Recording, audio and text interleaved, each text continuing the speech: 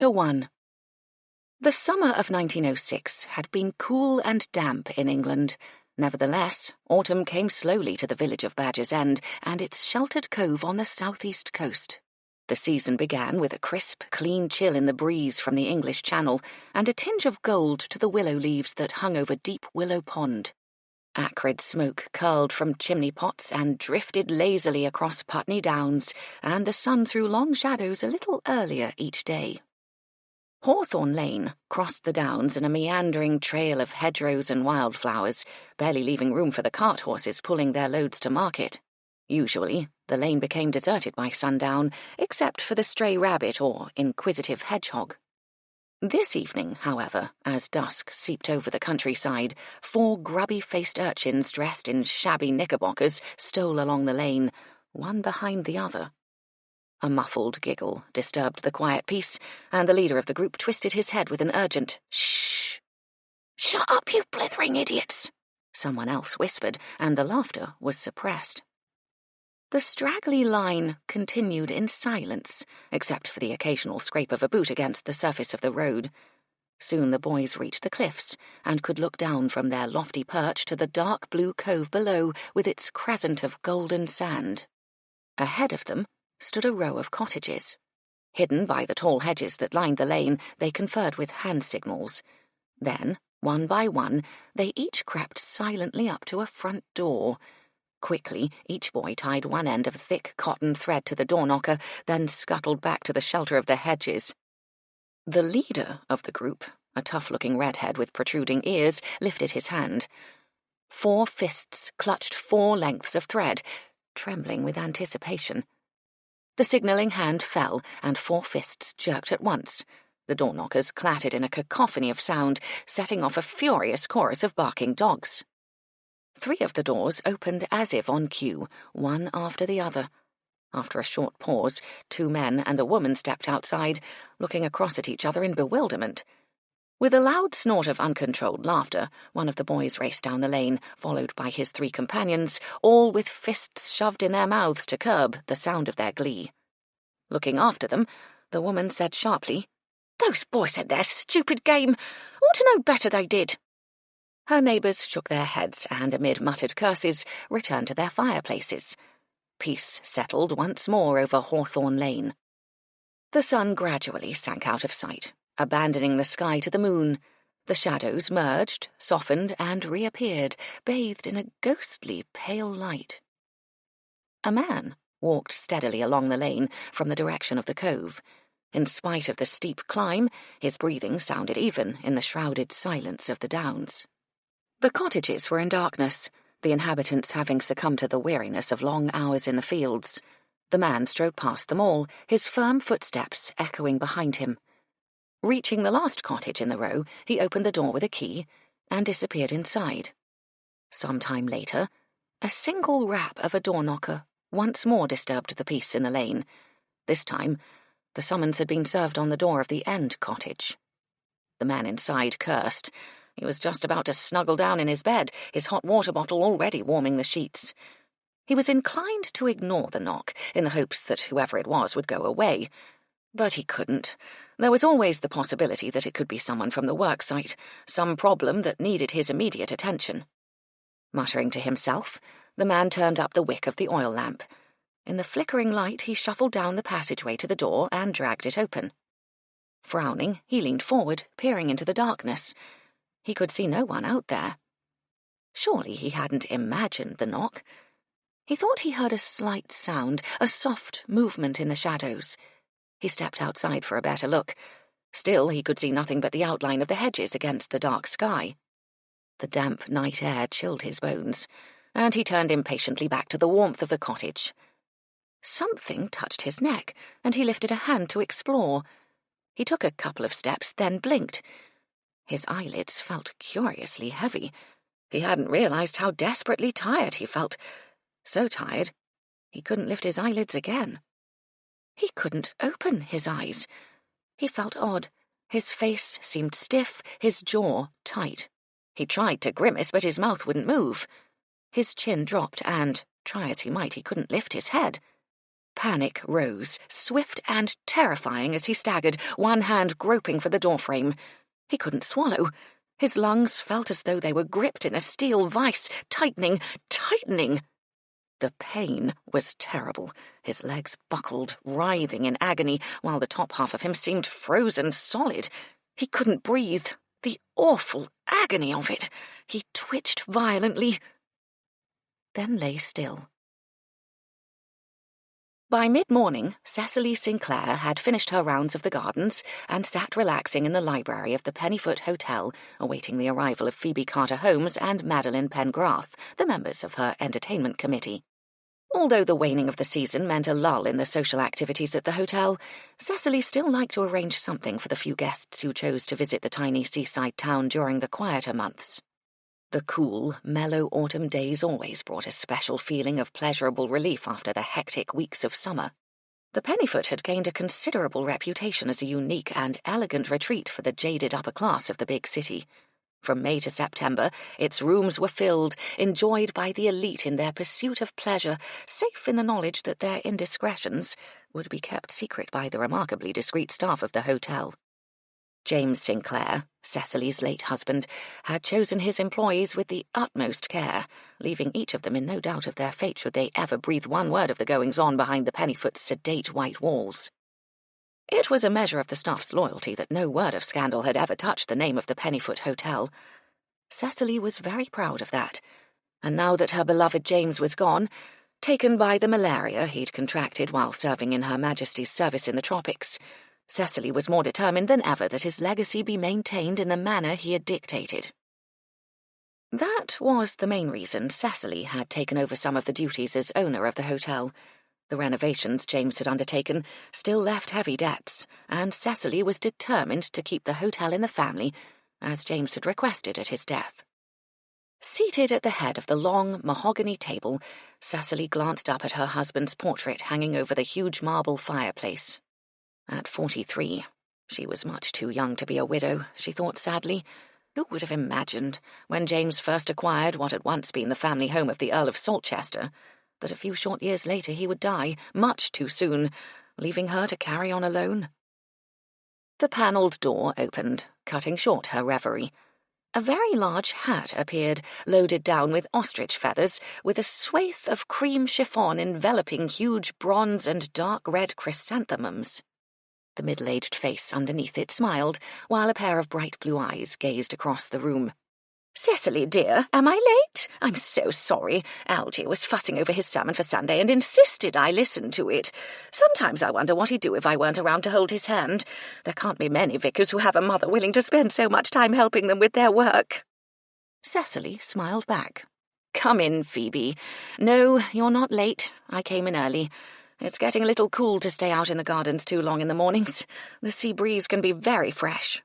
The hat nodded vigorously, threatening to overbalance had it not been securely pinned. "I know exactly what you mean. I shall have to dig out my winter coats and muffs before the east wind gets a bite to it." The door opened again, and a willowy woman dressed in pale mauve muslin swept in. Long dark hair flowed free and settled about her shoulders, and her expressive dark eyes flitted about the room, never still.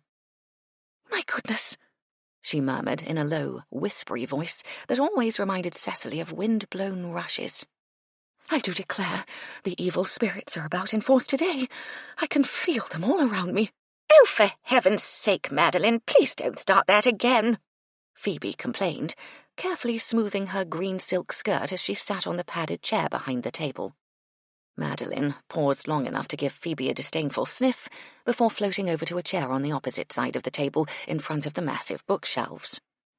Shaking her hair back from her face with a toss of her head, she looked at Cecily. "At least you have the good sense to take heed of what I say." Cecily shifted uncomfortably on her chair. It was true that Madeline had an uncanny knack for sensing trouble. In fact, Madeline had a certain strange aptitude for all kinds of things. Her talent for healing various ailments with potions concocted from plants grown in her abundant garden caused much speculation among the villagers.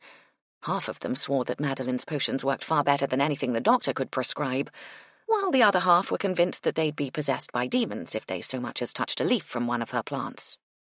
The fact of the matter was, Madeline had earned the dubious reputation of being, at best, a gypsy changeling and, at worst, a witch. The woman's appearance went a long way toward fostering that belief.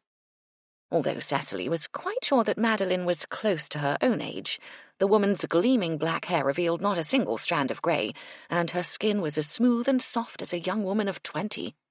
Compared to Madeline, Cecily felt positively ancient, what with her sensible light brown chignon sprinkled with silver and the deep laughter lines at the corners of her eyes. "Well," Phoebe said, opening her handbag to pull out a lace-edged handkerchief, "I'm quite sure you're evil spirits, and nothing more than those little hooligans running around playing that knock-down ginger. Such an annoying game. I'm so tired of answering my door to thin air, and Algy swears his nerves have been shattered by the little devils." "Algy's nerves can be shattered by a sneeze," Madeline said dryly. Sensing the usual confrontation between the two women, Cecily launched into a discussion of the tea dance planned for that week. Madeline, who took care of all the floral arrangements, outlined her ideas, and Phoebe, as entertainments director, described the women's violin quartet she'd hired. The details had just been finalized when a smart tap sounded on the door.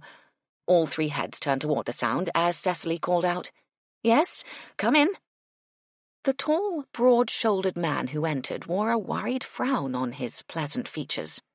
"Please excuse the intrusion, madam, but I thought you should know right away. We have a small problem in the bathrooms." Cecily regarded her manager with anxious eyes. Baxter never consulted her unless the matter was serious. "What kind of problem?" she asked warily. "I'm afraid it is a plumbing problem, madam. We shall have to close the bathrooms down until it is taken care of. I have sent for the plumber, but he is in Welcome at the moment, and it could be some time before he arrives. I felt that you should be informed." Cecily raised her eyebrows. "All 3 bathrooms?" "All 3. Baxter lifted his hands in a helpless gesture. "I'm sorry, madam." "Yes, well, I'm sure it's not your fault. Thank you, Baxter." Instead of leaving, Baxter remained where he was, an odd expression on his face. Cecily frowned. "Was there something else?" "I wasn't sure if you'd heard, madam, about the foreman of the lighthouse project." Madeline sat up straight as Cecily continued to gaze at her manager. "What about the foreman, Baxter?" "He's dead, madam. They found him lying outside his cottage this morning. Apparently, he died of a heart attack." Since Cecily didn't know the man in question personally, Baxter's news wasn't all that startling. What was startling was Madeline's reaction to it. With a strangled cry, she leapt to her feet, one hand clutching her throat. Then, without a word, she fled from the room, leaving the rest of the occupants staring after her in surprise. "Well," Phoebe exclaimed, fluttering her handkerchief in front of her face. "Whatever is the matter with her, I do wonder?" Cecily privately wondered the same thing, though all she said was, "You know how sensitive Madeline is. She is devastated if she finds a dead bird." "A dead bird, yes," Phoebe sniffed. "However, I have yet to see Madeline display such lavish emotion over a human being. Until now, that is." Luckily, the more macabre details of Baxter's announcement held more interest for her, and she added, "Will he be buried here, do you think? It has been a while since Algy had a funeral. I do so enjoy funerals." Baxter raised his eyebrows. Catching Cecily's gaze, he rolled his eyes to the ceiling in an expression of disbelief. Phoebe, who had her back to him, gushed on. "Not that I like to see people die, of course, but once they are dead, I mean, there's not much you can do about it, can you? You might as well enjoy the send-off, as I'm sure they would also if—" "Mrs. Carter Holmes," Baxter interrupted in a rare display of impropriety. "I do believe Mrs. Chubb was looking for you. I told her I would inform you at the earliest opportunity." For a moment, Phoebe looked affronted at this rude intrusion into her conversation, but then curiosity got the better of her. "Did she say what she wanted?" she asked, getting up from her chair with a rustle of silk.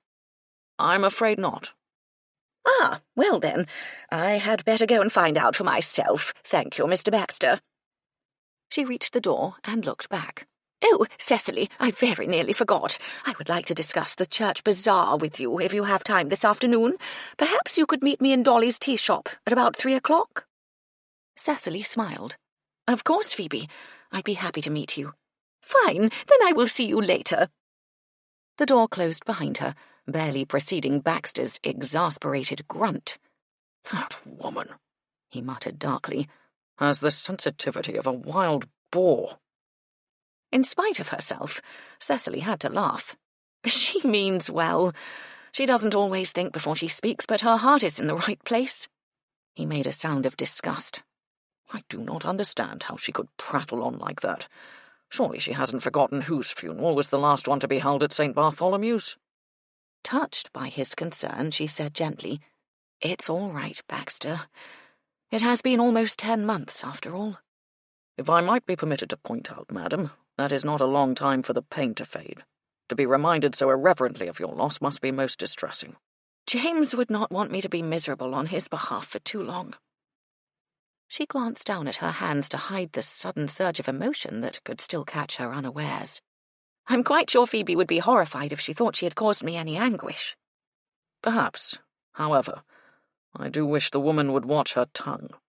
Oh, come now, Baxter. Life would be very dull without friends like Phoebe. She can be most entertaining at times. Baxter looked down his nose. So I assume. Mr. Rawlins seems quite taken with her, though I can't imagine why. Cecily looked at him in astonishment. Mr. Rawlins? I wasn't aware that he'd met Phoebe. A mental picture formed in her mind of the short, frail figure of the artist who had booked into the hotel the day before. With his flowing locks, huge dark eyes, and pallid complexion, he reminded her of the statue of Jesus hanging above the altar in St. Bartholomew's. Mr. Rawlins caught sight of Mrs. Carter Holmes this morning and inquired as to her name. When I informed him, he seemed quite disappointed until I mentioned the fact that she was a widow. At that he brightened considerably. He asked me to introduce him at the first opportunity. Really? Cecily murmured. How intriguing. They are around the same age, of course, but I wouldn't have thought. She let the sentence trail off. She knew only too well what it was like to be lonely. Madam? She looked up to see a hint of concern in Baxter's light grey eyes. She smiled. No matter. I hope you will engineer an introduction as soon as possible. It will do Phoebe a world of good. Baxter's expression portrayed his extreme doubts, but he refrained from answering. Cecily decided it was time to change the subject. Now, tell me more about this poor man who died, she demanded. I'm afraid I know very little about it. The postman told me the news. He was up at Hawthorne Cottages when they took the poor devil away. Only a young chap, so the postman said. Couldn't have been 30. Oh, how awful. His poor family. Cecily glanced up at James's portrait. She knew how it was to lose a beloved one before his time. She'd expected him to go on living forever, certainly into old age in any case. I wonder if Madeline knew the foreman, she added, remembering the woman's sudden dash from the room. She seemed very upset at the news. I assume that she had some acquaintance with him, Baxter said delicately. Cecily sighed. They both knew quite well Madeline's reputation for befriending strangers. Most of the rumours, Cecily felt sure, were misconstrued. Of course, Madeline's private life was her own concern and nobody else's, but Cecily couldn't help wishing her friend were a little more prudent in her choice of companionship. Something told her that this time Madeline could have made a serious mistake. Chapter 2. You will let me know when the plumber has solved the problem with the bathrooms? Cecily said, as Baxter made a move to leave. Of course, madam. I trust it won't be too long before he gets here. I certainly hope not. We'll have some very disgruntled guests as it is. There is the outdoor privy, if anyone is desperate. Cecily pulled a face. Well, I suppose that will have to do. Just the thought of people having to go outdoors makes me ill. How quickly one gets used to modern conveniences. I had no such concern when I was growing up, however. We are spoiled indeed, madam. He avoided her gaze, staring over her head when she answered. Oh, come now, Baxter. I'm well aware of your distrust of change, but even you have to admit that modern plumbing is a vast improvement over the outdoor privy. Why, the smell alone is enough to kill a person. Can you imagine the diseases that must lurk in that dreadful hut? It served very well for centuries, Baxter said stubbornly. Cecily shook her head in mock despair. She rarely won that particular argument with her manager. Changing the subject again, she leaned forward and lowered her voice to a conspiratorial whisper. Baxter, do you by any chance have one of those little cigars with you? His eyelids flickered, but his expression remained inscrutable. Yes, madam. May I please have one? He dropped his disapproving gaze to her face. As I have mentioned on several occasions, I do not wish to encourage you in such a despicable habit, madam. She smiled sweetly. Despicable for whom, Baxter? Apparently, realizing the pit she led him toward, he struggled with his answer for a moment, then said a little desperately, I have made my opinion clear on that subject many times. You have indeed, Baxter, Cecily said, beginning to enjoy herself. What is acceptable and pleasurable for men is a despicable habit for women. Isn't that what you were trying to tell me? He gave up the contest far too quickly. Digging into the pocket of his waistcoat, he withdrew the familiar slim packet and handed it to her. Thank you, Baxter. She extracted a thin cigar from the pack and handed him back the remaining one. Now, if you'd be so kind as to light it for me. He lifted his chin and stretched his neck against the stiff white collar he wore. Aggravating her with his slow movements, he patted the pocket of his black morning coat before drawing out the box of matches. Cecily waited impatiently while he struck the match, then finally leaned forward to light the cigar. Thank you, she said, exhaling a cloud of smoke. Baxter's mouth tightened. He dropped the matches into his pocket. If you will excuse me, madam, I must return to my duties. Of course. Cecily waved the cigar at him. Would you please arrange for a trap to take me into town at 2:30 this afternoon? Yes, madam. He glanced up at James's portrait with an expression of resignation, then disappeared through the door. Cecily smiled. James had extracted one promise from Baxter as he lay dying. He had asked his manager and good friend to take care of his wife after he had departed from this good earth. Baxter was inclined to take that request, far too seriously at times. She blew smoke at the portrait and murmured out loud, I'm sorry, James. I know you wouldn't approve, and had you not left me, I might never have started this habit. But the world is changing, my love, and I must change with it. Sighing, she stubbed out the cigar in the silver ashtray and pushed back her chair. Althea Chubb took an enormous amount of pride in her job. As head housekeeper of the Pennyfoot, she could enjoy what she did best, creating order out of chaos. Give her a dirty, untidy house, and she could have it spanking neat and clean in a matter of hours. The Pennyfoot presented a challenge, and Althea rose magnificently to the occasion. A chubby, good-natured woman, she nevertheless ruled her little domain with an iron hand. She was the general, and the maids her troops, and between them they kept the reputation of the hotel untarnished and as spotless as the polished floors and sparkling windows. Therefore, when she whisked through the dining room on her morning tour of inspection and found the white tablecloths bare of any utensils, let alone the china place settings, she tackled the problem with her usual gusto. Mrs. Chubb billowed into the spacious kitchen with her arms folded across her bountiful breasts and glared at the housemaid standing by the window. "Gertie, for heaven's sake look sharp, will you? I don't know what's the matter with you, I'm sure I don't." Gertie turned dark, soulful eyes in the housekeeper's direction. "I didn't get much sleep last night. I'm bloody tired." She stomped over to the dresser, the hem of her long black skirt stirring up a small cloud of flour that had been spilled on the stone floor. Heading for the broom cupboard, Mrs. Chubb declared, "I'll make you tired, my girl, if you don't get out there this minute. Breakfast will be served in the dining room in less than an hour, and all the tables still have to be laid. This is Ethel's day off, and you know it will take you twice as long on your own." "I'm going," Gertie muttered, tucking back a stray black curl where it belonged under her cap. "Anyway, I don't know what all the bleeding fuss is about. The hotel's half empty, ain't it? It's the end of season now. We ain't going to see a full crowd again till Christmas. We still have to lay all the tables, as well you know, and Madam will be down to breakfast now that the hotel's quiet. Besides, we had 2 new guests book in yesterday. We want to make a good impression on them, don't we? Yeah, I saw one of them. Looked like a bleeding witch, she did, what with that thick black veil hiding her face. Gertie looked thoughtful. Maybe she is a witch, come to think of it. She's blinking strange, if you ask me. In spite of herself, Mrs. Chubb surrendered to her curiosity. What do you mean, strange? Gertie settled her back against the dresser. Well, she's such a big bugger for a woman, not fat mind, but big.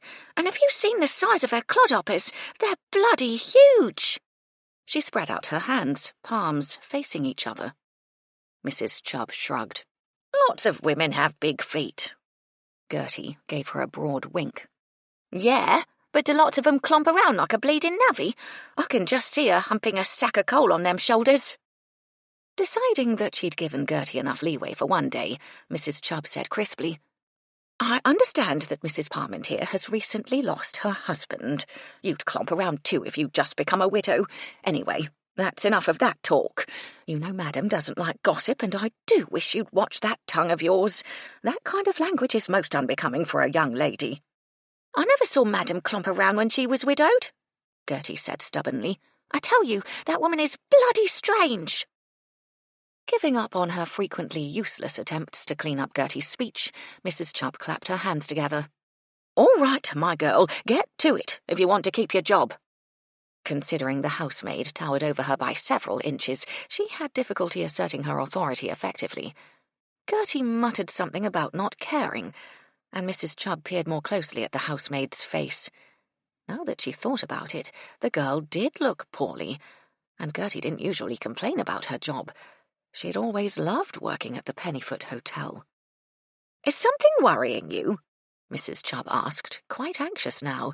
What with all the eligible girls leaving for London to go into service with the upper crust, housemaids were hard to come by, and Gertie had been at the Pennyfoot for 5 years now, since she was 12 years old. Actually, Gertie had done things back to front, and left London to work at the seaside, which made her all the more unusual. Although the housekeeper would never admit it to her face, Gertie was a good, reliable worker, and in spite of an abysmal lack of control over her tongue, the Pennyfoot would not be the same without her. Gertie's shoulders rose and fell, dislodging a strap of her apron. It's Ian, she said mournfully. He's left. Left town? Gertie shook her head, and her cap slipped sideways. Pinning it back in place, she said, Nah, left the Pennyfoot. Said he didn't want to be a footman no more. He's gone to work on that new lighthouse they're building on Doom Point. Mrs. Chubb relaxed. Ah, well, you'll still see him then, won't you? It's not like he's gone back to London or anything. Not the bleeding same, though, is it? Gertie said, opening the drawer containing the silverware. She dragged out a tray loaded with utensils, then nudged the drawer shut with a solid hip. Scowling at Mrs. Chubb, she added, What with him always popping off to London at the weekend, and his day off being different than mine, we hardly get a blinking chance to talk any more, leave alone do anything else. Mrs. Chubb clicked her tongue against the roof of her mouth. I think that's just as well, my girl. Keep you both out of trouble. Yeah, Gertie muttered, lugging the tray over to the door. Bleeding boring, that's what. Before Mrs. Chubb could answer, the door flew open, and Ian stuck his head around the edge of it. A bony-faced man in his late 20s, in Mrs. Chubb's opinion, he was much too old and much too saucy to be paying attention to Gertie. But what the housemaid did in her spare time was her own business, as long as it didn't interfere with her work, much to Mrs. Chubb's vexation. Hello, love. Ian greeted Gertie with a cheeky grin. Gertie dropped the tray on the edge of the huge scrubbed oak table and answered with a squeal of dismay. Ian, what'd you do to your face? Ian glanced at Mrs. Chubb and winked one eye.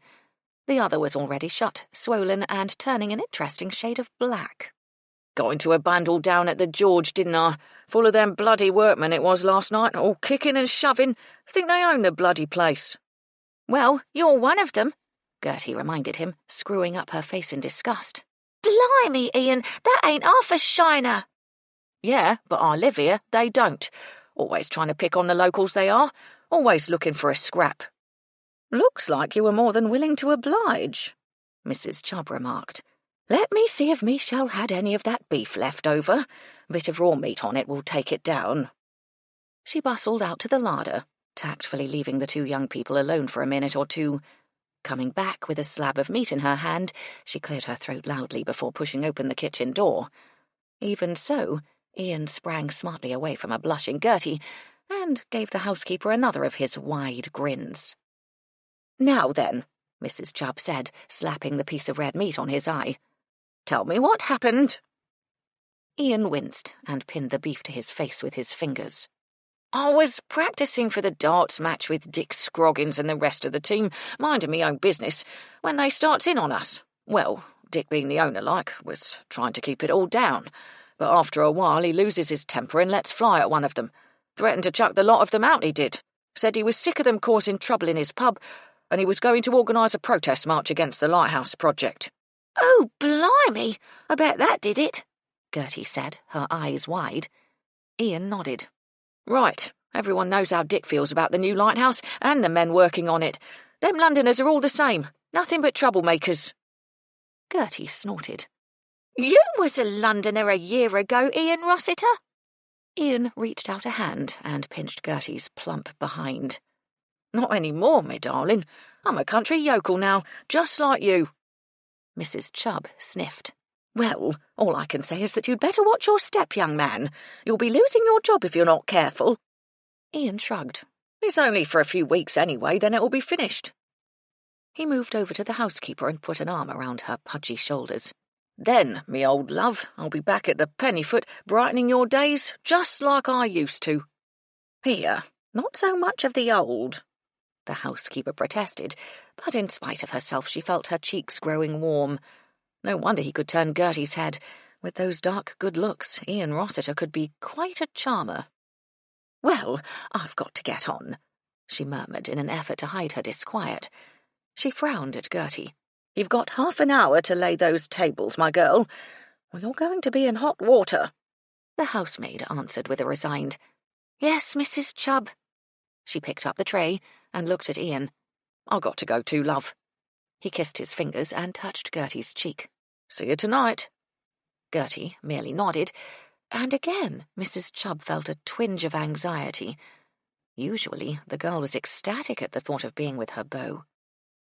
She waited until the door had swung to behind Ian's retreating figure, then took the tray from Gertie's hands. "Sit down," she ordered, ignoring the baffled look on the housemaid's face. "Something is wrong with you, and I want to know what it is." To her dismay, Gertie's face crumpled like a failed soufflé. She sank onto the chair and crossed her arms over her stomach. "I'm bleeding late, ain't I?" she muttered. Mrs. Chubb blinked. "Late? For what?" Gertie lifted her face, her cheeks looking hollow in her despair. "I ain't come on," she said, beginning to rock back and forth. "I think I'm bloody pregnant." Mrs. Chubb's jaw dropped. "Good gracious, Gertie, you haven't! You didn't! When? No, don't tell me. Oh, love a duck, you've gone and done it now, haven't you?" Gertie promptly burst into noisy tears. Now, Mrs. Chubb murmured, pulling herself together. "That won't do. We need to put our thinking caps on here."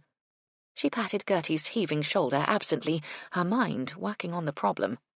"Have you told Ian?" Gertie violently shook her head. "Nah, he'd have a pink fit. I can't tell him." "You didn't do this all by yourself, my girl. I think you should tell him." Gertie screwed up her face again as fresh tears spurted from her eyes. "I can't, Mrs. Chubb. Not until I'm sure, anyway." There now. Let me think." Mrs. Chubb gave the problem some more consideration. "How late are you?" she asked at last. Gertie sniffed and wiped her nose on her sleeve. "Almost a fortnight, I think." "You think?" Fresh tears spurted from Gertie's eyes. I don't know. I can't remember." All right. Could be you just missed one, that's all. We have to find out." Mrs. Chubb racked her brains, trying to remember remedies she hadn't used in donkey's years. "Gin!" she said suddenly. Gertie heaved a shuddering, dry sob, but at least she'd stopped that dreadful caterwauling. "What? Gin?" Mrs. Chubb hurried over to a corner cupboard and dragged it open. "I know Michelle keeps a bottle in here somewhere." She pulled out a bottle of brandy and one of fine Scotch, then reached into the back of the cupboard. "Aha! I knew he'd got one hidden in here." She turned, brandishing the bottle of colourless liquid, and found Gertie watching her with great interest. "We'll do it tonight. A hot bath and gin mixed with ginger. That'll do it." "I've got to have a bath in gin?" Gertie looked at the housekeeper, doubt written all over her face. "What good will that do?" "You sit in the hot water and drink the gin and ginger," Mrs. Chubb explained. Gertie looked worried. "Struth! I'll get sloshed." "Maybe, but if it works, it will be worth it, won't it? It will stop you worrying yourself silly, that's for sure." "What if it doesn't?" The housekeeper sighed. "If it doesn't, we'll ask Madeline for one of her potions." "Here, I don't want every Tom, Dick and Harry to know I might have a bun in the oven." Mrs. Chubb lifted a finger and wagged it slowly in Gertie's face. "If you have, then sooner or later everyone in the world is going to know." Gertie slumped in her chair. "Bloody hell!" Mrs. Chubb replaced the bottle in the cupboard, then faced Gertie, her fists pressed into her broad hips. "All right, young lady, you can't sit there moping all day. Get on with them tables now. The more exercise you get, the better." Gertie got up and picked up the tray. "Next time I come back," she muttered, "I'm coming as a bleeding man." "Aren't we all?" murmured Mrs. Chubb. Chapter 3. Cecily found the trap ready and waiting for her when she stepped outside the hotel later that day. Dressed in a soft blue afternoon frock edged with white lace, she'd pinned a modest-sized hat on her head, trimmed with a single blue ostrich feather. Although no longer in full mourning, she wore a wide black band above her left elbow. Since the sun shone in a clear blue sky, she took along her parasol and the 6-buttoned kid gloves James had bought her last Christmas. She felt a quiver of pain whenever she wore the gloves. She couldn't forget Madeline's comment when she'd shown her friend the gift. "Gloves are an unlucky present," Madeline had told her that cold, wet Boxing Day. "To receive them forewarns of a parting." Cecily had paid no attention, until a week later when James had taken to his bed with yet another bout of the dreaded malaria that would not leave him alone. By the end of that month, James was dead, buried in the churchyard of St. Bartholomew's, just a few yards from where they'd been married 25 years earlier. Shaking off the depressing memories, Cecily settled back in the trap to enjoy the view. Samuel, the new footman who had replaced Ian, sat stiff-backed in front of her as the horses' hooves clip-clopped along the esplanade. During the height of the season, people filled the tiny street, gazing into the leaded bay windows of the shops or strolling along the ornate cast-iron railings that separated them from the smooth golden sands. Now that the summer had faded, only 1 or 2 visitors hovered at the edge of the lapping waves, and a half-dozen more ventured along the row of shops. The trap jogged the length of the esplanade, then took the slope up to the high street, where the villagers did their shopping. Here there were more signs of life, as the wives of the farm workers, tradesmen, fishermen, and businessmen bustled in and out of the shops. Samuel tugged the horse to a stop in front of Dolly's tea shop and jumped down to assist Cecily from the trap. Smiling, she thanked him and added, "Please return for me in an hour, Samuel. I should be ready by then." The young man touched his cap. "Yes, Mom, I'll be here at 4 o'clock sharp." He climbed back up and, with a flick of the reins, nudged the chestnut into motion. Lifting the skirts of her frock with one hand, Cecily stepped across the pavement to the door of the tea shop. A loud bang startled her, and she turned her head. Farther down the street, a bright yellow motor car chugged along, leaving a white cloud of smoke drifting around the red pillar box on the corner. The driver and his passenger seemed oblivious to the noise, as yet another loud bang exploded from the rear of the car. Cecily looked at the woman seated next to the driver. She had a scarf tied around her hat to keep it on, as the draught in the open-top vehicle had to be horrendous. Even so, Cecily thought, she envied her. It must be fun to drive at 12 miles an hour down the country lanes. She wondered what it would be like to go 12 miles an hour on a bicycle. Rather hair-raising, no doubt. Turning back to the tea shop, she tucked her head to avoid the striped awning and pushed open the door. A bell jingled loudly above the chatter inside, then jingled again as Cecily closed the door behind her. The room smelled of freshly baked bread, which increased her appetite. A sturdy, grey-haired woman she had never seen before stood smiling at her. "Can I seat you, madam?" the woman asked with a little bob of her head. At that moment, Cecily caught sight of an enormous hat the size of a tea-tray, adorned with stuffed birds and surrounded by peacock feathers and pink tulle. The owner of the hat looked at her across the crowded room, lifted a gloved hand, and discreetly beckoned. "I'm joining the lady in the corner," Cecily murmured, and the woman nodded. "Yes, madam, if you'd care to follow me." Seated at the table, Cecily greeted Phoebe with a smile. "Have you been waiting long?" "No, I arrived just a few moments ago. I've ordered tea for us both." Before Cecily could answer, a buxom woman paused at the table. Her laughing brown eyes were almost hidden by the rolls of fat in her face, and her double chins waggled as she spoke. Dolly Matthews had owned the tea shop for as long as Cecily could remember. The woman had seemed old when Cecily had been taken there with her brothers as a small child. It didn't seem possible she was still bustling around the crowded tables. Dolly greeted Cecily warmly and introduced her to her new assistant. "Louise Atkins. She's replacing Maggie," Dolly explained, referring to her last waitress who had left to live in Scotland with her new husband. This woman was much older than Maggie, but looked strong and healthy, Cecily observed. Louise, it seemed, had come down from London in order to preserve her health. "All that smoke and dirt," she told Cecily.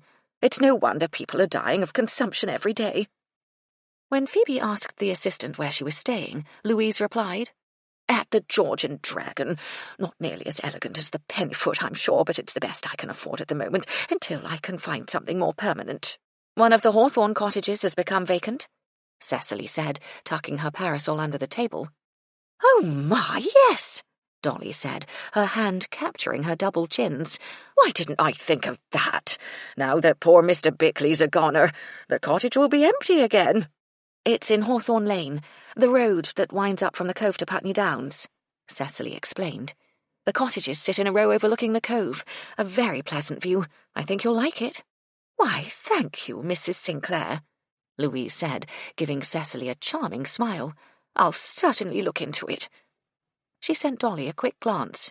"If you'll excuse me now, I'll fetch your teas." She hurried off, and Dolly watched her go, a slight frown on her face. "She seems very capable," Phoebe said, her gaze following the assistant as she disappeared through the kitchen door. "I hope so," Dolly murmured. "Good workers are so hard to find in these parts." She rubbed her hands together as if they were cold. "What do you think of that poor Mr. Bickley, then?" "I didn't know the man," Cecily said, "but I imagine his sudden death must have been a shock to everyone who did." "Used to come in here, regular as clockwork," Dolly said. She lowered her voice, which made it difficult to hear above the laughter and babble of voices. "Lying outside on the path he was, enough to give his neighbours a heart attack when they saw him, I reckon. Been there all night, they say. No one can understand why he was outdoors at that time of night without his coat." "Perhaps he felt the heart attack coming on, and attempted to seek help from the neighbours," Cecily suggested. "I certainly hope it wasn't those little hooligans playing knock-down ginger who brought on the attack," Phoebe said. "Algy kept telling me they would get into real trouble if they weren't careful." "Well," Dolly said, leaning her drooping breasts over the table, "he must have been frozen out there in his shirt-sleeves, that's all I can say." The woman seemed to have an inordinate interest in the man's lack of clothes, Cecily thought with amusement. Her humour soon faded, though, when Dolly dropped her voice to a mysterious whisper. "They say the poor man was blue." "Blue?" Phoebe repeated, sounding puzzled. "Yes." Dolly shuddered. Never seen anything like it, they said. His whole body, from head to foot, was bright blue. Oh, my! Phoebe clutched her throat. I hope no one tells Algy that. He'll have nightmares for weeks. At that moment, Louise reappeared, bearing a huge tray laden with wedge-shaped crustless sandwiches, scones, cakes, and a huge silver pot of tea. Well, I've got to get on, Dolly said, straightening as best she could. Enjoy your teas, ladies, and have a pleasant afternoon. Phoebe watched the rotund figure squeeze her way past the tables to the kitchen. I don't know how pleasant an afternoon it can be after that piece of news, she murmured, one hand still clasping her throat. Cecily smiled as Louise began unloading the plates from her tray. Come now, Phoebe, don't dwell on it. Just look at these delicious little Viennese tarts, and that Swiss roll looks wonderful. I hope we have egg and cress today. Looking more cheerful, Phoebe plucked a sandwich from the plate and examined it. They were all gone the last time I was here. These are egg and cress, and those are salmon and cucumber, Louise said, picking up the empty tray. I'll return in a short moment with your hot water. I'm afraid I forgot to put it on the tray. She hurried off, and Phoebe looked after her in surprise. Her manner is a little strange, don't you think? She murmured. Cecily had entertained the same thought, but she said mildly, It's most likely nerves. After all, everything here is strange to her. Well, it is most apparent that the woman is not accustomed to this kind of work. Not only did she forget the hot water, depriving us of our second cup of tea, but she also neglected to give us serviettes. I'm sure she will soon settle down. Now, while we're waiting, why don't we discuss the plans for the bazaar? Phoebe launched into a rapid account of the latest details, rummaging in her large handbag until she found the list of duties to be performed. Cecily was examining the list when Phoebe muttered, Well, it's about time. Wherever has that woman been? Feeling sorry for Louise, Cecily gave her a smile as she set the hot water down on the table. I wonder if you'd mind fetching us both a serviette, she said quietly. Louise looked flustered. Oh, I'm so sorry, Mrs. Sinclair. Do please forgive me. I can't imagine what I was thinking of. She rushed off again, missing Phoebe's raised eyebrows. Well, really, Phoebe murmured. She is remarkably absent-minded, though I can understand why Dolly hired her. The woman speaks very well indeed, and obviously she comes from a good family. Quite a treat to be waited on by someone well-bred. There are so few places in Badger's End where one can be treated with the courtesy and respect due to upper-class patrons. Cecily said nothing as Louise returned to the table once more and placed a folded serviette in front of each of them, then rushed off again. Phoebe tutted and shook out the large square of white linen. Placing it on her lap, she reached for her sandwich. I suppose one should feel sorry for the woman. If one is to be widowed, the best one can hope for is to be left with the means of support. Thank heavens I do not have to work for a living. Dear Sedgley would never rest easy in his grave. Cecily refrained from pointing out that dear Sedgley deserved a restless eternity, having failed to leave a will when he died from a fall while hunting. The Carter Holmes family, having long deemed Phoebe beneath their station, had promptly disowned her and her son. It was Algy's meagre salary as a vicar that kept their heads above water. Phoebe had seen not a penny from Sedgley's estate. Louise is a widow. Cecily picked up a slice of Battenberg cake with the tongs and transferred it to her plate. She regretted the question immediately. Phoebe leaned forward, her pale blue eyes glistening with the triumph of sharing a piece of gossip. Her husband was a scientist, travelled all over the world, so I'm told. There's something very mysterious about his death. He was in Central America, working on a science project, and was infected with this strange disease. No one seemed to know what it was. Can you imagine? Feeling uncomfortable, Cecily murmured, Well, I'm quite sure there are many diseases in that part of the world that are strange to us. It could have been some form of malaria, such as that which caused James's death. Phoebe looked abashed. Oh, I do beg your pardon, Cecily. I think this might be painful for you. Shall I change the subject? Cecily had already decided to do just that. I have something to tell you that should interest you. You have a secret admirer."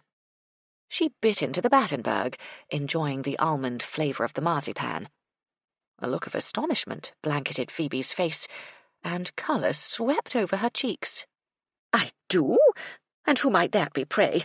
Not that dreadful Colonel Fortescue, I hope. The man is quite deranged, of course. I would suspect he could be dangerous if he weren't so completely ignorant. Then again, ignorance often can be just as dangerous as—" "Phoebe," Cecily quietly interrupted, "it's not Colonel Fortescue." Phoebe snatched up her serviette from her lap and dabbed at her lips, then began violently fanning her face. "Then who?" "Our new guest at the Pennyfoot, Sidney Rawlins." Phoebe gave a small shriek, instantly muffled by her serviette. Her eyes looked wide and horrified above the white cloth, and the feathers on her huge hat trembled.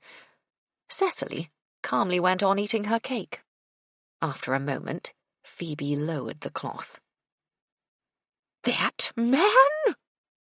She'd uttered the word as if he were lowest of all animals. Surprised, Cecily wiped her fingers on her serviette. "You know him?" "Of course not, nor do I wish to. I just happened to be in the lobby when he booked in. The man looks like a bohemian." There was no doubting the disgust in her voice. Amused, Cecily nodded. "Yes, well, he is an artist." "I knew it, with all that hair and those dreadful clothes." Phoebe shook her head. "My dear, you really should be more careful who you allow on your premises. The man most likely never bathes. He must positively reek." "Not that I've noticed." Cecily took a slice of chocolate roll, reminding herself to forego dinner that evening. "Anyway, he requested that Baxter arrange an introduction to you." Phoebe's expression of sheer horror was a delight to watch. "I presume that Mr. Baxter refused and put the man in his proper place?" "Actually, Baxter said he'd oblige." A strange gurgling sound came from Phoebe's throat. "You know, of course, that heathen is merely after my money." "You don't have any money." Phoebe shot an alarmed glance around in case someone might have overheard. Leaning forward, she whispered fiercely, "He doesn't know that." Leaning forward also, Cecily whispered, "Then tell him." I can't have people know that the Carter Holmeses are not quite as wealthy as they appear to be. Such a disgrace. It would kill Algy." Cecily didn't have the heart to tell Phoebe that her financial condition was common knowledge in the small village. Fortunately, the villagers minded their own business and were much too concerned with their own lives to pay much heed to Phoebe's futile attempts at grandeur. "Then tell Baxter you have no wish to be introduced," she said, still in a whisper. "Why can't you tell him?" Louise's face suddenly appeared between them, producing a startled yelp from Phoebe. "Excuse me," Louise murmured. "I apologize for interrupting, but there's the little matter of the bill. Which one of you ladies will be taking care of it?" Cecily reached for it. "Thank you, Louise. You can leave it with me." She could feel Phoebe's penetrating gaze from across the table. She hoped Louise hadn't noticed it. Phoebe's curiosity could be quite intimidating when one was on the receiving end of it. She made a mental note to warn Baxter about Phoebe's reaction when she got back to the hotel. Perhaps it would be more prudent to discourage the artist from pursuing an introduction to her, though secretly Cecily thought it could have been an interesting match. Baxter had left on an errand when she got back to the Pennyfoot, and Cecily decided to go up to the roof garden to wait for him. She often went up there at sundown. It was her way of communicating with James. The flat space between the sloping roofs provided a quiet retreat and afforded a spectacular view of the esplanade and cove. In the height of summer, the fragrance of roses planted in gaily coloured half-barrels filled the air. James had been responsible for turning the useless space into a small garden to be enjoyed by everyone who stayed at the Pennyfoot. But more often than not, he and Cecily had been alone during their brief, quiet moments together, and she had found the memory of him stronger here than anywhere else on the hotel grounds. As she gazed out at the fishing boats anchored in the cove, she could almost hear his voice murmuring the sweet words that had kept their love so full of wonder and delight. Her thoughts of him no longer plagued her every minute of the day and night, but the ache of missing him remained as strong as ever. The dismal cry of a seagull echoed across the water, answered by another as it swooped low across the gentle waves. Already the night had darkened the horizon, erasing the line between sky and water. The faint smell of seaweed drifted in on the cool evening breeze, and Cecily drew her shawl closer around her. In the early days after James's death, she had prayed for the memories to be erased from her mind. Now she found comfort in them. They were all she had left of a powerful love. She watched the lights from the cottage windows flicker on, dotting the hillsides with cosy beacons of warmth. Soon the lonely night would be on her, reminding her of all she had lost. Engrossed in her thoughts, she was startled when a soft voice spoke behind her. "Cecily, can you spare me a moment?" She turned, smiling when she saw the dark-haired woman who stood in the narrow doorway to the stairs. "Madeline, I didn't hear the door open. What brings you back tonight?" Her smile vanished when she saw her friend's expression. Madeline's dark eyes were brimming with apprehension, and her face looked wan in the fading light. She came forward, her fingers plucking at the folds of her filmy skirts. Her voice was little more than a whispering moan. "The spirits are against me, and that's for sure. I must have offended them, but I don't know why. Something dreadful has happened, and I don't know what to do."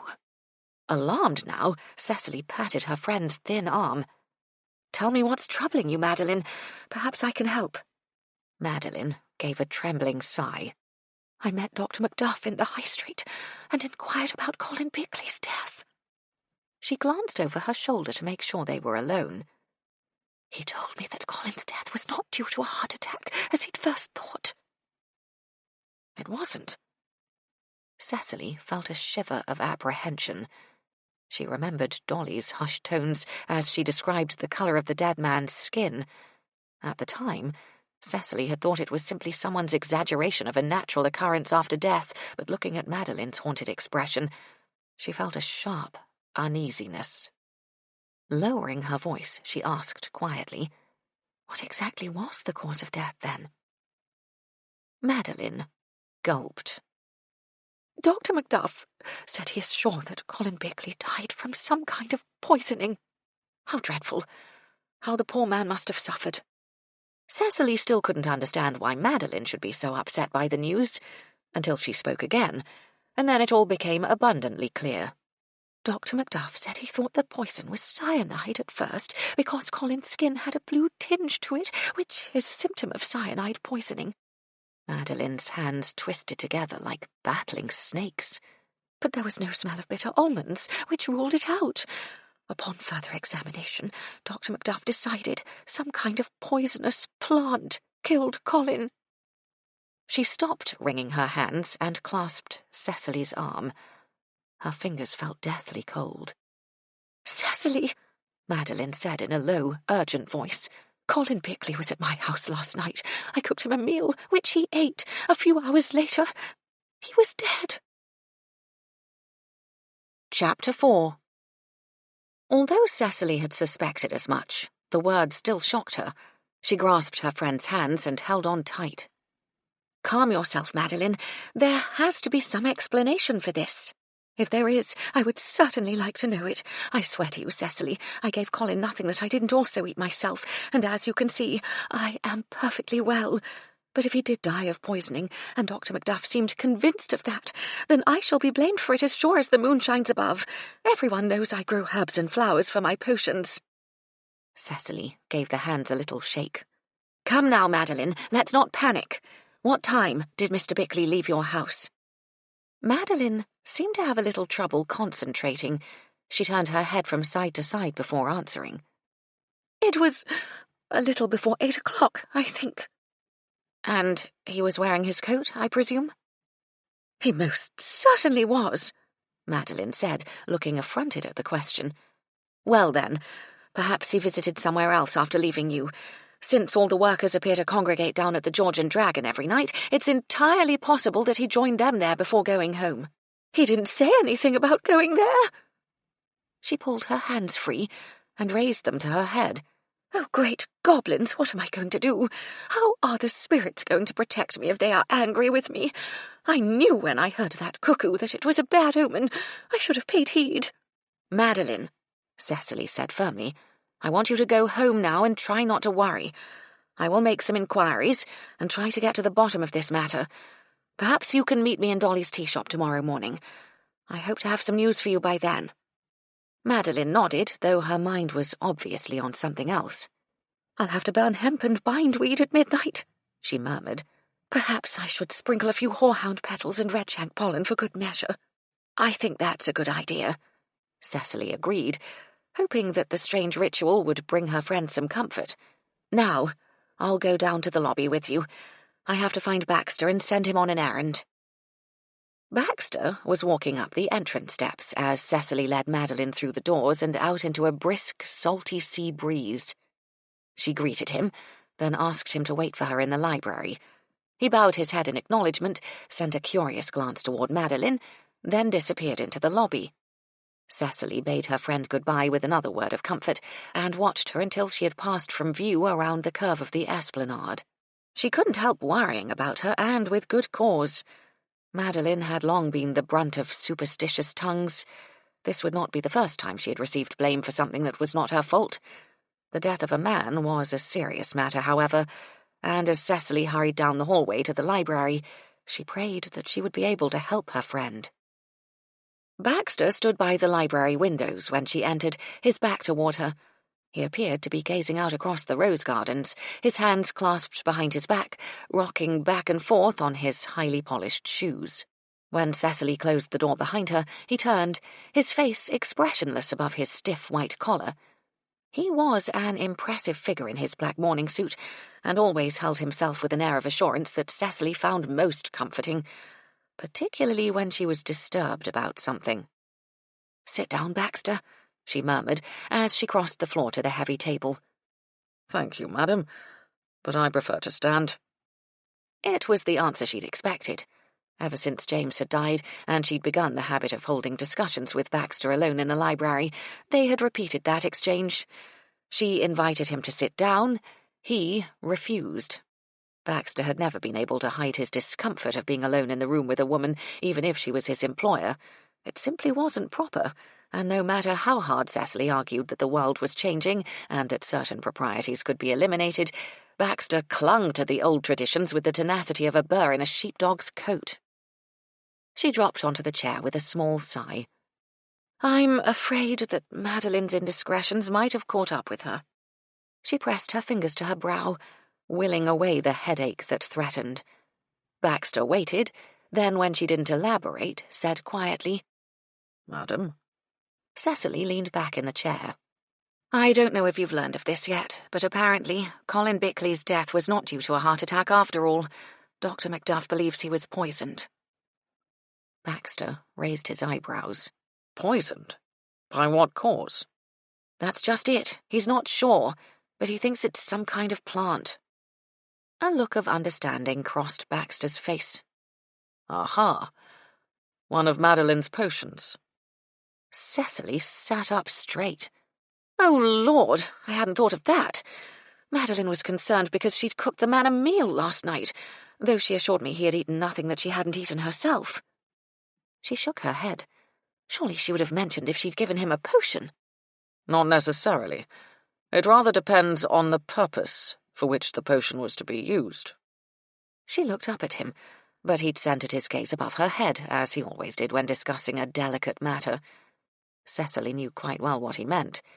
Madeline's business in potions did not consist entirely of medicinal cures.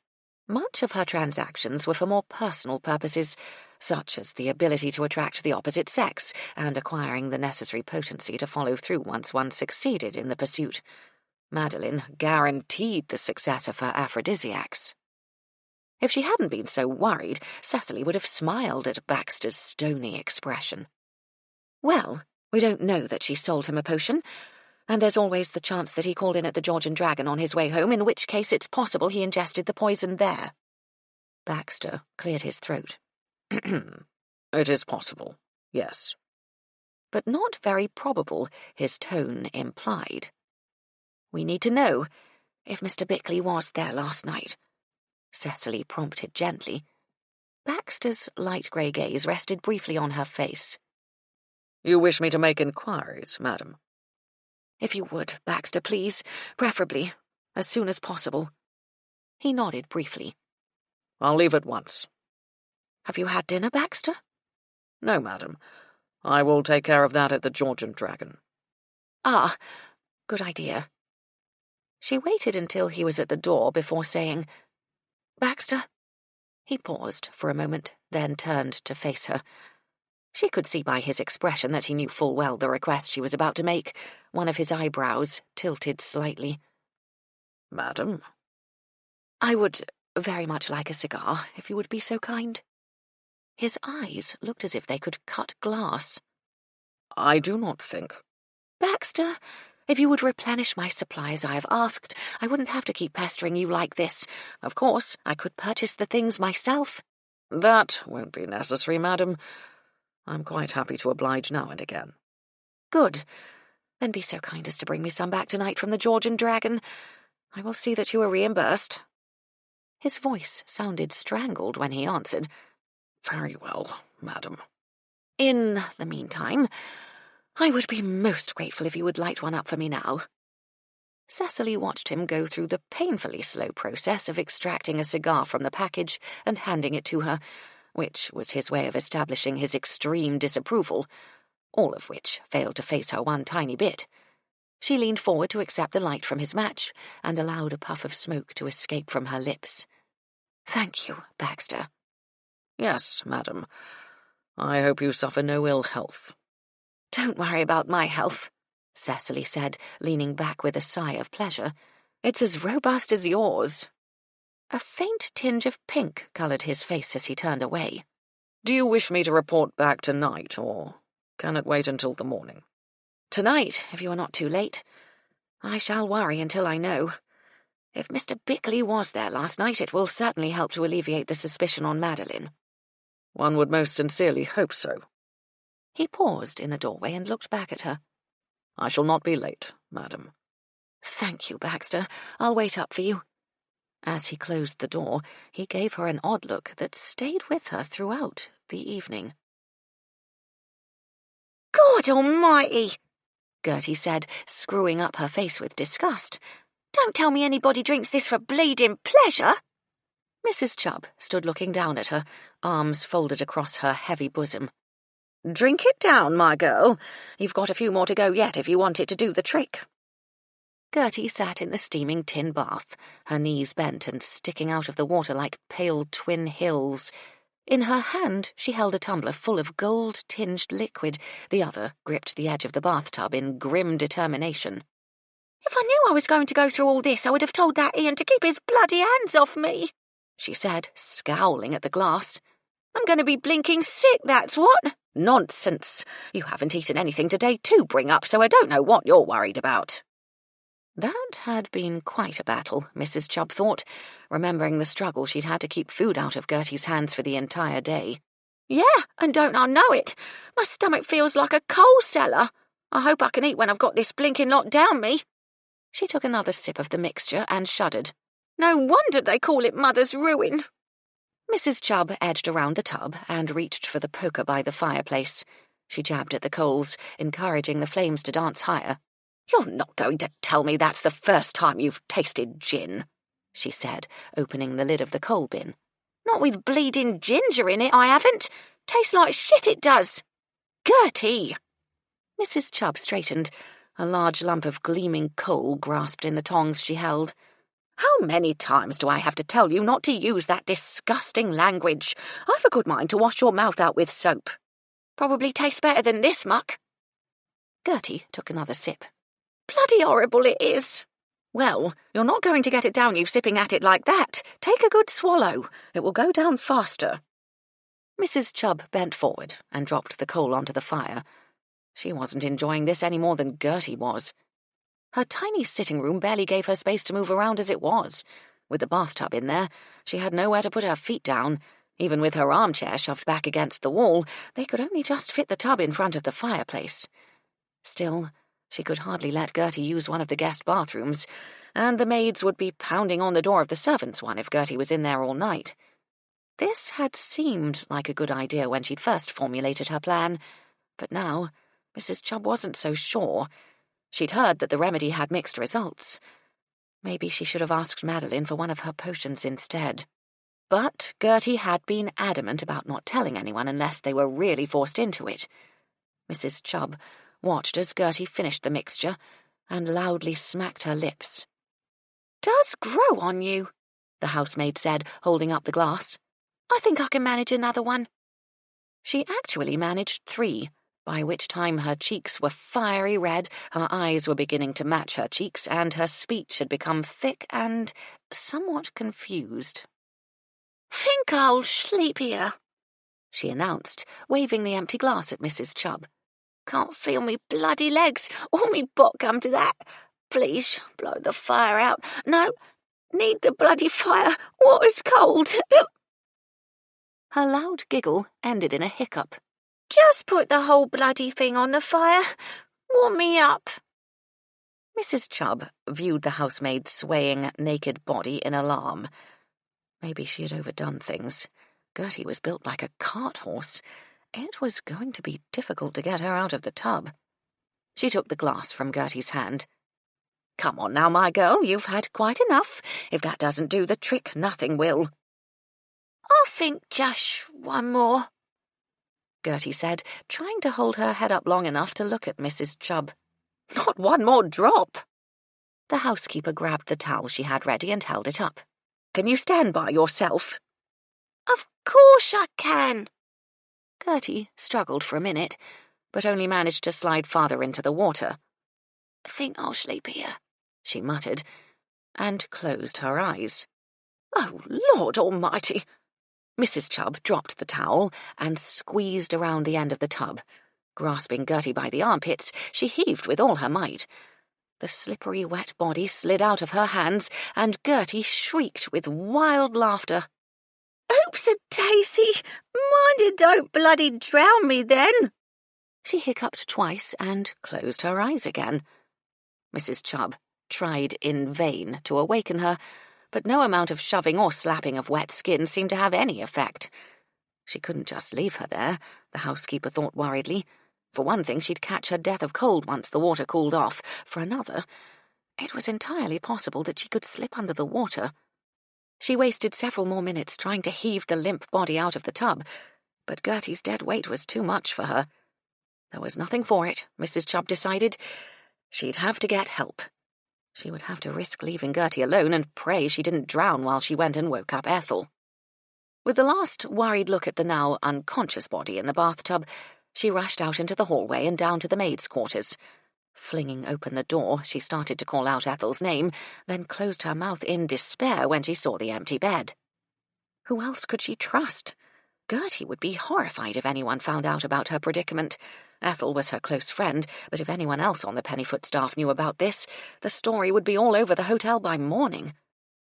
Dashing back to her sitting room, Mrs. Chubb assured herself that Gertie's head remained above water. If she didn't get her out of that water soon, she thought, the girl was going to catch her death of cold. She would have to ask for help from the one person who would not gossip, Madam. On her way up the stairs to the lobby, Mrs. Chubb prayed she was doing the right thing. What if Madam gave Gertie the sack over this? It would kill the girl to lose her job. Where would she go? What would she do? Her face creased in worry, Mrs. Chubb rounded the top of the stairs. She now faced the main doors across the lobby, and as she paused for breath, they opened. A gust of wind swept across the carpeted floor as a tall, robust figure dressed in widow's weeds entered from the black night outside. Mrs. Chubb believed in accepting a clear sign of providence. Mrs. Parmentier had made it clear that she wished to be left alone. She had left instructions that she did not want her room cleaned, and when Gertie had taken up afternoon tea, the widow had taken the tray from her at the door, preventing her from entering the room. She was obviously the type of person who kept herself to herself, and her nose out of other people's business. Perhaps she could trust her to be discreet, Mrs. Chubb thought hopefully. And since it was unlikely that Gertie would ever see the widow again after she left the hotel, the maid's embarrassment would be short-lived. Mrs. Chubb started forward. She had no time to dither, since the widow was already striding across the lobby toward the stairs. "Mrs. Parmentier!" Mrs. Chubb called out, grateful that the lobby was empty of guests. The widow paused, hesitating for several seconds before turning slowly to face her. Mrs. Chubb explained the situation rapidly before she could lose her nerve. She left out the reason for Gertie's dilemma, hoping that the widow wouldn't ask questions. To her relief, the widow said nothing at all. Her face was hidden by the heavy veil, so Mrs. Chubb could only guess at her expression. "We have to hurry, Ma'am," she said urgently. "I left her unconscious in the tub and—" Before she could finish the sentence, Mrs. Parmentier gave a sharp nod and swept toward the basement stairs. Sending up a small prayer of thanks, Mrs. Chubb hurried after her. Gertie had slipped sideways, Mrs. Chubb noted when she opened the door of the sitting room. One arm hung outside the tub, the fingers lying in a damp patch on the rug.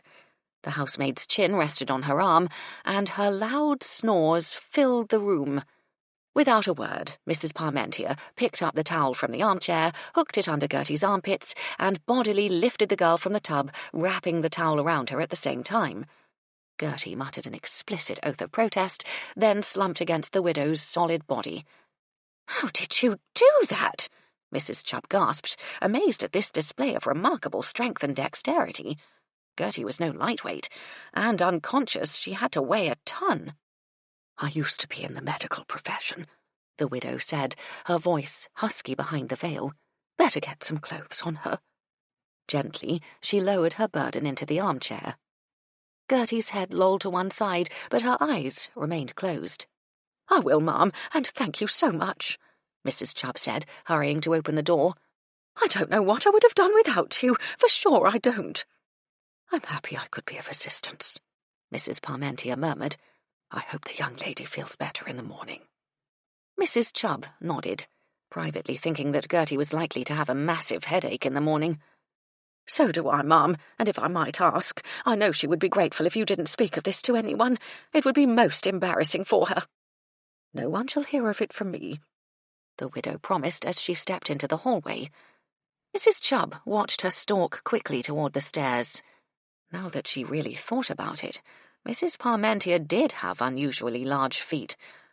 Rather odd woman, that. Shrugging, she closed the door and surveyed the room. She had a huge mess to clean up before she could go to bed. As for Sleeping Beauty, once she got her dressed, Gertie would have to sleep in the chair. The housemaid would probably have a fit in the morning when she found out what had happened. How Mrs. Chubb hated dealing with bad-tempered staff. Sighing, she fetched the large bucket and began bailing out the tub. Chapter 5. When Baxter had still not returned from the Georgian Dragon by 10 o'clock, Cecily decided to go down to the kitchen to make a nice pot of tea. She'd become bored sitting in the quiet living room of her suite, and was much too restless to read. She had plenty of sewing to do. She was in the process of making new covers for the cushions on her chaise longue, but even that failed to relax her this evening. Her concern for Madeline had her nerves on edge, and the tea sounded like a good idea. Perhaps Baxter would return in time to join her, she thought as she crossed the lobby. With any luck, he would have reassuring news for her. She had just reached the head of the basement stairs when she heard her name called. Actually, it was closer to a loud bellow. Reluctantly, she turned to face the stout, ruddy-faced man charging unsteadily across the Axminster carpet toward her. Colonel Fortescue was a frequent visitor to the Pennyfoot. He considered it his second home, which was nice for business, but hard on Cecily's patience. The Colonel had suffered trauma in the Boer War, and had a habit of indulging in quite startling behaviour when one least expected it. Other times he appeared perfectly sound of mind, and as Cecily waited for him to reach her, she fervently hoped this was one of those times. She could smell the gin on his breath as soon as he opened his mouth. "I say, old bean, bit of a filthy night out there, what?" His bloodshot eyes blinked rapidly at her, another affliction purportedly brought on by his narrow brush with death. Cecily agreed, though the last she'd looked, the evening had seemed quite pleasant considering the time of year. "Have to be careful of these dark nights, you know," the Colonel muttered, glancing furtively over his shoulder. "Never know when the little beggars are going to creep up on you." "Quite," Cecily said, not sure to what she was agreeing. "It's Guy Fawkes, of course," Colonel Fortescue continued, his pure white moustache twitching like a squirrel's whiskers. "Puts the devil in them, by George. Never know where the damn ruffians are going to strike next. Dashed unnerving, I must say." Cecily began to glimpse some sense behind the remarks. "Are you referring to the village boys, by any chance?" She wondered if the Colonel had heard about Colin Bickley's unfortunate demise and had somehow connected the harmless games with the tragedy. What? The Colonel fished in the top pocket of his Norfolk jacket and pulled out a monocle. Cecily watched in fascination as he fitted it into his right eye. It actually stopped the blinking on that side, though the left eyelid continued to flap up and down like an SOS signal light from a distressed ship. Disconcerted by this odd one-eyed stare, she shifted her gaze to the grandfather clock in the corner of the lobby. "Are you going to put on a show for Guy Fawkes?" the Colonel demanded. "I remember last year well. Screaming fun. Could see the fireworks all the way across Putney Down, so they say." "I haven't given it much thought," Cecily admitted. "It always seemed such a macabre celebration to me, burning an effigy of a poor, unfortunate man on a bonfire, even if he did plan on blowing up the Houses of Parliament." "Haven't thought about it, but it's the 5th of November next week. Can't ignore it, old girl. That would amount to sacrilege, by George." Colonel Fortescue was so dismayed his monocle popped out of his eye and fell to the floor. Muttering fiercely, he fell to his knees and began patting the carpet in front of him. Cecily knelt down to help look for the small, round glass. The flickering gaslights cast shadows across the floor, making it difficult to see. "James always set up the fireworks display and set them off," she said as she stroked the surface of the carpet. "I don't think I could manage it on my own." Her fingers closed over the narrow ribbon attached to the monocle. "Ah, here it is. Perhaps you should keep it attached to your pocket, just in case you lose it again." "Ah, yes, thank you. Pesky thing's a dashed nuisance. Can't see a thing with it stuck in the old peeper." He took the glass from her. Then his expression changed as he directed his gaze to a spot behind Cecily's back.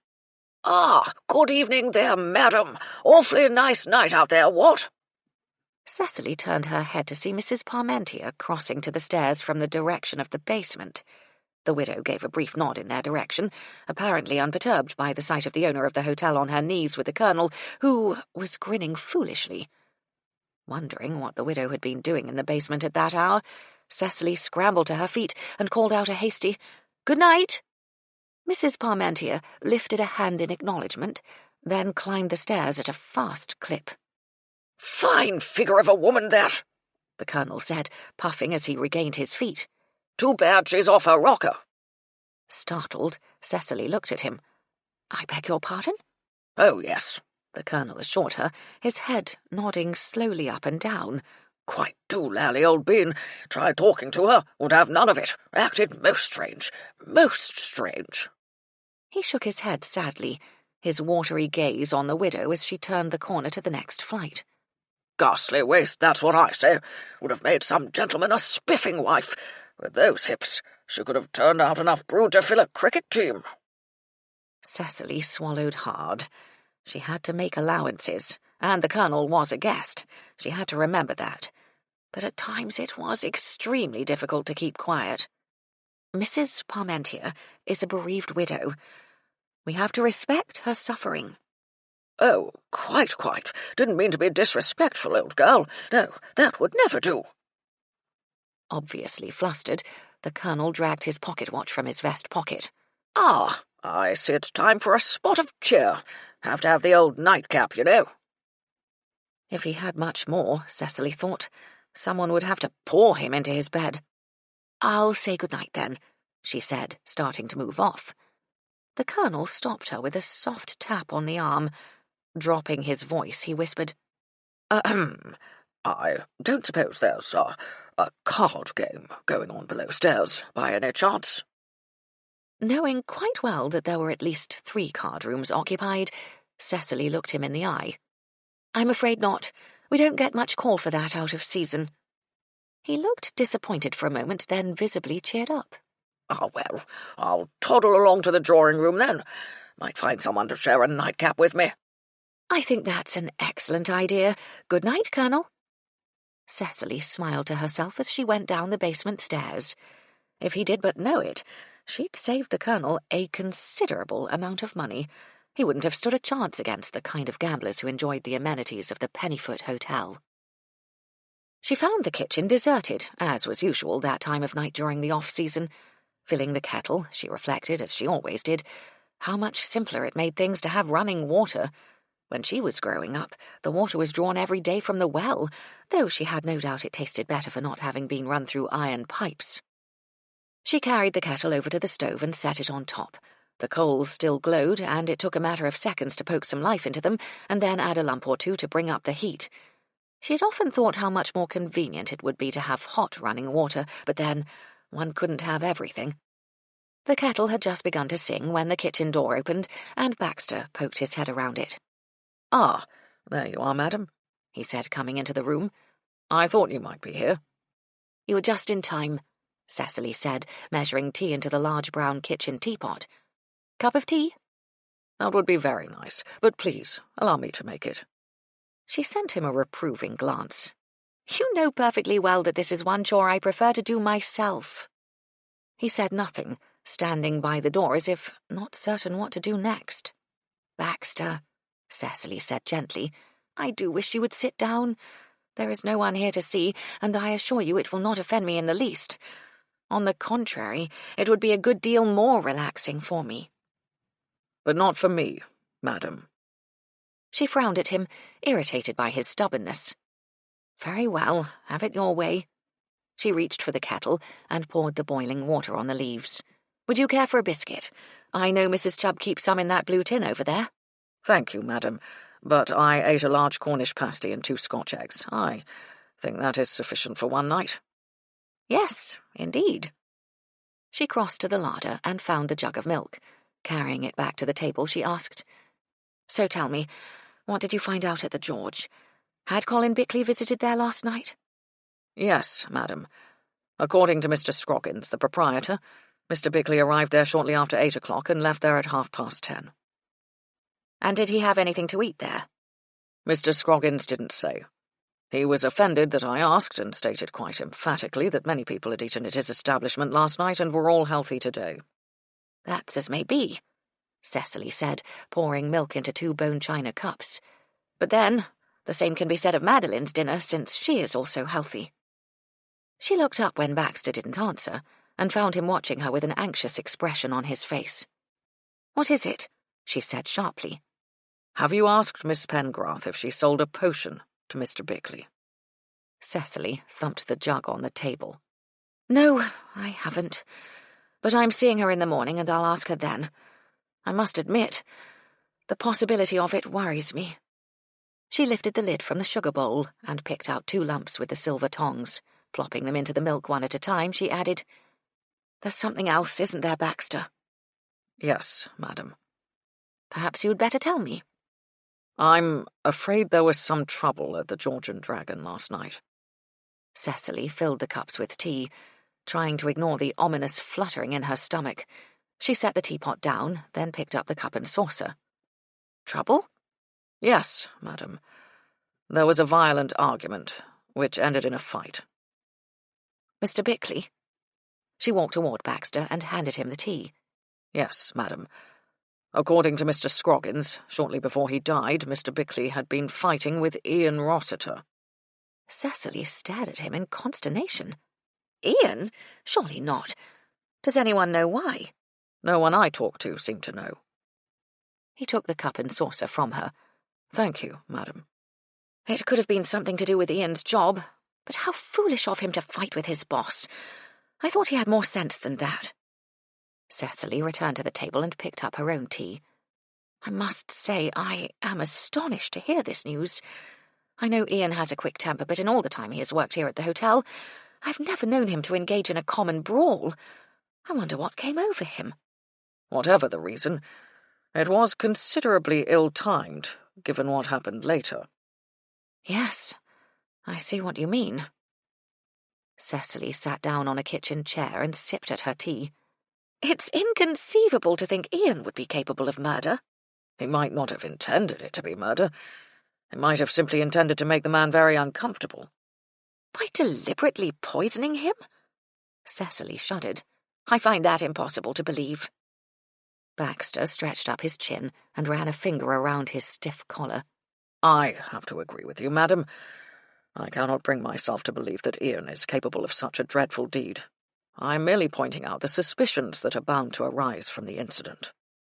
"Yes," Cecily said slowly. "It would appear that Madeline is not the only person to worry about." First thing tomorrow, she promised herself, she would ask Madeline about the potion. The wind got up in the night, howling down the chimneys and rattling the windows in its fury.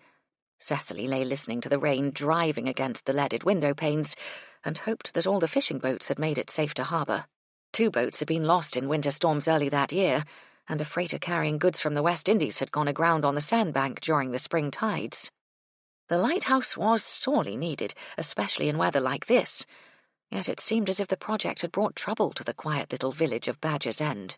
Strangers had invaded the calm peace of the countryside, and it would be many weeks before the lighthouse was completed. Lying in the darkness while the storm raged outside, Cecily hoped with all her heart that neither Madeline nor Ian was involved in the death of Colin Bickley.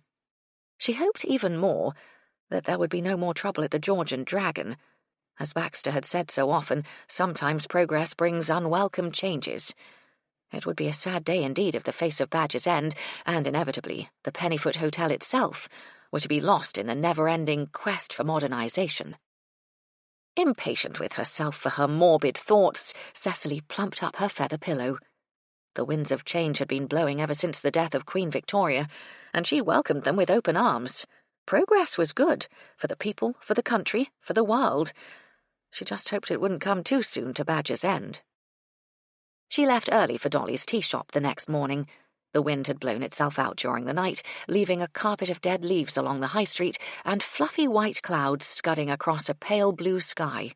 The clean, salty air carried a sharp chill to it, reminding Cecily that winter was just around the corner. As the trap bumped along the esplanade, she could see the huge bonfire being built on the beach. On the night of November the 5th, the entire area would be lit up with the leaping flames, and the crackle and hiss of fireworks would fill the air. The villagers would gather around the warmth of the fire and cook potatoes in the glowing embers while waiting for the flames to consume the straw-filled effigy of Guy Fawkes. A sudden stab of nostalgia caught her unawares, and she hastily turned her thoughts to a more pressing situation: the sudden and unexplained death of Colin Bickley. She could only hope that Madeline would be able to set her fears at rest. She dismissed the trap with instructions for Samuel to pick her up in 2 hours. As she reached the door of the shop, 2 small boys confronted her. They held up grubby hands with a chorus of, "Penny for the guy! Penny for the guy!" Cecily dug into her handbag and found her coin purse. Taking out 2 large, shiny copper pennies, she pressed one into each small palm. "Don't spend it on sweets," she told them, smiling at their delighted faces. Shouting their thanks, they sped off down the street in search of new prospects. Cecily watched them go, half amused at their excitement, and half appalled at a custom that encouraged the children to beg for money. A stirring of the cool breeze sent a shiver through her, and she pushed open the door of the tea shop to the welcome jangling of the bell and the fragrance of freshly baked bread. She was enjoying her second cup of tea when Madeline arrived, breathless and apologetic, her cheeks flushed and eyes sparkling. What an attractive woman she was, Cecily thought, watching the long, dark hair swing into place as Madeline sat down at the table. It was such a shame she couldn't find a man to love, although she didn't know the full extent of Madeline's background. Cecily knew enough to understand why her friend had so much difficulty in forming a relationship. Madeline had been 14, selling cut flowers on the streets of London when she'd been rescued from starvation by an elderly benefactor. The gentleman had taken the young girl into his home, and Cecily could only guess at what it had cost Madeline for her security. Eventually, her guardian had died, leaving her penniless once more. Madeline had never married, and had spoken only once of her past, and only to Cecily as far as she knew. But Cecily knew her friend had never given up her yearning for true love, and probably never would. Cecily waited while Madeline picked a tea cake to pieces before tackling the question she had to ask.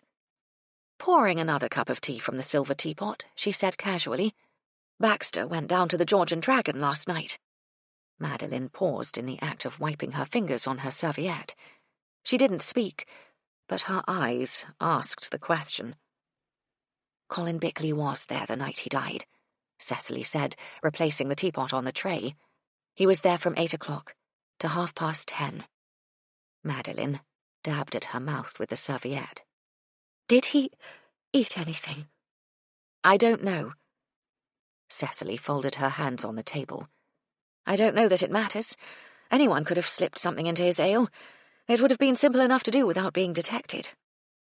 Madeline's eyes grew large with horror. "Are you saying someone deliberately poisoned him?" "We don't know. The point is that he was somewhere else, and could have been poisoned there, and that lifts the burden of guilt from you. Unless—" She watched Madeline's face while she paused.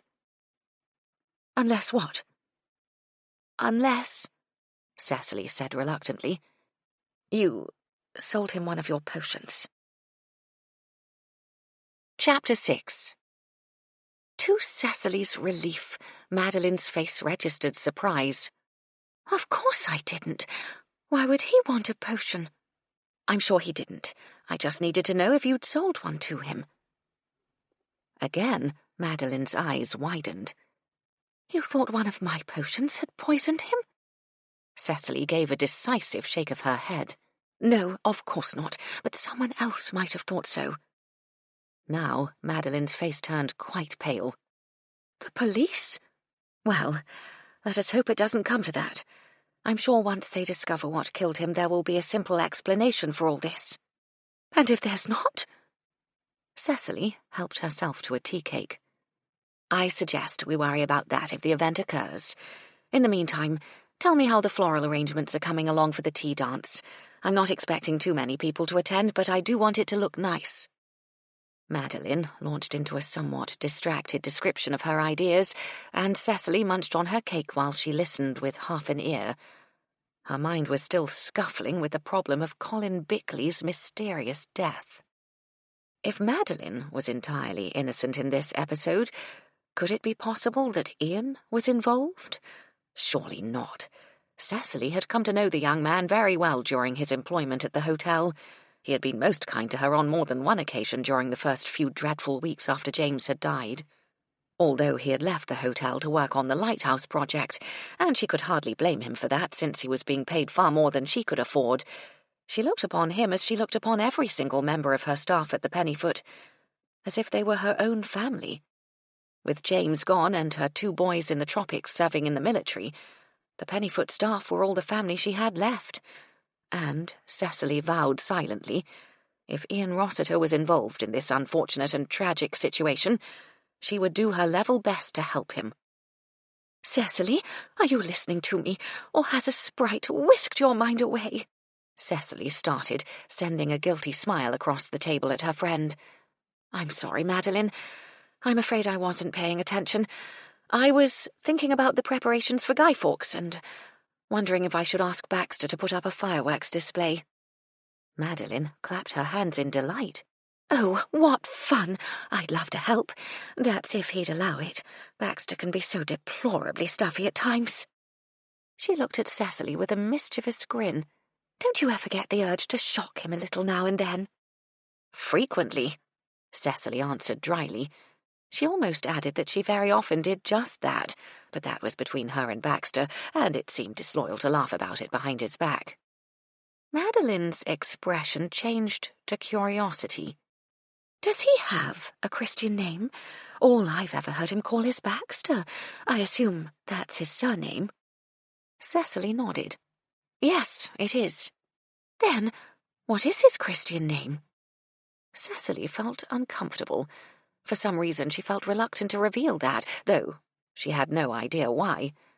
To her relief, she was saved from answering by the sudden appearance of Louise, who had arrived at the table to clear away their plates. "Thank you, Louise," Cecily said, smiling up at the dour-looking woman. "That was delicious as usual." "Yes, ma'am." Louise stacked the plates and reached for the hot water pot. "Will you be needing more hot water, ma'am?" Cecily cocked an eyebrow at Madeline, who shook her head. "I don't think so, Louise, thank you. We would like the bill now, if you please." "Yes, ma'am." Louise hurried away with the dishes, and Madeline leaned forward. "She's not a very happy person, is she?" she whispered. "She most likely doesn't have much to be happy about, since she has to work for a living." "You and I work for a living, yet I would not say we were unhappy about it." Cecily smiled. "I don't consider what I do in the Pennyfooters work. It's more like taking care of a very large house, and Baxter takes care of the more troublesome duties." "Speaking of whom," Madeline said, then frowned as Louise returned with the bill. "I wanted to thank you again, Mrs. Sinclair," Louise said, "for telling me about the cottage in Hawthorne Lane. I will be taking a look at it at the end of the week, on my day off." Cecily graciously nodded. "I'm pleased to have been of help, Louise. I do hope you find the cottage satisfactory for your needs. It's a very pleasant lane, and no more than a half-hour walk from here." Louise managed a slight smile, then hurried off again. "She's moving into Colin's cottage?" Madeline said, looking aghast. With her finger she sketched a cross in the air in front of her, and mumbled something Cecily didn't catch. "Is there a reason why she shouldn't?" Cecily asked, wondering if Madeline knew something she didn't. "Well, of course there is." Madeline leaned forward again and hissed, "Spirits, evil ones. They will be there for 7 weeks after a death, 7 times 7 nights. That woman is taking a severe risk if she moves in before they leave." "Perhaps you can sell her something to ward them off?" Cecily suggested, wondering why on earth she continued to humour Madeline's strange fantasies. Madeline sat up with a look that said the thought hadn't occurred to her. "Well, I suppose I could." She gave Cecily a long look from beneath her lowered lashes. "That's if you are quite sure my remedy won't cause her more harm than good." "Piffle!" Cecily picked up the bill with a flourish. "You know very well I never for one moment entertained the thought that you could have been responsible for that poor man's death. Now, let's leave here before I give in to the temptation to take just one more tea cake." She rose and led the way to the front of the shop, her mind already grappling with how best to help Ian if necessary. "You don't look too well," Mrs. Chubb observed when Gertie staggered into the kitchen. "Perhaps I should give you one of my powders. Set you right on your feet, that will." "God almighty, don't give me nothing else." Gertie uttered a loud moan and sank onto a kitchen chair. Her face was the colour of sour milk, and she had black half-moons under her eyes. "Well, you don't look well at all." Mrs. Chubb bustled over to have a closer look. She was feeling decidedly guilty for causing the poor child this much distress, particularly as it had failed to do the trick. Maybe Gertie was pregnant after all. Heaven help her. "I know what I look like. I look like a blinking ghost, that's what. And if I bring up me guts one more time, that's exactly what I'm going to be, a blinking ghost." Now, the worst is over.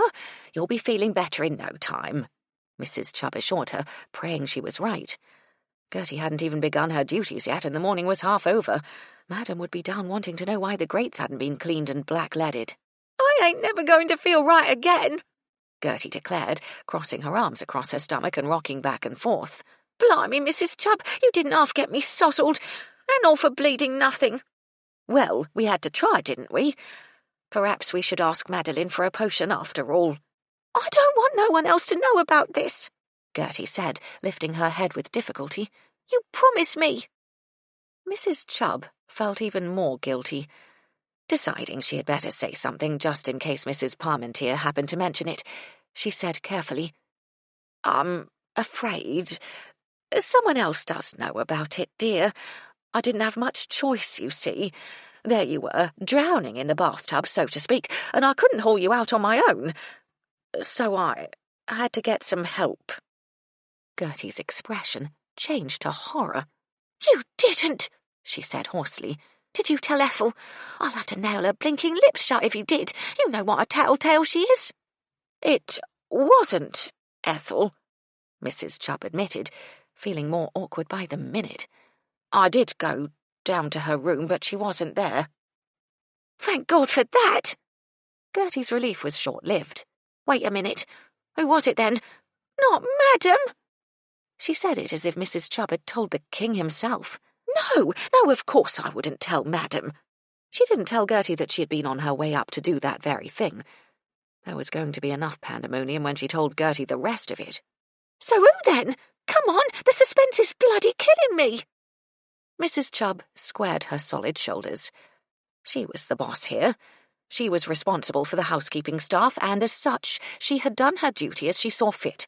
She had nothing to apologize for, nothing at all. If anything, it was Gertie's fault for getting herself into this predicament in the first place. Taking a deep breath, she said firmly, "Mrs. Parmentier." Gertie's shriek almost split the housekeeper's ears. "What? What'd you go and tell her for? Blimey, I don't believe it. I don't bloody believe it. Christ, the Black Widow herself." At least the tirade had brought colour back to the girl's cheeks, Mrs. Chubb observed with satisfaction. "Here, here," she said, in an effort to re-establish her authority. "Don't you talk to me like that. I'll box your ears. You would have drowned, my girl, if Mrs. Parmentier hadn't dragged you out of the tub." Gertie's jaw dropped open, and the flush on her cheeks deepened. "She... what?" Mrs. Chubb nodded with more enthusiasm than she was feeling. "Oh, yes, indeed. She was wonderful. Lifted you out bodily with no effort at all. Just like that. Whoosh, and you were out." She demonstrated by lifting her palms straight up in the air. "Good God Almighty!" Gertie sat up, her eyes growing huge in her flushed face. "Here, I wasn't naked, was I?" "Starkers," Mrs. Chubb said unhappily. "What else could I do? I could hardly put your clothes on while you were sopping wet and unconscious. You were slippery as an eel. I couldn't grab a hold of you." Gertie slumped in her chair, her hands over her face, and moaned quietly. "I ain't never going to live this down. I'll be the laughing-stock of the bloody village, that's what. What am I going to do? What the bleeding hell am I going to do? How am I going to show my face after this bloody lot?" "Mrs. Parmentier would never breathe a word of this, I'm sure of it." Gertie lowered her hands and gave Mrs. Chubb a look that indicated her disbelief in the widow's integrity on that point. "Anyway," Mrs. Chubb went on, "it wasn't as bad as you think. She wrapped a towel around you as she dragged you out, though heaven knows how she managed to do that. She must be as strong as an ox, that woman." Gertie groaned again. "Well, just don't ask me to take any more trays up to her. I'll never be able to look her in the face again." "You can't see her face anyhow behind that veil," Mrs. Chubb pointed out, a fact that apparently failed to comfort Gertie. "I think I'm going to be sick again," she said, and rushed to the sink where, much to Mrs. Chubb's dismay, she fulfilled her prophecy. As soon as Cecily returned to the hotel, she sent word to Baxter's office that she wanted to see him in the library. He arrived shortly after, looking somewhat agitated. She settled into her seat at the end of the table and watched him pass the palm of his hand over his thick dark hair. It was a habit she knew well. He always did that when he was disturbed about something. His sideburns seemed to have turned grey overnight. She wondered when that had happened and why she hadn't noticed it before. "I thought you'd like to know," she said, coming straight to the point. "Madeline did not sell a potion to Colin Bickley, and since he definitely consumed something after he left her cottage, even if it was only ale, I feel a little easier in my mind. Obviously, he couldn't have been poisoned by the meal she served him, since she ate it herself." "We have only her word for that." He stood just inside the door, as usual, looking as if he wanted to run out any second. Cecily looked at him in surprise. "I hope you're not suggesting that Madeline lied to me." "I'm not suggesting anything, madam." He shifted his gaze above her head. "I'm merely pointing out the questions the police will most likely raise." Cecily felt a twinge of apprehension. "You believe they'll be brought in on this?" "I think it's inevitable, given the circumstances." She sighed heavily and gazed up at James's portrait. What are we coming to, Baxter? First, that terrible episode this summer with the deaths of 2 women right here in this hotel, and now this. The price of progress, madam. Even Badger's End can't stay excluded from the ways of the modern world forever, I'm sad to say. Usually, she would enter into a spirited argument with him on that subject, but her concern over this latest incident subdued her. I don't think you should worry too much, madam, until the results of the post-mortem are known, Baxter added. I understand Dr. Macduff is conducting the examination right now. No doubt he will ascertain the cause of the poisoning, which might very well clear Miss Pengrath of any suspicion. Cecily nodded slowly. I hope you're right, Baxter. I do hope you are right. But Madeline isn't my only cause for worry. This fight between Ian and Mr. Bickley could put Ian in a very uncomfortable position. True, but I still maintain that we must wait for the result of the post-mortem before jumping to any conclusions. She looked back at him and found him watching her. The concern on his face touched her, and she smiled. You are right, of course, Baxter. I'm most likely worrying about nothing. When he failed to return her smile, she again felt a moment's anxiety. I see that the plumber has taken care of the problems in the bathrooms, she said in an effort to change the subject. I'm sure our guests are delighted about that, not to mention the maids. Emptying chamber pots is a task they've become unaccustomed to in this modern age. She hadn't been able to resist the dig, but Baxter refused to rise to the bait. Worried now, she stared at him, and again he shifted his gaze to a point above her head. If that is all, madam, I have some duties I'd like to get back to. Of course. She hesitated, then, as he turned to leave, she added quietly, Baxter, if there is something you're not telling me that I should know, I would be most annoyed if I discovered it later. He paused, his back toward her, and she saw him stretch his neck. I do not wish to worry you unduly, madam. You worry me far more, Baxter, by not telling me what is on your mind. You should know that by now. She waited while he turned to face her, his expression unreadable. There has been more news from the lighthouse project this morning, he said, rocking back and forth on his feet. More news? She felt a flash of irritation with him. He had a very annoying habit of making her drag every piece of information from him, piece by piece, as if by not volunteering at all, he wouldn't have to tell her all of it. Yes, madam. Apparently, there has been a spot of bother up there. Again he paused. Cecily gritted her teeth. What kind of bother? Not another fight, I hope? A thought struck her, and she gasped. Oh, Baxter, not Ian again, is it? Did he get into more trouble? Not as far as I know. Then what, Baxter? Would you please put me out of my misery and tell me what happened? Yes, madam. Apparently, someone has sabotaged the project. From what I understand, the work that had been done on the lighthouse itself has been destroyed. Most of the equipment has been either smashed to smithereens or has been pushed over the cliffs into the ocean. Horrified, Cecily stared at him. Oh, my God, Baxter, who would do such a thing? Why? What is the point? I imagine the point was to delay the project for some reason. Apparently whoever was responsible achieved his goal. I understand it will be several days before they can replace the equipment and weeks before they can repair the damage. I don't understand it, Cecily said, shaking her head. The lighthouse is vital to the villagers. Most of them are either fishermen or make their living from working on the docks in Welcome. Who would want to destroy something that can only be a benefit to the village? I have no answer to that, madam. She narrowed her eyes as she stared at him. Baxter, you don't think this has any connection with Colin Bickley's death, do you? After all, he was the foreman up there. Baxter's intense gaze met hers. I sincerely hope not, madam. If so, then it would raise a great many more questions. Yes, Cecily murmured, feeling a tremor of uneasiness. It would certainly seem that the lighthouse project has brought bad luck to Badger's End. I wonder what Madeline has to say about that. Chapter 7. One of Phoebe's greatest pleasures was a brisk walk along the esplanade, providing the weather wasn't too inclement, of course. It gave her the opportunity to dress up in the manner befitting her background, and, as the mother of the vicar, she enjoyed a certain amount of deference from the local inhabitants of Badger's End.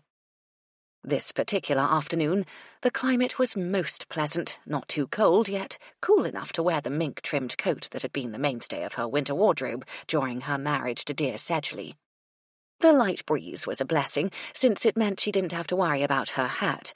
The extremely wide brim, with its frothy cloud of yellow tulle and ribbon roses, was inclined to slip loose from its moorings when buffeted by the wind. Phoebe arrived at the entrance to the Pennyfoot Hotel in fine spirits, and stepped daintily up the marble staircase to the huge double doors. She paused long enough to fold down her parasol, then pushed the doors open, and swept into the lobby. As she crossed the ornamental carpet to the huge, winding staircase, she thought about the many times she had visited the Pennyfoot when it had been the country home of the Earl of Saltchester. Life had been very different then. So much had changed. Gambling debts had forced the Earl to sell the mansion, and James Sinclair had renovated it, turning it into a very exclusive and elegant seaside hotel. Phoebe hid a smile as she reached the foot of the stairs. Little did James imagine that his clientele would consist largely of bored aristocrats who were delighted to find a secluded hideaway not too far from the city, where they could engage in all manner of forbidden delights without fear of being discovered. The Pennyfoot enjoyed a spotless reputation, thanks to the discreet staff bound by the policies set down by James Sinclair. Only the privileged few knew what went on below stairs in the card-rooms, or in the lavish boudoirs above them. If Phoebe had not enjoyed a special friendship with Mrs. Chubb, she would never have dreamed that such goings-on happened in the Pennyfoot. Not that she would breathe a word of it, of course. She was much too loyal to her dear friend Cecily. Phoebe grasped the mahogany handrail and prepared to mount the stairs to the second floor, where Cecily occupied a suite. As she did so, she heard a discreet cough behind her. Turning her head, she saw Mr. Baxter standing there, looking most uncomfortable. "I apologize for the intrusion, Mrs. Carter Holmes," he said, "but I have received a request from a gentleman who is a guest here. He wishes to be introduced to you. He is waiting in the lounge, if you would care to accompany me there." Phoebe almost dropped her parasol. "I most certainly will not.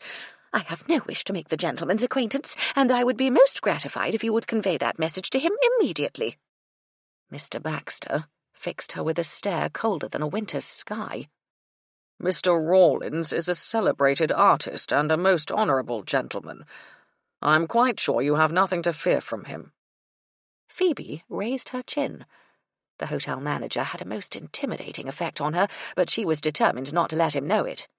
"Mr. Baxter, I have heard many stories concerning men who attempt to make their living by dabbling in the arts. I can assure you, none of them were considered honourable. Now, if you'll excuse me, I have pressing business with Mrs. Sinclair." She turned her back on him and proceeded up the stairs as fast as her dignity would allow. As she reached the bend of the staircase, she looked down, and to her dismay saw the slender figure of the artist looking back up at her. Her entire body became overheated, and she hastily averted her gaze. Her legs felt quite unstable as she climbed the second flight. The man was at least 10 years her junior. She would feel flattered if it were not for the conviction that he was interested in her money. What else could he be interested in? And all that hair! Whatever would dear Sedgley say if he knew she was being pursued by a long-haired bohemian with a paintbrush? Whatever next? "I don't like to complain," she told Cecily a few minutes later, safely ensconced on a charming brocade Queen Anne chair. "But that artist person is really quite odd. It's enough to give me the vapours, the way he looks at me." Cecily tried to hide her amusement.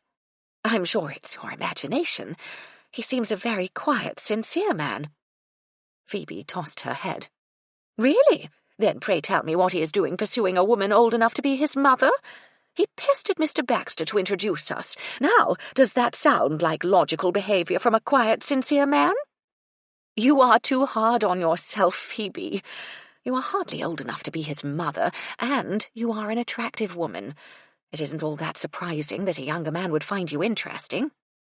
Phoebe's flush indicated her pleasure in the compliment. "Thank you, Cecily, but I prefer the man in question would direct his interest towards someone more agreeable to his attentions." She rested her parasol against the chair leg and took the cup and saucer Cecily handed her. "Thank you, my dear. A good, strong cup of tea is exactly what I need. I really don't know what Badger's End is coming to. All these strange people about. It's the new lighthouse that is causing all this commotion in the village. I always said it was a mistake." "Well, I'm afraid we'll have to put up with it even longer, now that someone saw fit to sabotage the project." Phoebe nearly choked on her tea. "What is this? I haven't heard anything about it." Cecily wasn't sure if Phoebe was more put out by the incident or by the fact that she hadn't learned of it first. After relating what Baxter had told her, Cecily added, "At the moment, no one seems to know who was responsible or why someone would wish to destroy something that is so badly needed. It seems so senseless." Phoebe nodded slowly, sending the roses on her hat quivering. "Oh, I utterly agree, but at least one person I know of will be happy about the delay." "Really?" Cecily murmured, her mind still dwelling on the possible motives for such destructive behaviour. "Yes, Dolly's new assistant. I overheard her talking to one of the workmen in the tea-shop while I was picking up my cottage loaf and crumpets. Algy does love crumpets with his afternoon tea. Gets quite put out if I forget to buy them." Her interest aroused, Cecily cut in before Phoebe could launch into one of her favourite anecdotes about the vicar. "You heard Louise talking to a workman about the lighthouse project?" "Yes, I did." Phoebe sipped delicately at her tea before continuing. "She seemed most interested, wanting to know how long it would take and asking if the men missed being in London. She said it would be very quiet in the village once the workmen left, and that village life was very dull compared to the city." She lifted her nose with a disdainful sniff. "I thought it disgraceful, a woman of her age." Taken aback by this statement, Cecily put down her cup with a clatter. "Disgraceful? In what way?" "My dear, that was a broad hint if ever I heard one. The woman was obviously angling for an invitation, and she didn't even know the man. I doubt if she was properly introduced." "I'm sure she didn't see it that way," Cecily said mildly. "She was most likely simply making conversation. She's probably lonely, poor woman. She knows no one here, and I'm sure village life must be extremely difficult to get used to after living in London." Phoebe replaced her cup in its saucer and dabbed at her lips with her serviette. "That's as may be, but I'm quite sure she could find someone more suitable to associate with than those rough labourers. For a woman of her obvious breeding, her behaviour is quite extraordinary. I wouldn't have thought they were her class at all." She paused in the act of laying down her serviette. "You know, now that I think about it, she doesn't seem the kind of woman who would seek employment in a tea-shop, no matter how refined it is." "I don't suppose there is a vast choice of employment in a small community such as this," Cecily pointed out. She was becoming bored with the entire subject and decided to change it. "So, how are arrangements for the bazaar proceeding? Have you got everyone organised yet?" "Oh, that's the reason I am here," Phoebe said, reaching for her large handbag. "I have a list of things we desperately need, and I wondered if we could prevail upon you to loan us a few items." "Of course, I'll do what I can. Let me see the list." Phoebe withdrew a sheet of pink-scented paper crimped around the edges and handed it to Cecily. "I do wonder, though," she said thoughtfully, "why someone like Louise Atkins would choose such an isolated little village like Badger's End to start a new life." Cecily smiled. "If you were seeking peaceful solitude, where else would you look? Personally, I don't think she could have chosen a better place." "Well, I hope she'll be happy here," Phoebe murmured. "It takes a long time to be accepted by the villagers. If it weren't for Algy being the vicar, I'm quite sure I would still be trying to establish my proper place in the community." Cecily was much too diplomatic to pursue that topic. "Now," she said briskly, "about this list." On her way down to the kitchen that evening, Cecily stopped by Baxter's office. She found him sitting at his desk, frowning over a large ledger. He stuck his pen back into the inkwell as she entered the room. Jumping to his feet, he reached for his jacket, which hung on the chair behind him. He struggled into it and said a little testily, "I apologize, madam. I wasn't expecting a visit from you." Cecily sighed. "Forgive me, Baxter. I should have sent you my visiting card." A glint appeared in his eyes, but he chose to ignore her sarcasm and finished buttoning his jacket. "What can I do for you, madam?" he asked. "I forgot to ask you last night. Did you by any chance purchase some cigars for me?" He stared at her, defiance written all over his face. "Again, my apologies. I'm afraid I forgot your request in my concern to acquire the information you wanted." "I see." Cecily pursed her lips. "In that case, I shall simply have to keep begging from you." She almost smiled at the unhappy look on his face. "There was another matter I wish to mention. Phoebe tells me you attempted to arrange an introduction between her and Sidney Rawlins." "I attempted to, yes.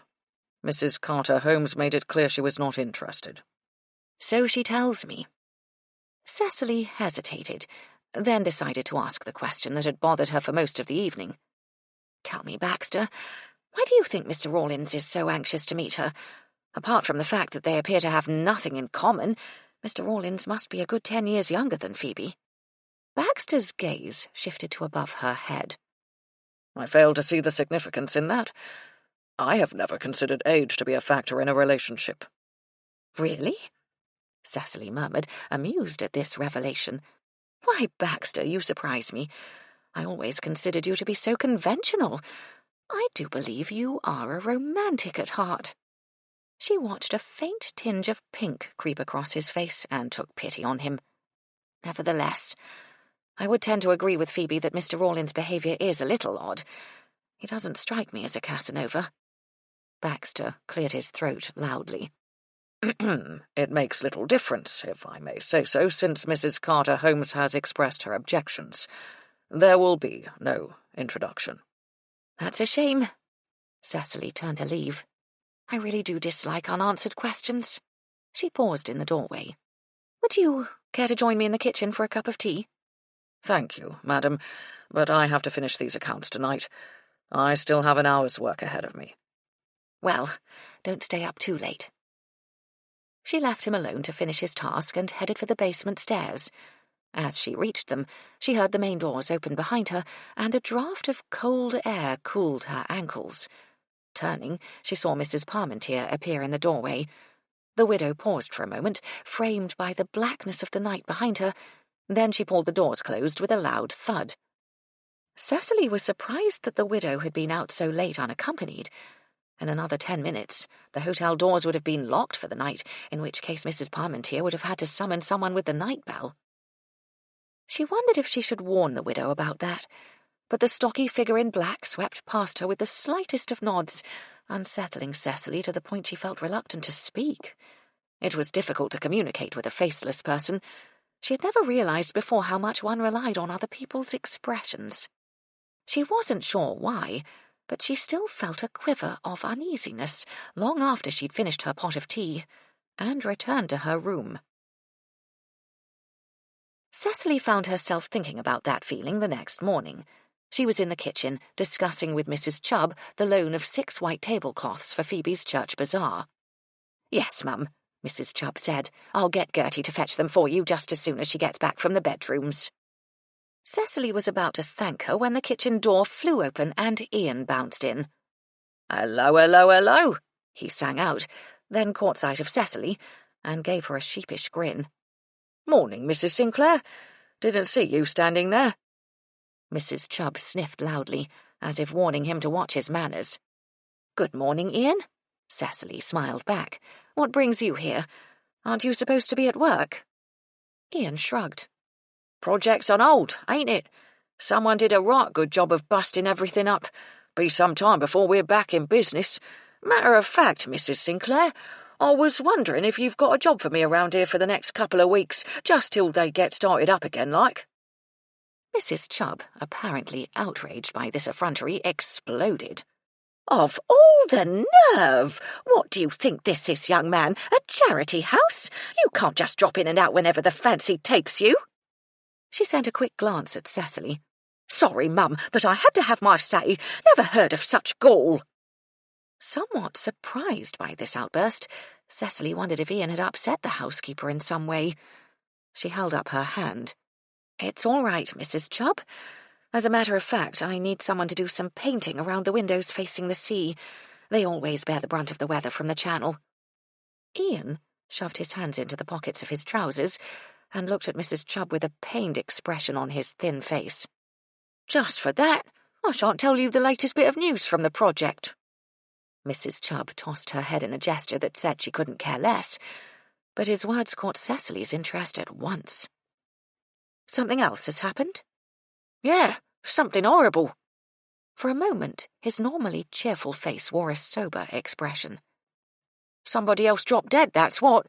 Another one of the workers on the site, Billy Donaldson, right beside the George and Dragon last night, the same as what killed Colin Bickley, they say. Dead as a doornail when they got to him. Mrs. Chubb, her tiff with Ian apparently forgotten, clutched her chest and stared at him in horror. No, never, not another one. Getting bloody frightening it is, Ian said, edging toward the table where a large plate of sliced ham sat waiting to be taken to the larder. Some of the chaps saw him die, and they said it was blinking horrible. Writhing all over the place he was, making terrible noises in his throat like he was choking to death. He must have been in bloody agony, poor bugger. His skin was blue too, just like Bickley's. Makes you wonder who's going to be next, doesn't it? He reached out a hand for a slice of ham, but Mrs. Chubb was too quick for him. She slapped his wrist away and glared at him. You work for your food here, young man. Don't you forget it. Thoroughly disturbed by the news, Cecily wondered if Madeline had heard about it yet. She was bound to be distressed. Did the two men work together? She asked Ian. Maybe there's something on the work site that's causing the problem. We all worked together, didn't we? Ian said, scowling at Mrs. Chubb. There was Bickley, Donaldson, and 4 others as well as me on our crew. We had the hard part, clearing and levelling the land. Rock hard it was. We had it looking right spiffy, but now all the brickwork is torn down and smashed to bits. It looks a right blooming mess again. Mrs. Chubb clicked her tongue. Well, if I was you, Ian, I'd watch what I was eating. Looks like something's getting into the food out there. Who supplies the food for the project? Cecily asked, the same thought having occurred to her. All comes out of the George and Dragon, don't it? Ian said, giving the ham a look of intense longing. Dick Scroggins gets the lunches packed up, and they bring them out to us on a hay cart. Then we all eat dinner there when we go back at night. Course, once in a while someone gets a sweet tooth and stops off at Dolly's for some currant buns. He sent a beseeching look at the housekeeper. Come on, Mrs. Chubb, just one little slice. I'm going to be working here for a while, ain't I? He looked at Cecily for confirmation, and she nodded. Baxter will tell you what needs doing. Oh, and you might give John Thimble a hand in the gardens. He's busy getting everything cleaned up for the winter and could probably use the help. Ian nodded cheerfully. Thanks, Mrs. Sinclair. Now, about that ham. Cecily smiled at Mrs. Chubb. I don't think a sandwich would hurt, Mrs. Chubb. At least we know our food is safe to eat. Yeah, well, we'll soon find out if it is something in the food from the George, Ian said, as Mrs. Chubb reluctantly took a loaf of crusty bread out of the bin. The bobbies are on the case now. They've called in Inspector Cranshaw from Wellicombe. I was told on the quiet like that they don't think it was an accident, not to happen twice like that. They think it's murder. He gave a satisfied grin at Mrs. Chubb's horrified gasp. How about that, me old duck? He gave a menacing, hollow laugh. Maybe Jack the Ripper's hiding out in Badger's End. Chapter 8. I hardly think it's likely that Jack the Ripper is responsible for the poisonings, Cecily said firmly, taking a look at Mrs. Chubb's terrified expression. For one thing, he killed with a knife, and for another, his victims were women, usually of ill repute. I doubt if a man like that would find much to interest him in Badger's End. Oh my, I certainly would hope not, Mrs. Chubb said fearfully. I'd never sleep easy in my bed again if I thought that horrible monster was anywhere near here. Ian laughed. Well, me old love, all I can say is it's a good job our murderer doesn't take a fancy to widows. What with you and Mrs. Sinclair, and Mrs. Carter Holmes, then there's that new waitress at Dolly's, and the one who's staying here who Gertie calls the Black Widow. He chuckled again. The bloke would have plenty to pick from right enough. Ian Rossiter! Mrs. Chubb lifted the bread knife and wagged it at him. If you want this sandwich, you'll mind your manners this instant. Apparently realising he might have gone too far, Ian sent Cecily a sheepish look. I didn't mean no disrespect, Mrs. Sinclair. That's all right, Ian. Cecily moved to the door.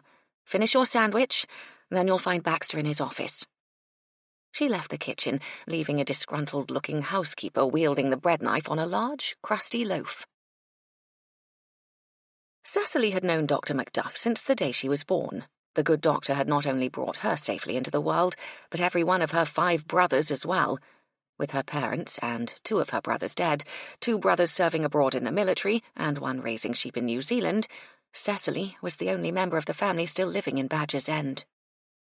Dr. Macduff was long past the age of retirement, but swore that until he could no longer ride his bicycle, he would remain in practice. There were times when Cecily saw him pedalling unsteadily up the hill to Putney Downs, when she felt that moment was not far off. Yet here was another winter, and still the gruff doctor managed his rounds. He greeted Cecily that afternoon with his usual boisterous laugh, his fierce, shaggy eyebrows as white as summer clouds above the faded blue eyes.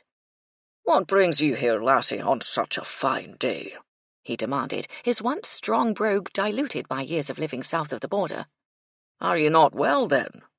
"I'm feeling a little peaky," Cecily said, uncomfortable at using the subterfuge with such an old friend. But she knew full well that had he known the real reason for her visit, Gordon Macduff would have clamped his mouth shut after telling her to mind her own business. The doctor's fingers strayed to his short, clipped beard. "Will you be needing a tonic, then? Is that it? Or is it something more serious?" "I think a tonic will do the trick." Cecily smiled at him. Probably just a case of winter depression. "Aye, 'tis understandable. All the same, I'd like to take a wee look down your throat, just to be sure." Cecily obediently opened her mouth and let the doctor shine a light down her throat. After listening to her say, "ah," a couple of times, he gently pulled down her lower eyelids, poked around in her ears, laid the back of his hand against her forehead, then diagnosed a mild case of tired blood. "Take a tablespoon twice a day for a week," he said, scribbling on his prescription pad, "and you'll be as good as new." "Thank you," Cecily said, taking the folded piece of paper. "I'll call in at the chemist's on the way home." She tucked the prescription into the pocket of her cape, then settled back in her chair. "You have had a most unusual week," she said, "with 2 deaths in the space of 2 days. Dr. Macduff looked at her suspiciously across his desk, which was strewn with various packages, bottles, and pieces of literature. A half-eaten apple rested on the cover of a heavy leather-bound tome, and a glass half full of some pink-coloured liquid sat next to it.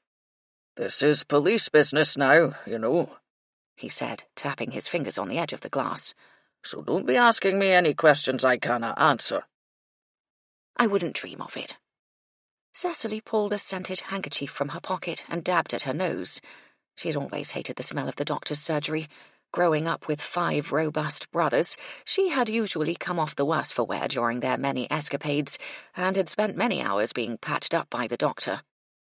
His caustic comments while painting her cuts and bruises with iodine had done nothing to soothe her injured pride, and the smell of disinfectant reminded her of those painful times. "I do understand, though," she added, "that both men died of poisoning. I believe that is common knowledge in the village."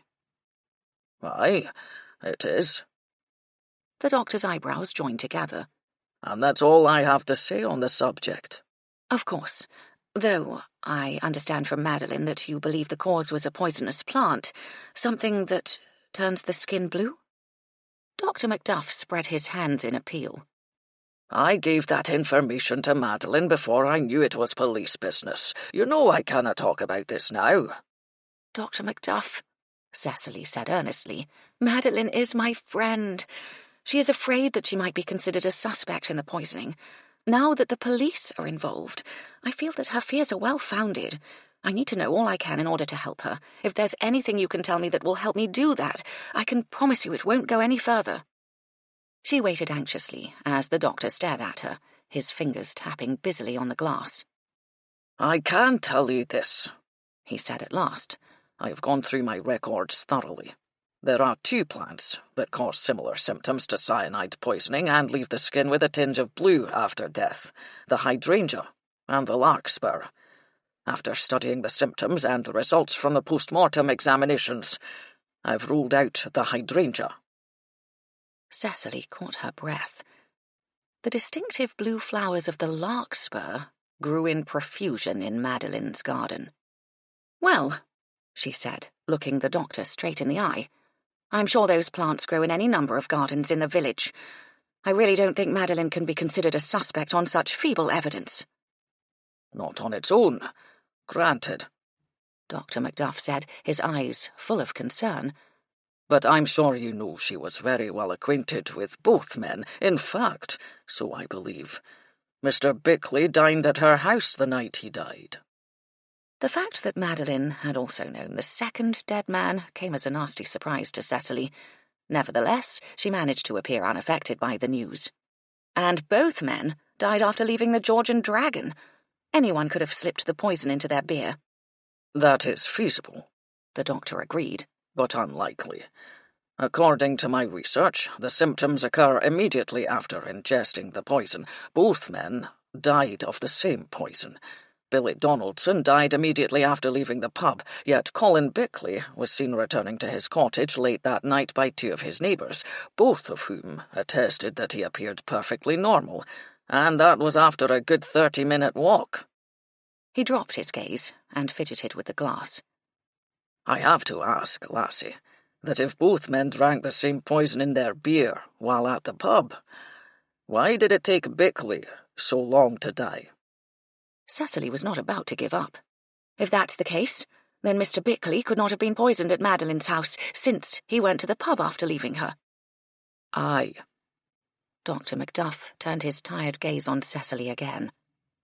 "But Madeline uses the flowers in her gardens for those useless remedies she peddles to the poor fools who believe in all that mumbo-jumbo nonsense.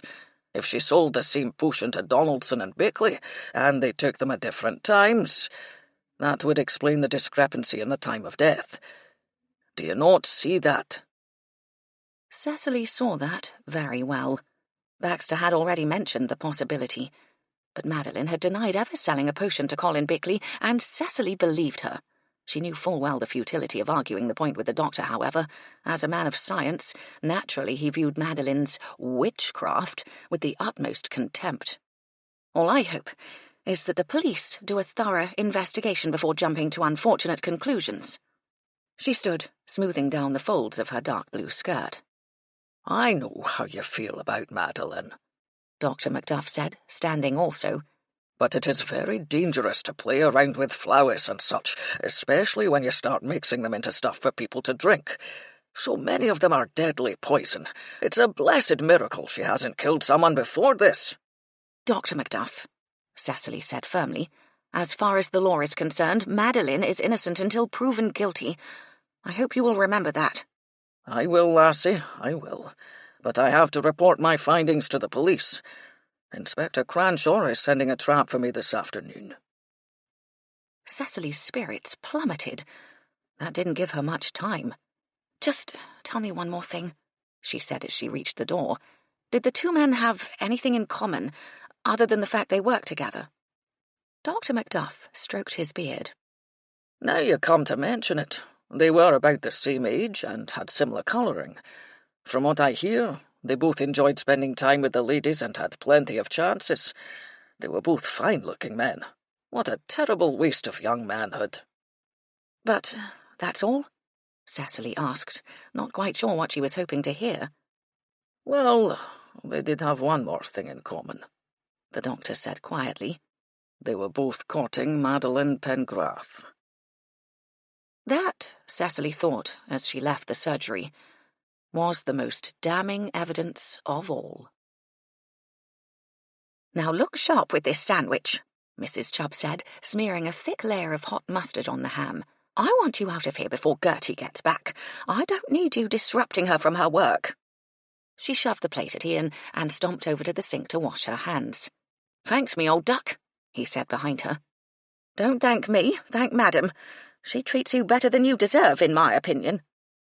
She turned to face him, drying her hands on a tea towel, and found him gazing at her, a hurt expression on his face. "Have I done something to upset you, love?" Mrs. Chubb had to bite her tongue to keep from telling him exactly what he had done. "You're holding up my work, that's what," she said, looking up at the big kitchen clock on the mantel. "Michel will be here any minute to start lunch, and you know how he hates anyone in his kitchen when he's working." "All bloody chefs are alike," Ian mumbled, his mouth full of ham sandwich. "They all got a bloomin' high opinion of themselves." "Who's got a bloomin' high opinion of theirselves?" Gertie said from the doorway. Ian turned with a grin. "Hello, me darling. You look as pretty as a picture, I do say." Gertie pulled a face at him. "You'd say that even if I looked blinkin' horrible," she said, crossing the floor with an armload of bottles and rags. Mrs. Chubb was inclined to agree with her.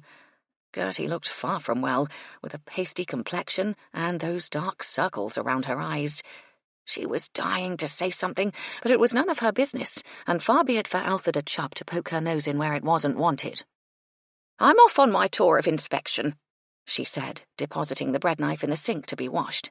"And by the way, Gertie, Madam informed me that the chimney sweeps will be here on Thursday, so you and Ethel will have to get busy putting the covers out on the empty rooms." "Yes, Mrs. Chubb," Gertie said far too complacently. She opened the cupboard under the sink and stowed away the cleaning supplies. As she straightened up, Mrs. Chubb gave her a searching look. "Don't hang around talking too long, then. Not unless you've got something important to say, that is." The flash of warning from Gertie's dark eyes assured Mrs. Chubb she'd understood the subtle hint. Hoping the housemaid would take her advice and tell Ian about her problem, Mrs. Chubb left them alone. The minute the door closed behind her, Ian grabbed Gertie about the waist and gave her a squeeze. Deftly, Gertie stepped away from him and put the table between them. "I've got a lot on me plate today, Ian, so you'd best be off. Aren't you late for work, anyhow?"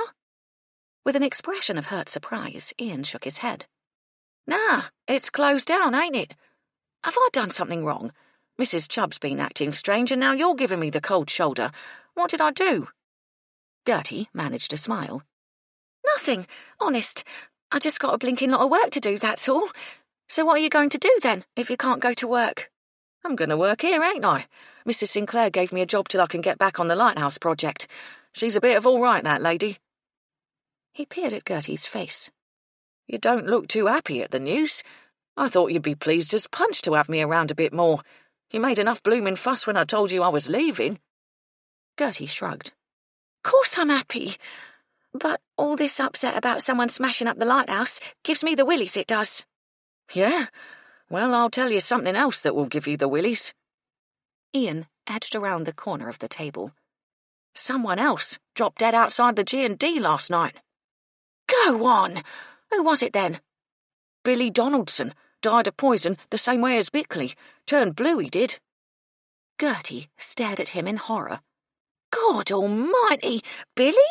He was such a nice, friendly bloke, and no older than you. What's going on, then?" "The police think it's murder," Ian said with a certain amount of relish. Gertie felt sick. Actually, she'd been feeling sick ever since she got up that morning, but this news made her feel a great deal worse. "Bloody hell! Is it the same person what did all that damage up at the lighthouse?" "Don't know." Ian finished the last piece of his sandwich and licked his fingers. "If I tell you a secret, will you swear not to tell a living soul?" There was nothing in the world Gertie liked more than being entrusted with a secret. She enjoyed the prestige it gave her when she knew something no one else was supposed to know, especially when she told someone that.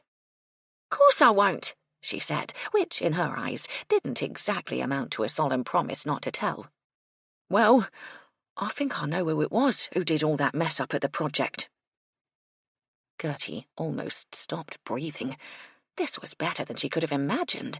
It almost made her forget her own nagging worry about being late with the curse. "Go on," she urged, moving closer to Ian so she wouldn't miss a word of what he said.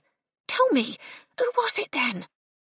Ian cast a furtive glance at the closed kitchen door, then dropped his voice to a whisper. "I think it was Dick Scroggins." Gertie was so surprised she forgot to whisper. "Dick Scroggins?" Ian pressed a finger against her lips. "Shh! I told you it was a secret." Gertie jerked her head back. In a fierce whisper she said, "You must be bleeding daft! Dick Scroggins owns the George. Why would he want to mess up something that's given him all that business?" "Because," Ian said quietly, "he's got a smuggling run from France, bringing in brandy for the pub. Once that light goes on in the lighthouse, them cliffs will be lit up like the seafront at Blackpool. He'll never get his boats in without being seen." "How do you know all of this if it's such a bloody big secret?" Gertie demanded, unable to believe she'd been handed such a prize piece of confidential information. Ian laid a finger along his nose. "Ah, well, that would be telling, wouldn't it?" Gertie stared at him, a growing suspicion forming in her astonished mind. "Bleeding hell, Ian Rossiter! You was in it with him, wasn't you? You've been blinking smuggling, I know you have." Ian sent a nervous glance at the door. "That's why you got to keep your mouth shut, Gertie. If word of this gets out, I'll be in dead trouble, I will. I'll go to the Nick. Then the only way you'll see me is through bars." Gertie thought of the seed possibly growing inside her, and reluctantly abandoned the pleasure of divulging the secret. If she was bloody pregnant, she told herself, she was going to make sure that Ian Rossiter did the right thing and stood by her. He might not be exactly what she'd choose to marry, if she chose to marry at all, but sometimes you had to grab your chances where they lay, so to speak, and she was bloody sure she wasn't going to be left out on the streets with a bun in the oven. "All right, I won't tell, but you better hope it ain't him, because if the police pick him up, they'll round up everyone who was in it with him." She frowned, the full impact of what she'd said finally penetrating. "Ia, you don't think he did the poisoning too, do you?" Again, Ian shrugged. "How the hell do I know? I tell you what, though, I sure as blazes ain't going to eat anything else what comes out of the G&D, not if I was blooming starving, I wouldn't." "God," Gertie whispered, awed by the enormity of what she'd just heard. "Me neither." Chapter 9. Colonel Fortescue greeted Cecily at the top of the steps when she returned to the hotel. "See the rain's keeping off, old bean," he said, looking up at the clouds buffeting each other overhead. "Hope it stays dry for Guy Fawkes. Dashed difficult to light wet firewood, you know. I remember once when I was in India." He held the door open for Cecily, and she thanked him as she walked into the lobby. He followed her, still talking. "Couldn't get the blighter to catch. Wasted a whole box of matches on the pesky thing. Lots of chaps drinking at the time. Some dashed awful stuff they'd filched from the natives. Started chucking the glasses over their shoulders at the fireplace, shouting the Queen when the glasses smashed to smithereens." Cecily nodded, only half listening. She was anxious to talk to Baxter about what she'd learned from Dr. Macduff. Somehow, she could think more clearly when she discussed her problems with him. "Anyway," the Colonel went on, "half the chaps were chucking the booze away with the glasses, soaked the firewood, of course. Then someone got excited and fired a shot into the grate. Whole damn thing went up like Vesuvius. Never saw so many drunks move so fast in all my life." "Colonel," Cecily began, but he was off and running, and short of rudely walking away from him, she was trapped for the time being. "Just came back from a game of bowls," the Colonel boomed, twirling his moustache. "Played a spiffing game, if I say so myself." "How very nice," Cecily murmured. "Now, if you'll excuse me." "I say, old bean, what's all this about two chappies being poisoned? Lots of talk about it on the bowling green. Turned blue, what?" Cecily sighed. "So I hear, but I'm afraid I—" "Reminds me of the time I saw a chap turn blue. Was out in the tropics at the time. Damn sticky wicket that was. Went down like a felled elephant. Died right where he stood, they said. One minute he was chipper, the next he was writhing on the ground. Excruciating agony, old bean. Never saw anything like it in my life." Across the lobby, Cecily caught sight of Baxter, striding toward the basement steps. He glanced in her direction, and she wagged her eyebrows up and down at him in a frantic plea for help. "Carried him off on a stretcher made of bamboo, poor blighter. Too short for him it was. Always remember his head." "Oh, excuse me, madam," Baxter said loudly, striding across the carpet toward her. "I'm afraid there is some kind of emergency in the kitchen. It needs your immediate attention, so I believe." "Of course, Baxter," Cecily said, giving him a relieved smile. "Do please forgive me, Colonel Fortescue." Yes, dear lady, of course. Hope it isn't anything too drastic, what?" "I'm sure it's something I can handle." With a smiling nod at the Colonel, she hurried across the lobby to follow Baxter down the steps. He paused at the kitchen door and looked back at her. "I trust I did the right thing, madam."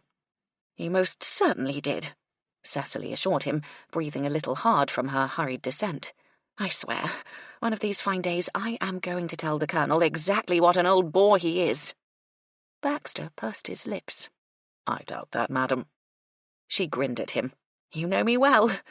Are you in a rush, Baxter? I have something I would like to discuss with you in the library, if you have time." "I will be there shortly, madam." "Fine, I'll wait for you." She turned to go, then looked back at him. "Oh, and Baxter, do bring your cigars, will you please?" She didn't wait to see his look of reproof. The library offered a few minutes' respite from her churning thoughts. Standing in front of James's portrait, she looked at the image of her handsome husband and felt again the raw ache that visited her at such moments. "Ah, James," she said softly, "how I miss you still." Almost a year had passed since she'd laid him to rest. Didn't seem possible, yet at times she could not envision his face unless she was actually looking at the portrait. Those times troubled her, as if she were betraying him by allowing the memories of him to fade slowly. Yet in her heart she knew that James would understand. Although the wounds were beginning to heal, that didn't mean she loved him less, or that she no longer treasured the time she had spent with him. A tap on the door disturbed her thoughts, and she called out, "Come in." Baxter entered, his expression solemn. "You wish to speak to me, madam?" "Yes." Cecily sat on her usual chair at the head of the table. "Sit down, Baxter. I want to discuss this puzzle of the two dead men." "I prefer to stand, thank you, madam." She frowned up at him. "Do you have any idea how frustrating it is to always be looking up at you when I'm talking to you? Just once I would like to have a conversation with you at eye level." "Yes, madam." He stayed where he was, his back to the door, his hands behind him. "I really don't know which is worse, to be treated with disdain by misguided gentlemen who regard women as inferior beings, or to be held at a respectable distance by someone I consider a friend." Baxter stretched his neck, which was turning red above his stiff white collar. "I did not invent the rules of etiquette, madam. I only follow them." "Piffle!" Cecily let out her breath in a disgusted sigh. She was being unreasonable, and she knew it. But sometimes she wished she could abolish the rules and start all over again with new ones. True, things had improved slightly for women since the Queen's death, but not fast enough. Not nearly fast enough. "Well then, please may I have a cigar? At least you can allow me that small triumph over the Dark Ages." She waited patiently through Baxter's pained and laborious performance of handing her a cigar and lighting it for her, then settled back in a cloud of fragrant smoke. "I'm quite worried about these deaths, Baxter. I'm very much afraid that Madeline might find herself in a compromising position. I understand she had been keeping company with both men. That does not put her in a very good light, to say the least." "It is most unfortunate, I agree. I understand there are rumors in the village about her possible connection with the deaths." Cecily shook her head. "I still don't see how anything can be proved against her. Dozens of people must have larkspur growing in their gardens." "Larkspur?" Baxter repeated in surprise. "Yes, that is what Dr. Macduff believes caused the poisonings." "Ah," Baxter said, giving her one of his glacier looks. "And he just happened to tell you that, I assume?" Cecily tapped the ring of ash from the end of her cigar into the ashtray. "I went to see him on the pretext of needing a tonic. I needed to know what he had discovered if I'm to help Madeline." "If Miss Pengrath is guilty, madam, there is nothing you can do to help her." "Am I the only one, Baxter, who believes Madeline is innocent? Is she to be condemned out of hand simply because she is different?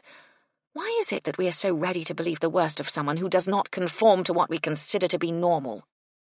Baxter ran a finger around his collar. "I am not suggesting that Miss Pengrath is responsible for what happened, madam. That is for the police to decide. I merely wish to caution you against becoming involved in something that could cause you a great deal of trouble." "I appreciate your concern for my well-being." Cecily drew fiercely on the cigar and puffed out the smoke. "I happen to believe that Madeline had nothing to do with these deaths, however, and I intend to prove it." "May I ask, madam, how you propose to go about doing that? You may, Baxter, and I shall be happy to tell you. Again, she flicked a thick slice of ash into the ashtray. I shall attempt to ferret out the real culprit, of course. That is exactly what I'm afraid of, Baxter said in a grim tone. May I remind you, madam, that the last time you interfered in police business, Inspector Cranshaw made it quite clear that he would not tolerate such behaviour again. You can remind me all you like. I remember it well. But nothing infuriates me more than false assumptions based on ignorance. As you know, the inspector will no doubt rely on Police Constable Northcott to conduct inquiries. Heaven help us all, Baxter murmured. Exactly. Cecily was well aware of Baxter's dislike of the police constable, though she had never learned the reason for it. It certainly didn't hurt her case to mention his name. So you can see, we need to be in full control of the facts if we are to see justice done in this case. I cannot condone any action that could cause you trouble with the police, Baxter said stubbornly. Cecily took a final pull on her cigar and stubbed it out. Baxter, you might have promised my husband to take care of me, but that does not give you the right to dictate to me my course of action in any given situation. If you care to offer your assistance, however, as a way of honouring your promise to James, I would be most obliged. She watched frustration cross his face as he struggled with his convictions. Several seconds ticked by, marked by the massive clock on the mantelpiece above the marble fireplace. Finally, Baxter let out his breath in a deep sigh. I will do my best to assist you, madam, but I cannot promise I will do so without comment or caution, and I wish to state emphatically that I do so with grave misgivings. Don't worry, Baxter, Cecily said with great satisfaction. With you by my side, what could possibly happen? Cecily went down to the kitchen later to collect the tablecloths, and found Mrs. Chubb trying to console Gertie, who sat in a chair looking as though the end of the world were imminent. While Mrs. Chubb went to fetch the linen from her sitting room, Cecily studied the housemaid with concern. "Are you not feeling well?" she asked. Gertie sprang to her feet and started industriously polishing the silver utensils that were piled on the table. "Oh, I'm all right, thank you, Mum. It's Ian I'm worried about." She gave a mournful sigh. "He went up to the Lighthouse Project to collect his wages what was owed him, and they were downright nasty to him." "Nasty? In what way?" "They think he had something to do with the damage what was done up there." Gertie flashed a defiant look at Cecily. "As if he would. He was making good money up there. He'd never do nothing like that. Not my Ian wouldn't." Mystified by this latest revelation, Cecily frowned. "Why do they think Ian had anything to do with it?" "Because he's the only local on the project, ain't he? Some of the bleeding farmers have been complaining about the lighthouse. They say it's going to work the land, and if it's built it will bring bigger ships into Wellicombe and more food from them foreign lands, so the farmers won't sell so much." This was news to Cecily, who until then had thought that the majority of people in Badger's End were happy about the project. "But what does that have to do with Ian?" she asked, still puzzled. Gertie laid down a newly polished fork and picked up another. She examined it, spit on it, then began rubbing it with her cloth. Cecily winced but said nothing. She would have a quiet word with Mrs. Chubb later, she promised herself. It was the housekeeper's job to chastise the housemaids, and Cecily wasn't about to interfere. "Well, everyone knows he's a friend of Dick Scroggins, and Dick hates the Lighthouse Project. They think that Ian only went to work there so he could do the damage and put them off building it." Gertie rubbed furiously on the fork. "Bloody daft they are," she muttered. "Well, I'm sure they'll find out sooner or later who sabotaged the project," Cecily said, as Mrs. Chubb came bustling back into the kitchen carrying the tablecloths. "That should stop the tongues wagging." "Well, that ain't the half of it," Gertie said, starting on another fork. "They say that Ian could be the one what poisoned those two men as well. It's all to stop the project, they said." She chewed on her lower lip while she studied the fork. "I know he wouldn't do nothing like that. He's not bloody perfect by any means, but he's no blinking murderer, that I do know." "Now that's enough, Gertie," Mrs. Chubb put in hurriedly. "You don't need to be bothering Madam with all your problems." She handed the tablecloths to Cecily with a smile of apology. "Gets carried away, she does, if I'm not here to stop her." "Madam asked me," Gertie said in an injured tone. "I was just telling her what she asked, that's all." "It's all right, Mrs. Chubb," Cecily said, tucking the tablecloths under her arm. "I still consider Ian an employee of mine, and naturally I'm concerned about him." "Yeah, well, it didn't bloody help him to be fighting with Colin Bickley the night he died, did it?" Gertie said gloomily. Cecily looked at her with a start. She'd quite forgotten about Ian's fight with Bickley. "Do you know what the fight was about?" Gertie's face turned a deep shade of red, but she shook her head. "No, I don't," she mumbled, leaving Cecily quite certain the girl was keeping something back. Making up her mind to have a word with Ian at the earliest opportunity, Cecily left the kitchen. It appeared that there were now 2 suspects in the case, neither of whom were capable of such a crime in Cecily's opinion. It would seem that she would have her work cut out for her, unless the police unearthed some new evidence on the case. What really worried her was the fact that 2 men had already died by the same means. Something told her that unless the puzzle could be solved quickly and whoever was responsible apprehended, it was entirely possible there could be more deaths in Badger's End. And heaven alone knew who would be next. Chapter 10. Early the next morning, Mrs. Chubb huffed and puffed as she climbed the steep slope to Madeline's cottage. The things she did for that girl, she thought, when she finally reached the wooden gate and leaned on it to get her breath. Must be mad, that's what. Although she'd never admit it, Mrs. Chubb was very fond of Gertie. She tried to tell herself that it was because she was a good worker, and good workers were hard to find. Never mind all the training it took to get them to the point where she didn't have to follow them around all the time. The truth was, ever since she'd first set eyes on Gertie, 12 years old and eyes big as saucers, her straight black hair falling all over her face, she'd taken the child right to her heart. Mrs. Chubb had never had children of her own. She lost 3 of them trying to give birth, and after that, the doctors told her she'd never have any more. Gertie was the daughter Mrs. Chubb had always envisioned in her imagination. The housekeeper straightened her back and pushed open the gate. She hoped from the bottom of her heart that Gertie wasn't pregnant, especially if that loud-mouthed Ian Rossiter was the father. Oh, he had plenty of charm, all right, but he was no good for Gertie. She deserved a lot better than the likes of him. Mrs. Chubb trudged up the gravel path between thick rows of gold and crimson chrysanthemums. All she hoped was that something else had made the girl late, and if one of Madeline's potions could bring her on, then both she and Mrs. Chubb could stop worrying about it. God knows she had enough to worry about without that, and it was upsetting to see Gertie mooching around looking as if she had the troubles of the world on her shoulders. Took her twice as long to get anything done these days. Mrs. Chubb lifted the brass door knocker with the tip of a gloved finger. The knocker was in the shape of a gargoyle's head. The ugliest thing Mrs. Chubb ever did see. She didn't even like touching it. The door opened, and Madeline's pretty face appeared in the gap, her hair floating around her head like spray from a waterfall. It always amazed Mrs. Chubb how hair could float like that. Hers had always lain flat and heavy on her head, which is why she'd always wound it into a bun. She could keep it tidy if she stuck enough pins in to hold it. "Altheda, how nice to see you."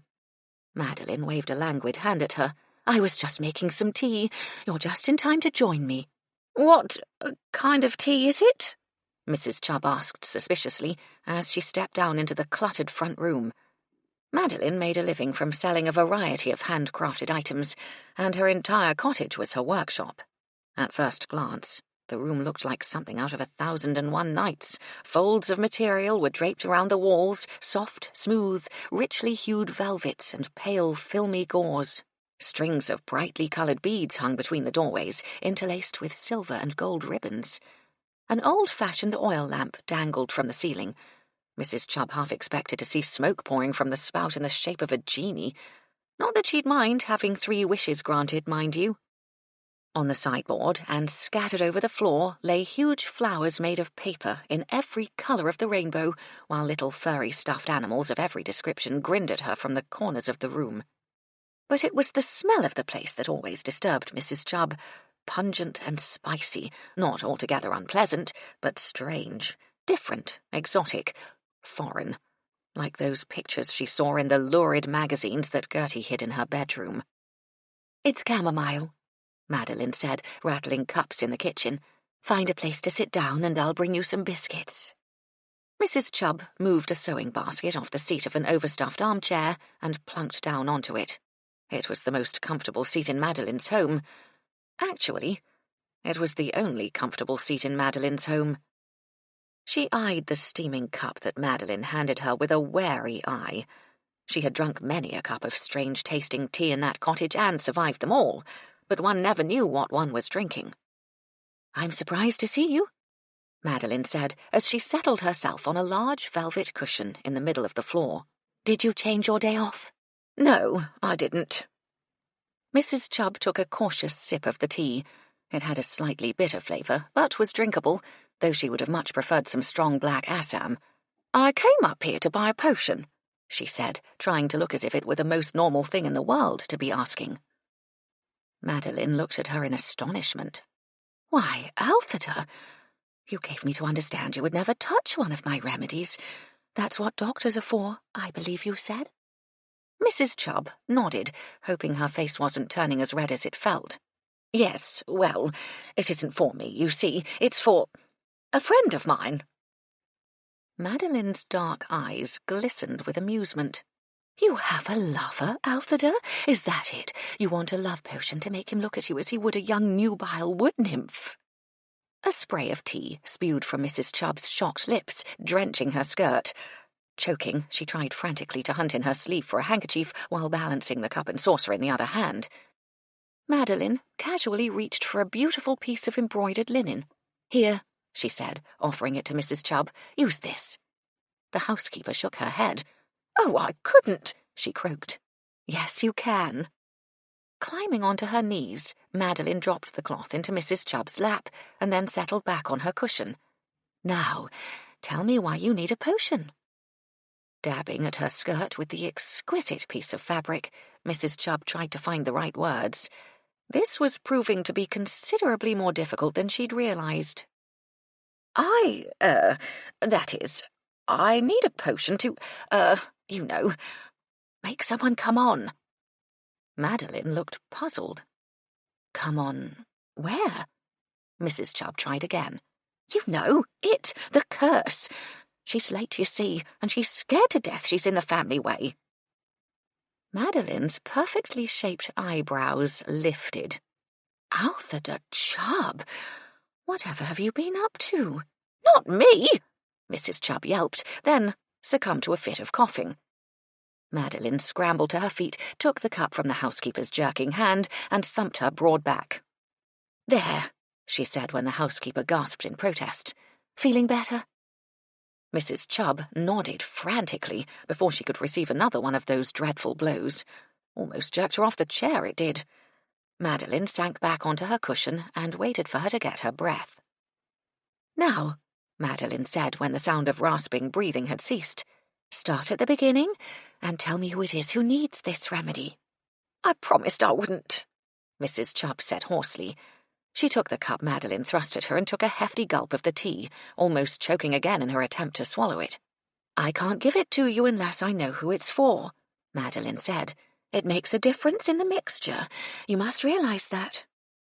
Mrs. Chubb wasn't at all sure that Madeline wasn't merely being curious, but she'd had enough. Her skirt was damp, her throat felt as if it were on fire, and the embarrassment of the whole situation was just too much to bear. If she'd known getting a potion would be this much trouble, she'd have tried the gin again. "It's for Gertie," she whispered, though there was no one there except Madeline to hear her. "She's terrified she might be—" She practically mouthed the word. "Pregnant." Madeline smiled. "Just sit there, and I'll soon mix something up for her." Mrs. Chubb looked at her anxiously. "It won't hurt it if it is there. I don't want that." "Don't worry," Madeline said. "All it will do is bring her on. If she is pregnant, then Mother Nature will take care of it, and Gertie will have to prepare to be a mother herself." Mrs. Chubb fanned her face with the linen cloth. Heaven help the poor child if she was. Then again, having a baby around wouldn't be all that bad. Maybe they could work something out with Madam.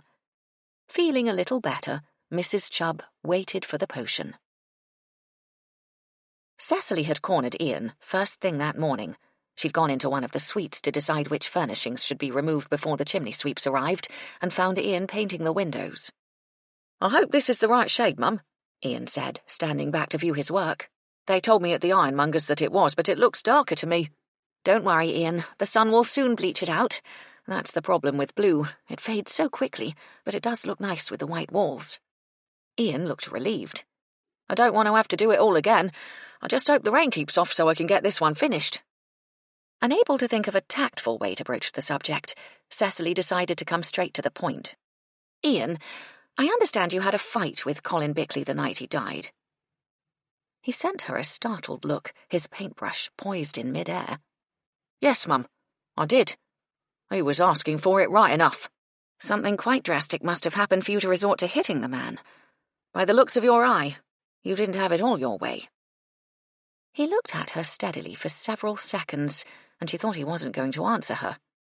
Then he said softly, "I didn't poison him, Mrs. Sinclair. I wouldn't do that. I know I got a bit of a hot temper, but no matter how bad he upset me, I would never have killed him. I swear on me mother's grave, I didn't do it." "I wasn't suggesting that you did." She sat down on a green velvet armchair and sank against its tufted back. "I was merely wondering what he had done to provoke that temper of yours." Ian dropped his gaze to the paintbrush in his hand. "He was pestering Gertie, that's what. We was all in the George the night before. I was practising me darts, and it was Gertie's night off, so she came down to watch me." Stooping down, he laid the brush on top of the paint pot. "Anyway, while I was at the dartboard, Bickley was trying to touch up Gertie, if you'll excuse the expression, Mum." Cecily's lips twitched, but she said nothing. "Well, Gertie didn't tell me till after we were on the way home. She was afraid I'd lose me temper like. I might have let it go at that, but Gertie said Bickley told her he wasn't giving up and he'd have her sooner or later."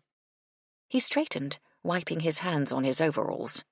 "Well, that made me bloody furious. I couldn't say anything to him at work because he was my boss and I didn't want to get the sack. So, when I went down to the George for my darts practice the next night, I told him to keep his bloody hands off my girl." "I see. And he didn't like that, I suppose." "Too right he didn't. Blew his blinking top. Told me he could have any woman he wanted, and Gertie wasn't my property. It wouldn't have been so bad if I hadn't known what Bickley was like." Ian made a sound of disgust in the back of his throat. "I don't want to speak ill of the dead, Mrs. Sinclair, but he was the worst kind. Always after the women he was. Thought he was the bloomin' answer to their prayers. He got what he could out of them, then dumped 'em. I know, 'cause I heard him bragging about it at work. Bloody proud of it he was, like he'd done something wonderful." "So you hit him?" Ian shrugged. "I wanted to let him know what would happen to him if he didn't leave Gertie alone. I told him I'd round up the boys and give him more bother than he could handle. It took a while to put him down, but I did it." "Did anyone else see the fight?" "I only saw it. They all bloody joined in, didn't they? Until Dick threw 'em all out. He was going on about the lighthouse project, said as how he was going to have a protest march against it." Cecily shook her head. "I'm amazed how short-sighted some people can be. The lighthouse can bring a lot of benefits to Badger's End. I don't understand why so many people are against it." "Well, it's all right for the fishermen, I suppose, and the sailors on the cargo ships, but not everyone likes changes, do they? Some people are afraid of changes, whether they're good or bad. They're happy the way things are, 'cause that's the way it's always been, and that's what they're used to." Somewhat surprised by his insight, Cecily got up from the chair. "I'm beginning to find that out," she said with a sigh. "But I would suggest in future, Ian, that you try to use more control over your temper. It could get you into a great deal of trouble if it hasn't already." "Yes, Mum, I know. Gertie said the same thing. I will try. Honest." "I'm glad to hear it." She swept a glance around the room, noting the items she wanted removed. Then, as she reached the door, she turned back to look at Ian. "Tell me, did Mr. Donaldson join in that fight?" Looking surprised, Ian shrugged. "Could have done, I suppose. He was down there. I was too busy with Bickley to notice, tell the truth." "Did the two men spend much time together after work?" Ian's expression changed to wariness. "I wouldn't know, Mum. I never kept company with them, so I don't know what they did, except for when they was drinking down the George, and all the chaps sit together like, so it would be hard to tell." I see, Cecily said. Well, not to worry. She opened the door and left him alone to finish his painting. You've got to drink half of this tonight and the other half tomorrow night, Mrs. Chubb said, handing a bottle of green liquid to Gertie. Madeline says it should do the trick all right. Standing in the middle of Mrs. Chubb's sitting room, Gertie held up the bottle and peered at it. What if it doesn't? Then it'll be time to tell Ian Rossiter that he's going to be a father and he'd better do something about making an honest woman of you. Gertie made a face. I don't know as I want to be married to the likes of him. You won't have much choice if you are pregnant, Mrs. Chubb said, feeling irritated with the girl. In her opinion, Gertie should have thought about all that before letting a man have his way with her. There was enough written about the subject lately, how women could protect themselves from getting pregnant. In fact, she was quite sure Gertie must have read about it in those dreadful magazines she had. Not that Mrs. Chubb approved of such scandalous behaviour, of course. Actually, she couldn't imagine why any woman would do it unless she had to. Nasty, messy business it was. Well, I ain't going to be pregnant after I've taken this stuff, Gertie said, tucking the bottle into the pocket of her apron. You hope. Mrs. Chubb looked up at the clock on the mantel. For heaven's sake, Gertie, look at the time. Mrs. Parmentier will be waiting for her breakfast tray. You're never going to get anything done if you don't get on with it, and tell Ethel to get a move on. I swear that girl gets lazier every day. I don't know why the Black Widow can't come down to breakfast like everyone else, Gertie grumbled. Every meal taken in her room, and it's me who has to trudge up and down those stairs with her trays. She's in mourning, Mrs. Chubb said, flinging open the door as a hint to Gertie to get moving. New widows don't mix with people, and you know it. Now go and tell Michelle you're ready to take up the tray. Gertie shuffled along to the kitchen, her mind on the bottle in her apron pocket. It had to work, she told herself as she pushed open the door. It had to.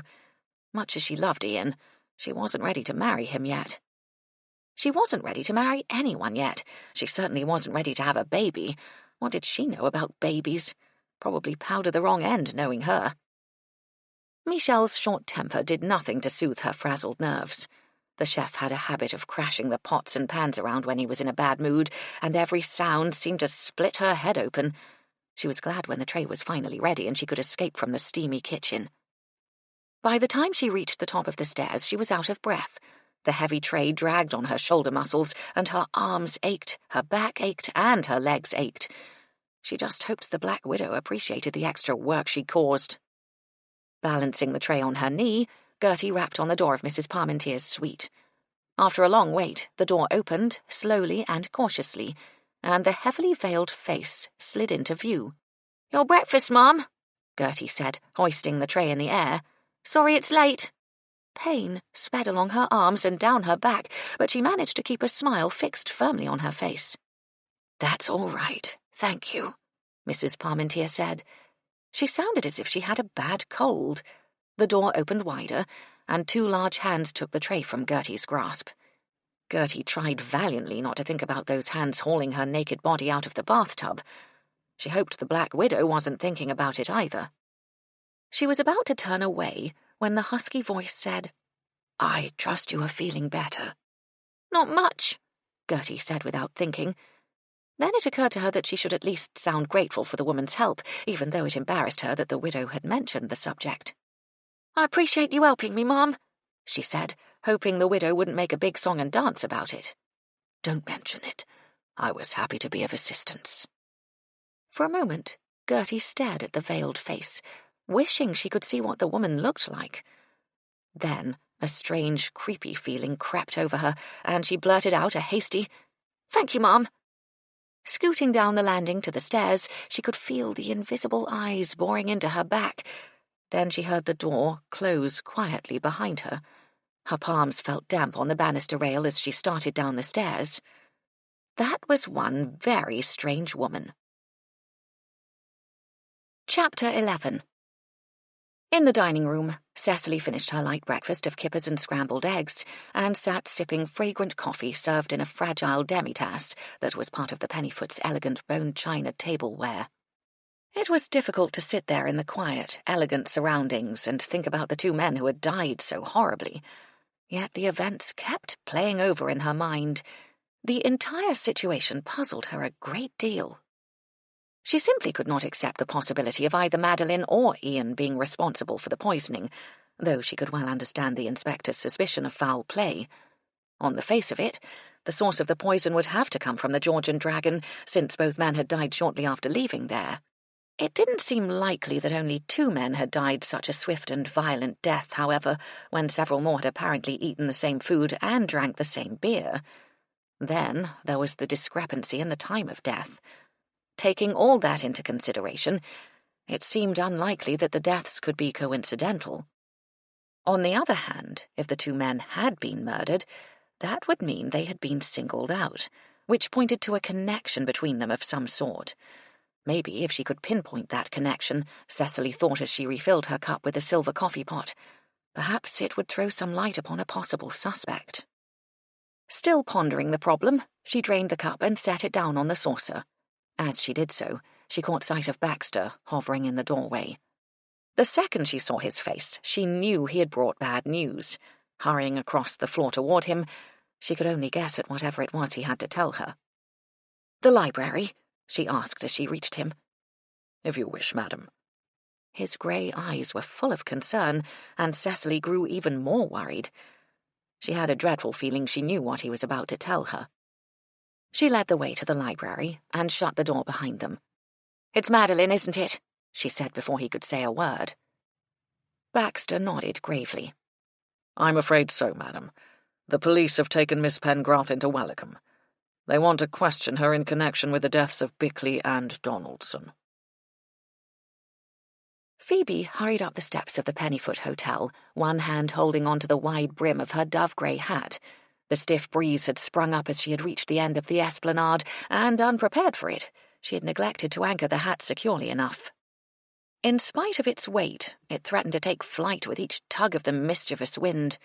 Phoebe had visions of it sailing over the railing into the ocean, off to parts unknown.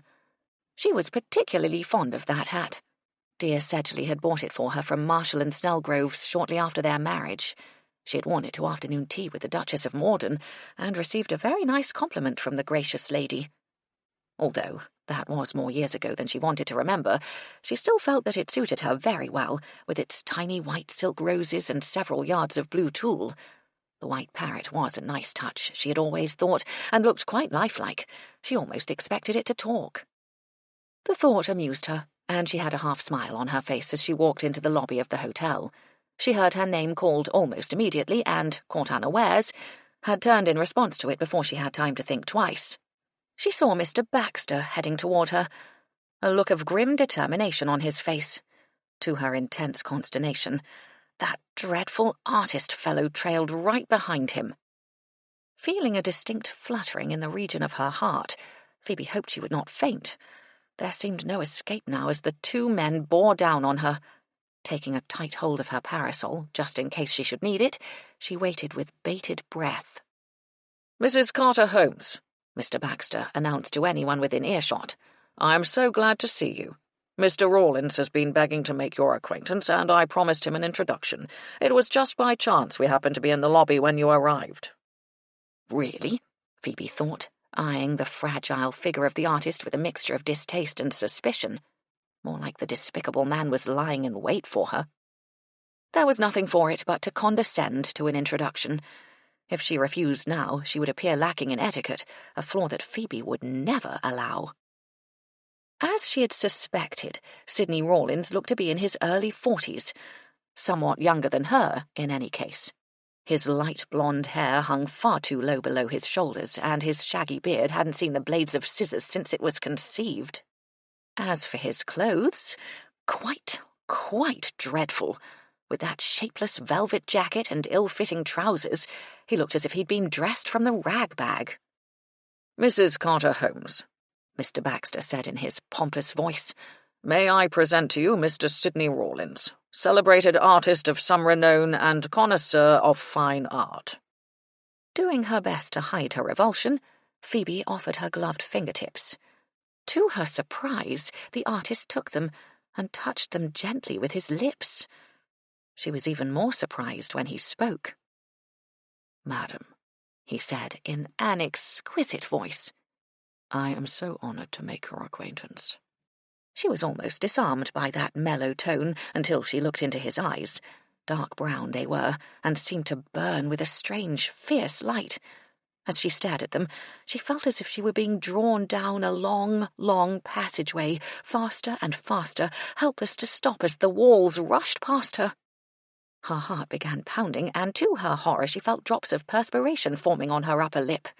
The indignity of it jerked her out of her momentary trance. She snatched her hand back as if it had touched a steaming cauldron. "Mr. Rawlins," she murmured breathlessly, flashing a beseeching look at Mr. Baxter, whose face bore no expression whatsoever. "Mrs. Cotter Holmes," Sidney Rawlins said in what could only be called bell-like tones, "I have an important matter I wish to discuss with you. I wonder if we could find a secluded corner where we might talk." Reluctant to stare into those mesmerizing eyes again, Phoebe stared at his beard in shocked outrage. A secluded corner? What did the man think she was, for heaven's sake? A common street hussy in need of excitement? Looking directly at Mr. Baxter, and ignoring his companion, she said as haughtily as she could manage, "If you will excuse me, Mr. Rawlins, Mr. Baxter, I have urgent business to discuss with Mrs. Sinclair. I was on my way to her suite when you waylaid me." She liked the sound of that word. It sounded discreet, yet smacked of her disapproval at being subjected to speaking with such an odd, disreputable character. Hoping that Mr. Baxter understood her message, she swept around and, with a rustle of silk, headed quickly for the stairs. Behind her, she heard Mr. Rawlins say urgently, "But, madam, I assure you—" She wasn't sure what the horrible man was assuring her of, since his words were cut off, presumably by Mr. Baxter's warning hand. Thankful that she hadn't had to deal with the problem by herself, Phoebe climbed the stairs a great deal faster than she was used to doing. She was quite breathless when she reached the door of Cecily's suite, though whether from exertion or aggravation she wasn't quite sure. Cecily viewed Phoebe's flushed face with a certain amount of concern. In her opinion, Phoebe always wore her clothes too tight, not so much in the interest of fashion, which was beginning to advocate the looser corset, but in an attempt to preserve her tiny waist. Under the royal blue cloak that Phoebe wore, her full breasts rose up and down like a pair of bellows, and her hand fluttered incessantly in front of her face as she tried in vain to fan away the heat. "My dear," Cecily said in some alarm, "whatever has provoked you into such a state?" "In a moment," Phoebe puffed, staggering toward a chair. She plopped down on it far too hard to be genteel, and Cecily raised her eyebrows. This wasn't like Phoebe at all. She sat herself down on a dark red velvet chair and waited for her friend to catch her breath. After a while, when Phoebe continued to pant and wheeze, Cecily said tentatively, "Perhaps if you loosened your corset." Phoebe's breath refueled in a rush. "This has nothing to do with my attire," she said tersely. "In any case, I never loosen my corset until I retire to my bed. A woman can lose her figure so quickly once she starts to let herself go." Cecily didn't say so, of course, but she knew what the remark implied. Phoebe had never approved of Cecily's habit of doing without a corset. In Phoebe's eyes, that was sacrilege to the attributes the good Lord had seen fit to bestow on women in general, and Phoebe Carter Holmes in particular. Refusing to let the words rankle, Cecily said mildly, "As you wish, but I would like to know what has upset you to the point of seizure." "That dreadful creature, that's what. Who?" Phoebe said, clutching her still heaving breast. "Can you imagine? The brute actually wanted to get me into a dark corner somewhere, with Mr. Baxter standing right there, if you please. Thank heavens he was there. If not, I dread to think what would have become of me. I can't imagine what he was thinking of, introducing a lady of my background to that despicable degenerate." A glimmer of understanding penetrated the fog. Cecily smiled. "Ah, Baxter introduced you to Sidney Rawlins." "He most certainly did. I can't imagine why. All the man wanted was to get me off somewhere so he can have his way with me." Cecily had a great deal of trouble keeping her face straight. "Are you quite sure of his intentions? I really don't think—" "Ah, that's the trouble, you see. It would seem that neither you nor Mr. Baxter have given this much thought. You both seem to have been taken in by this creature. You only have to look at the man to see what he is. Those terrible eyes, all that hair, those dreadful clothes." Phoebe shook her head as if words failed her. Cecily was about to reply when Phoebe leaned forward and said in a hoarse whisper, "He doesn't even trim his beard. Can you imagine? He probably hasn't bathed in months." "I think I would know if that were true," Cecily said, promising herself she would have a stern word with Baxter for ignoring her advice. "Well, I must say this entire episode has left my nerves in a most delicate state. What with this and the news about Madeline." "News? Have you heard anything new?" Phoebe looked taken aback by Cecily's concern. "Only that Inspector Cranshaw has asked her to go to Welcome to answer some questions. Helping them with their inquiries was the phrase I heard, most likely advising them on poisonous plants, I should think." News travelled fast, Cecily thought, deciding not to worry Phoebe with her own fears. "Yes, I'm sure that's it." "I don't know about you," Phoebe said, reaching into her handbag for a handkerchief, "but I could do with a strong cup of tea and one of Dolly's pastries. Would you care to accompany me? I do believe it's my turn to treat." They could just as easily have afternoon tea in the hotel, Cecily thought, but she felt depressed over the plight of her friend and her own inability to help her. Perhaps a breath of fresh air would do her good. "I'll be happy to join you," she said, getting to her feet. "Give me a moment to freshen my face." Leaving Phoebe alone, she crossed the room to her boudoir and closed the door behind her. Dolly's tea shop had few customers when Cecily and Phoebe arrived there later. Louise graciously seated them, then left them alone to chat while she went to prepare their tray.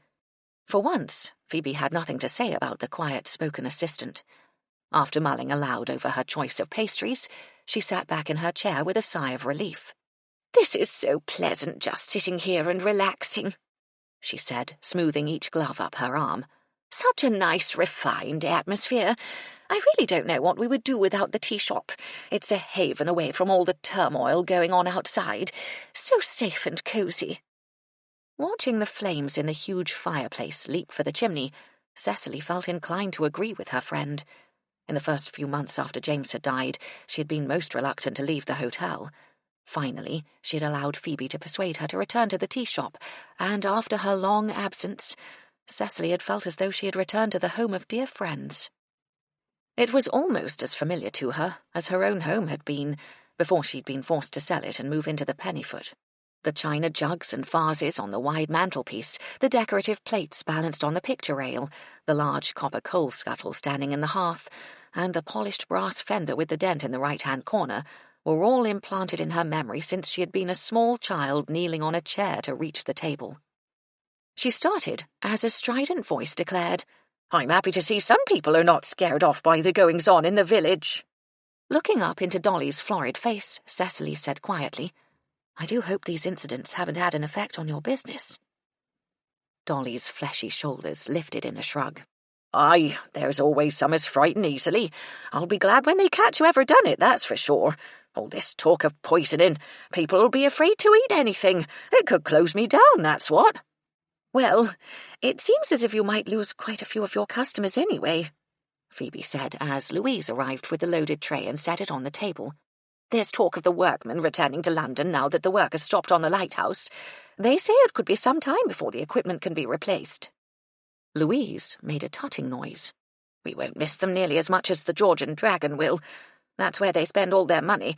If you ask me, the owner should be grateful for all that extra business instead of complaining all the time. He's done nothing but stir up trouble ever since I've been there. I'll be glad when I can move into the cottage. All that brawling and carrying on is most disconcerting." Dolly nodded. "It can get on your nerves, Duck, when you're not used to that sort of behaviour. You'll be a lot better off when you're in that cottage." She slapped her hands on her ample hips, sending a cloud of flour into the air. "Well, I can't stand here gossiping all day. If I don't make some more pastries, I'll be losing what customers I've got left." With a cheery wave of her hand, she stomped back to the kitchen, leaving Louise to serve the tea. "When will you be moving into the cottage?" Cecily asked, watching the steady stream of brown liquid pour into her cup. "At the end of the month, I'm told," Louise answered. She set the teapot back on its stand. "It can't be soon enough for me." "Have you looked at the cottage?" Cecily asked, reaching for her cup. Louise nodded. "I went over it very thoroughly, I can tell you. I'm fussy about where I live." "I take it there wasn't a need for repairs, then?" The assistant looked at her, clearly puzzled. "Repairs? Not at all." Cecily sipped the tea, then set her cup down. I merely wondered, that's all. I seem to have heard somewhere that there was a possibility of someone breaking into the cottage the night that Mr. Bickley died. Louise looked shocked. Oh my, no. I'm quite sure of that. All the windows and doors have heavy locks and bolts, and nothing was broken, or I would surely have seen it. Does it concern you, Phoebe said, inhabiting a cottage where a man has so recently died? Not at all. Louise plopped 2 lumps of sugar into Phoebe's cup. The man has no doubt paid for his sins. I have to atone only for mine, as we all do. For a moment, Phoebe looked taken aback by this statement. I'm sure that's a comforting thought, she murmured. I can assure you I shall enjoy the peace and quiet of Hawthorne Lane after the ruckus I've had to put up with. It must be dreadful, Phoebe said, narrowing her eyes. So distressing to have to put up with such ribald revelry. I'm quite sure you're used to more refined surroundings. She waited hopefully, smiling up at Louise's face in encouragement. Her disappointment was evident in her expression when Louise merely nodded. Will there be anything else, Mrs. Sinclair? Thank you, but I believe we have sufficient for now, Cecily said, placing her serviette on her lap. Louise backed away and returned to the counter, where a large burly man stood waiting to be served. Phoebe shook her head. I really do feel so sorry for the woman, she said in a low voice. Must be absolutely dreadful for her. Cecily agreed, then deliberately changed the subject. She had far more urgent problems on her mind than the plight of Louise Atkins. Chapter 12. Cecily's anxiety increased considerably when she returned to the hotel. Shortly after she'd arrived in her suite, Gertie tapped on her door with a message from Baxter, requesting a meeting with her in the library. He was waiting for her when she walked in there several minutes later. She knew at once he had bad news. I'm sorry, madam, he said as he sat down at the end of the table. But I've just received a message from Wellicombe. It seems that Inspector Cranshaw has seen fit to detain Miss Pengrath overnight. There is no word as to when, or if she will be released. I see. She had feared as much. Cecily stared up at the portrait of James, hoping to gain strength from his beloved image. We will have to get in touch with my solicitor in the morning. Will you please have a message sent to him first thing? Of course, madam. I've already taken the liberty of informing Messrs. Thompson, Thompson and Croft of the circumstances, and the possibility that you might wish to obtain their services in this matter. Thank you, Baxter. She smiled. What would I do without you? Baxter cleared his throat and stretched his neck. I would hope, madam, that, at least in the near future, you will not be in the position of doing without me. So would I, Bax, Cecily said softly. So would I. Taking pity on his discomfort, she changed the subject. I find this entire situation a puzzle. 2 men dead with the same symptoms, apparently from the same cause. Except for one interesting fact. The time it took them to die. I'm afraid that is the one factor that makes things look so black for Madeline. Baxter rocked back and forth on his heels, his hands clasped behind his back. I wonder if perhaps Bickley took something home with him from the pub to eat later. Cecily shook her head. According to Ian, there were several witnesses who swore that Colin Bickley ate nothing at the George and Dragon. After he ate at Madeline's, he wasn't hungry. And if he took something home from Madeline's, then we are back to suspicion being pointed at her. It could have been an accident, Baxter said gently. Twice? I doubt it. And the police certainly would question such a coincidence. No, I have to believe the poison was in the beer. But if so, why was only one man affected by it, and the next night, one more? It would certainly appear that someone deliberately poisoned the beer. Undoubtedly, Cecily sighed. But then, according to Dr. Macduff, death is instant in this type of poisoning. So how is it that Colin Bickley was able to walk for half an hour with no visible signs of distress, and then die several minutes later after he'd arrived home? He must have ingested the poison inside his own home. Perhaps, but that would mean someone would have to break into the cottage and place the poison there. Baxter's eyebrows lifted. I wonder if the police have considered this theory. Most likely not, if it was Lefton Northcott. Not that it matters. Louise Atkins has assured me there was no sign of a break-in at the cottage when she inspected it. She rose, signalling the end of the discussion. It's unfortunate that Dr. Macduff can be so specific about the cause of poisoning. Had it not been for the diagnosis of larkspur as the culprit, the police might not have been so ready to accuse Madeline. The doctor is certain of his conclusion. Cecily nodded. Apparently, the blue tinge to the skin of the victims confirmed it. She frowned as a picture popped into her mind, a vision of Colonel Fortescue, waxed moustache quivering with excitement as he related one of his bizarre tales. Something he said. She had it now. She remembered quite clearly. Remind me of the time I saw a chap turn blue. Went down like a felled elephant. Died right where he stood, they said. One minute he was chipper, the next he was writhing on the ground. Excuse me, Baxter, she said, heading for the door, but I need to find Colonel Fortescue.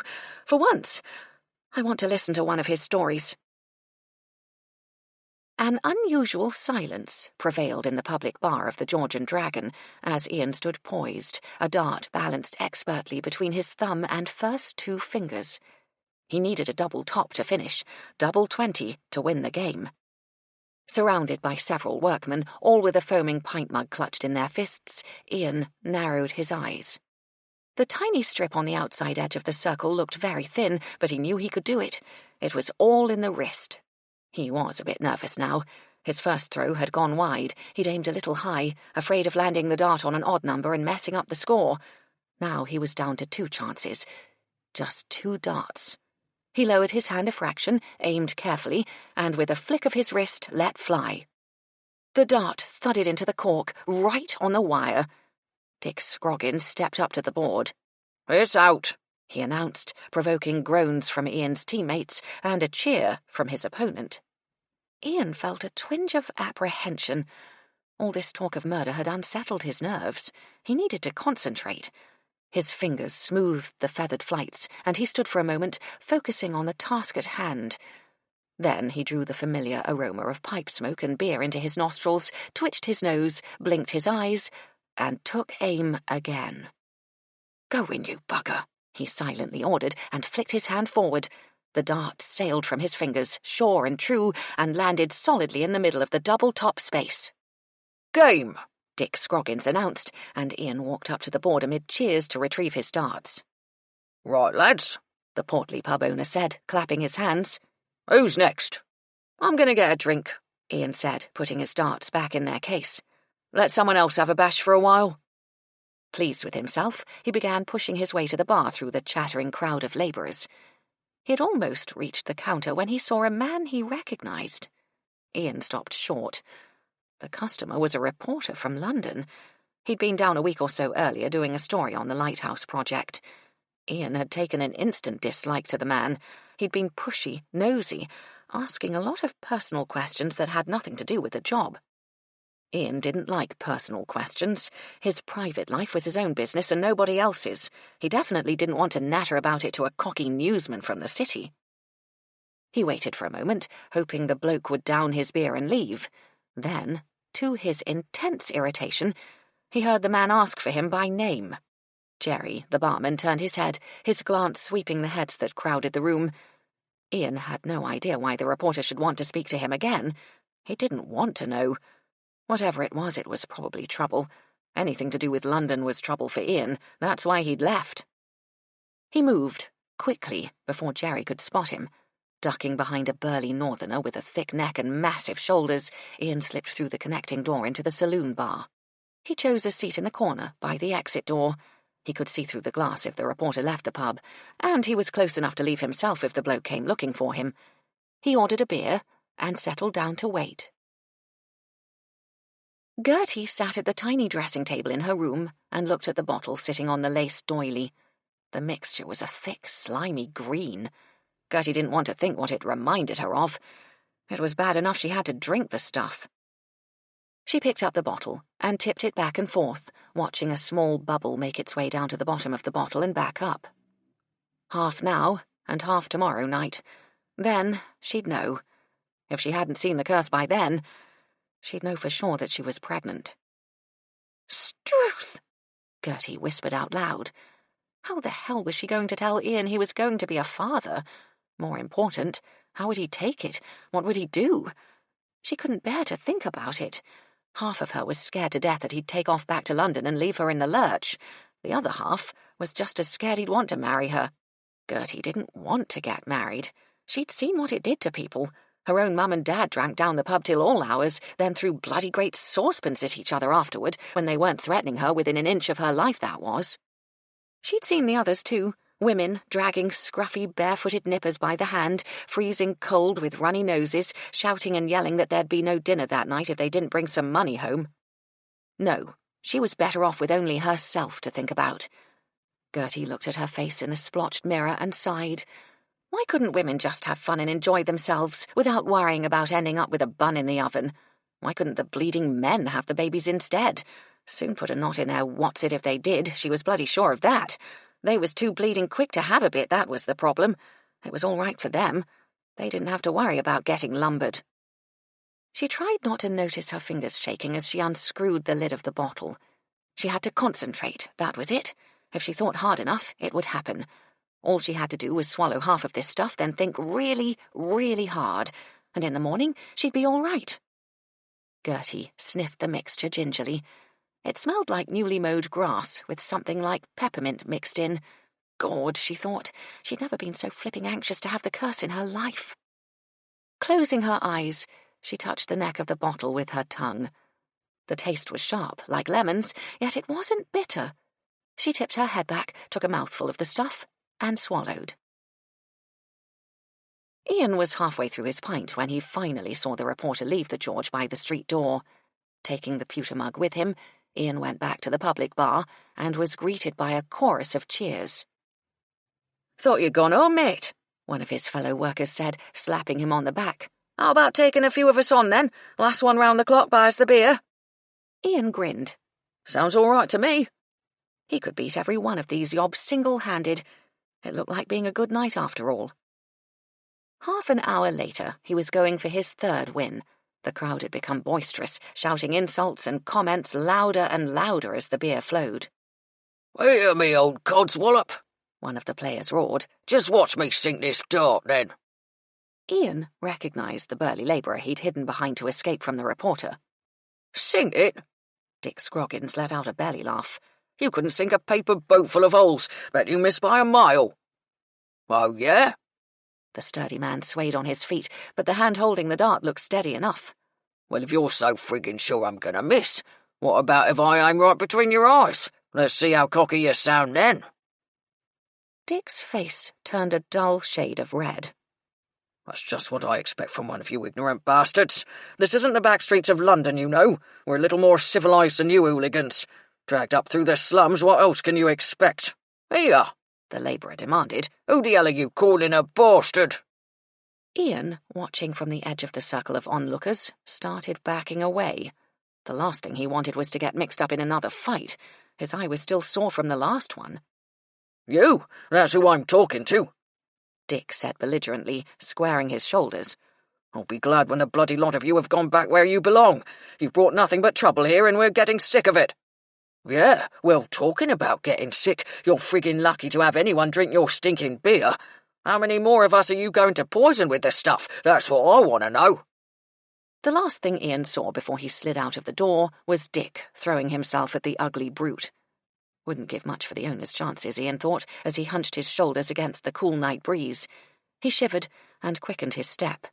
A brisk walk home would put some warmth in his body and make him tired enough to sleep. He'd gone only a few steps when he saw what looked like a sack of potatoes lying at the side of the road. Someone must have dropped them off his cart on his way home. The wind caught the gas lamp hanging from the corner of the pub and sent shadows swooping across the road as Ian moved closer to investigate. Maybe it was apples, he thought. He could take some up to the hotel and talk Mrs. Chubb into baking him an apple pie. Smiling at the thought, he approached the lumpy bundle. The closer he got, the less sure he was that it was a sack. In fact, now that he could see it better, it looked very much like a man lying there. Shaking his head, Ian walked up to the still figure. The bloke was sprawled on his side, his arms clutched to his body, his face hidden. Stupid twit had probably drunk so much he'd passed out. He'd have one hell of a headache in the morning and serve him bloody well right. Leaning over the drunk, Ian grabbed a handful of his jacket to turn him over. Might as well see who it was. Probably one of the yobs from the project. He heaved at the jacket and rolled the man onto his back. As he did so, the wind blew the lamp again, this time sending a shaft of light across the frozen face.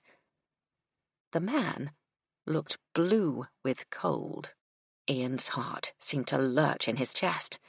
The face didn't look real, more like a mask. No, it couldn't be. Not another one. But he knew, before he touched the ice-cold skin, that the man was a goner. Bile rose in his throat as he looked at the distorted face. In the swaying light of the gas lamp, he could see the features quite clearly. It was the man who had been asking for him less than an hour ago, the reporter from London. A very dead reporter. "Oh, my," Mrs. Chubb said, one hand clutching her throat. "Not another one! Oh, dear Lord, we'll be murdered in our beds at this rate. There's a maniac running around out there. Whatever will we do?" "We'll let the police take care of it," Ian said, huddling by the roaring stove. "That's their job, innit?" "But 3," Mrs. Chubb moaned. "What if they don't find the murderer? He could wipe out half the village at this rate." "I don't think he's after the villagers," Ian said, staring into the blazing coals. "So far, all the victims have been from London." Mrs. Chubb lifted the heavy copper kettle from the stove and carried it over to the sink. "Well, it's only a matter of time before he starts on us. I hope to God the police catch him soon. I'm not going to eat another thing until they do, except what's right here in this kitchen." Ian shook his head, trying to escape from the dreadful memory of the man's twisted, agonized face. "It might not be him," he said carefully. Mrs. Chubb slopped water on the floor as she carried the kettle back to the stove. Dumping it down with a crash, she sent a startled look at Ian. "Whatever do you mean, it's not a him?" "I heard some of the men talking down the George," Ian said, holding his cold hands out to the oven's steady warmth. "They was talking about Madeleine Pengraff." He heard Mrs. Chubb's hiss of breath and looked up. She stood looking down at him with an outraged expression on her dumpy face. "People are always talking about Madeleine," she said, folding her arms across her chest. "I never take notice of what they say. People are always afraid of what they don't understand."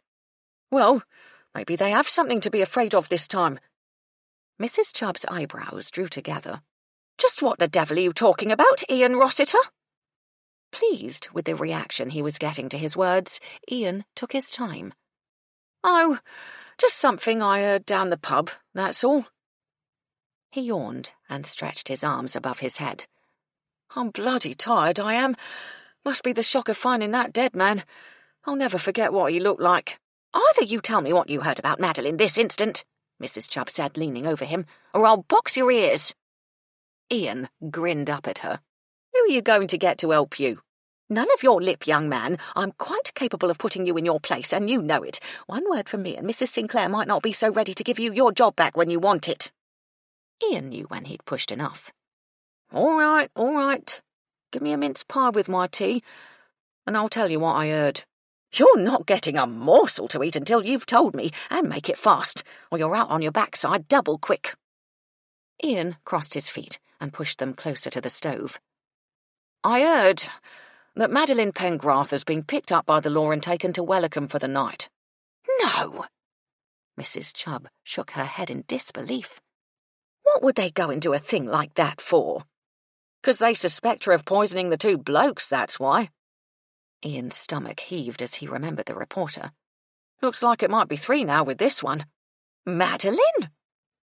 Mrs. Chubb made a sound of disgust. "For heaven's sake, where are their brains? Madeleine wouldn't hurt a flea. I've never heard of anything so ridiculous in my entire life. Anyone who knows her knows she loves people and animals. Look at all the trouble she goes to making potions to make them well." "That," said Ian darkly, "is what they think killed the blokes. Madeleine Pengraff's potions." He was looking at the fire and didn't see the housekeeper's expression, but he heard her choked gasp, followed by a shrill shriek. It made him jump. "Oh, my God," she said in a strange kind of whisper that made his blood run cold. "What have I done?" He opened his mouth to ask her what she was talking about, but before he could get a word out, she turned and stumbled to the door. "What's wrong?" he asked in alarm, but she was gone, and he could hear the footsteps thudding down the hallway. Shrugging, he sat back in his chair. There was no understanding women, no chance at all. Even Gertie had been acting strange lately, and he couldn't get out of her what the problem was. Leaning his chin on his hands, he stared into the fire and tried not to think about the twisted body he'd left lying in the road. Cecily paced in the library, unable to settle down ever since Ian had arrived with the dreadful news. She had sent Baxter in the trap to the George and Dragon right away to find out what he could. From what she could make out from Ian's somewhat garbled account, the newest victim was a stranger to the village.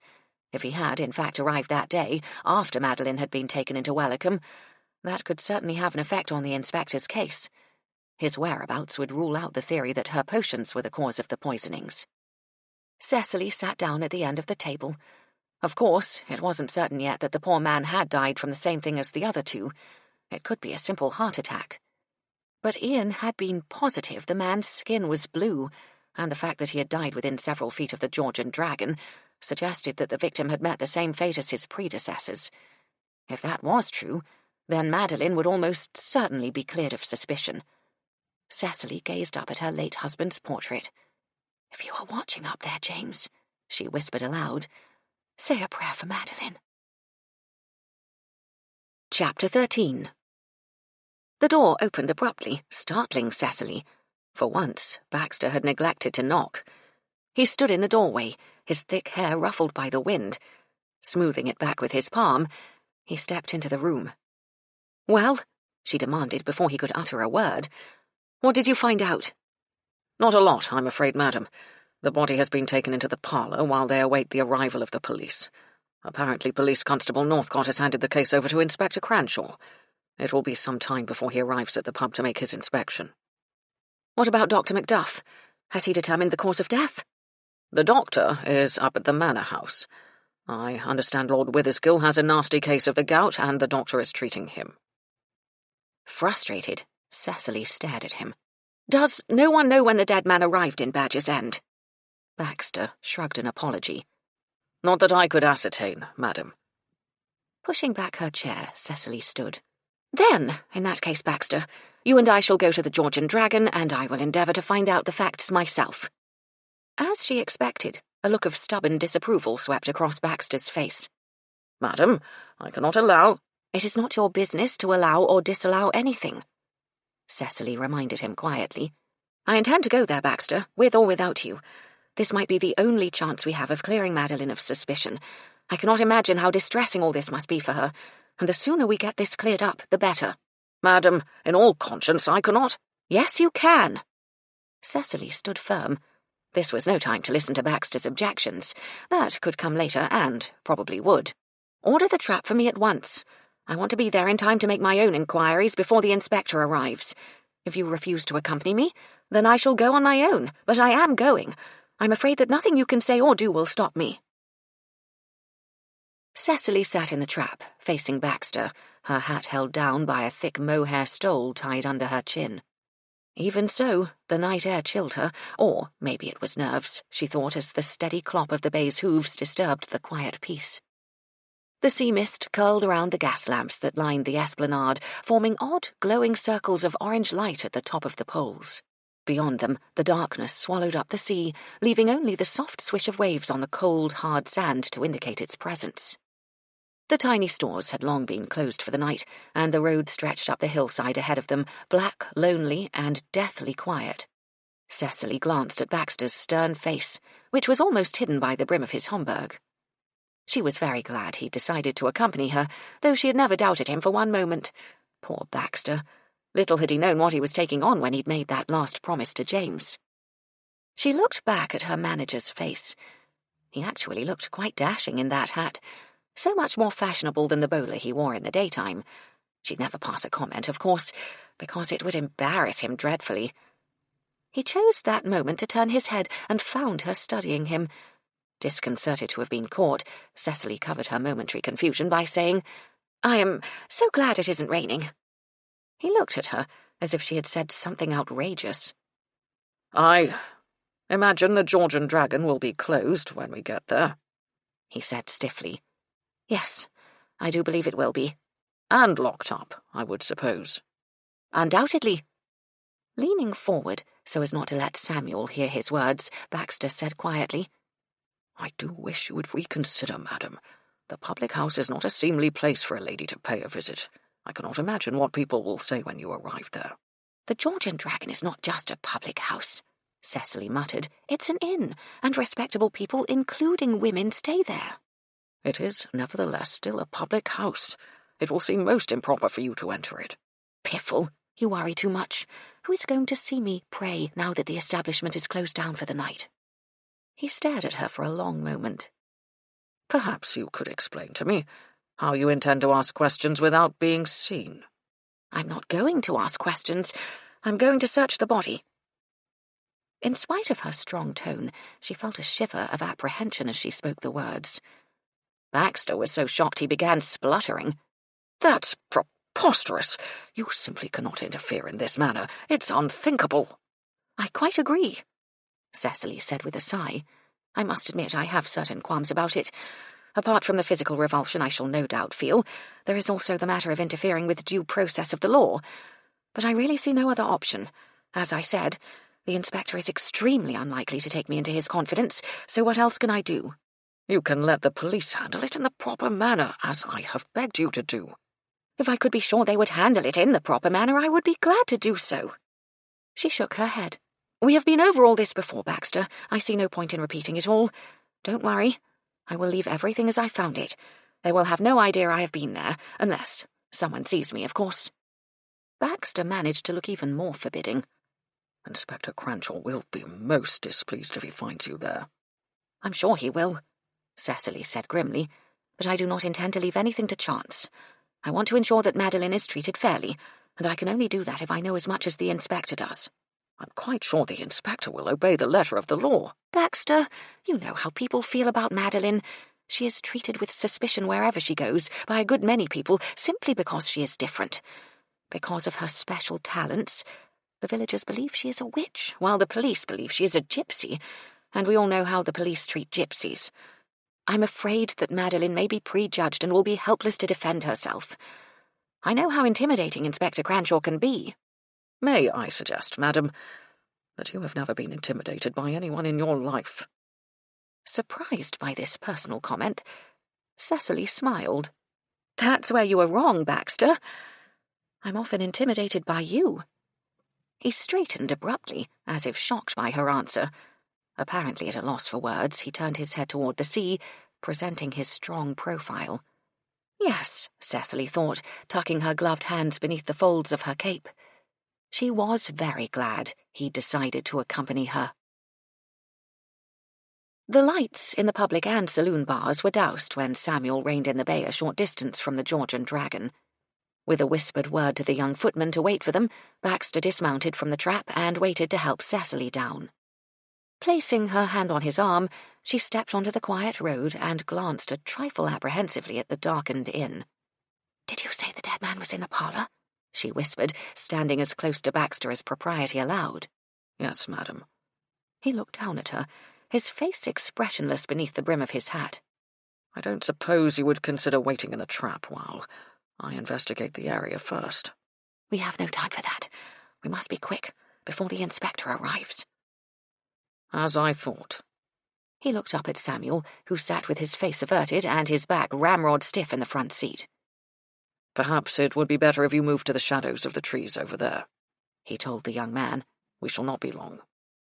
Samuel touched his cap, flicked his whip lightly on the bay's back, and walked it over to the trees at the edge of the field. "Come on, then," Cecily said, starting off for the inn. She reached the main door with Baxter close behind her. Looking back at him, she whispered, "It's locked." "Yes, madam." "Is there another way in without disturbing anybody?" "I doubt it, madam. Not without breaking the law." "Baxter, we are most likely breaking the law just by being here investigating the scene of a crime before the police have arrived.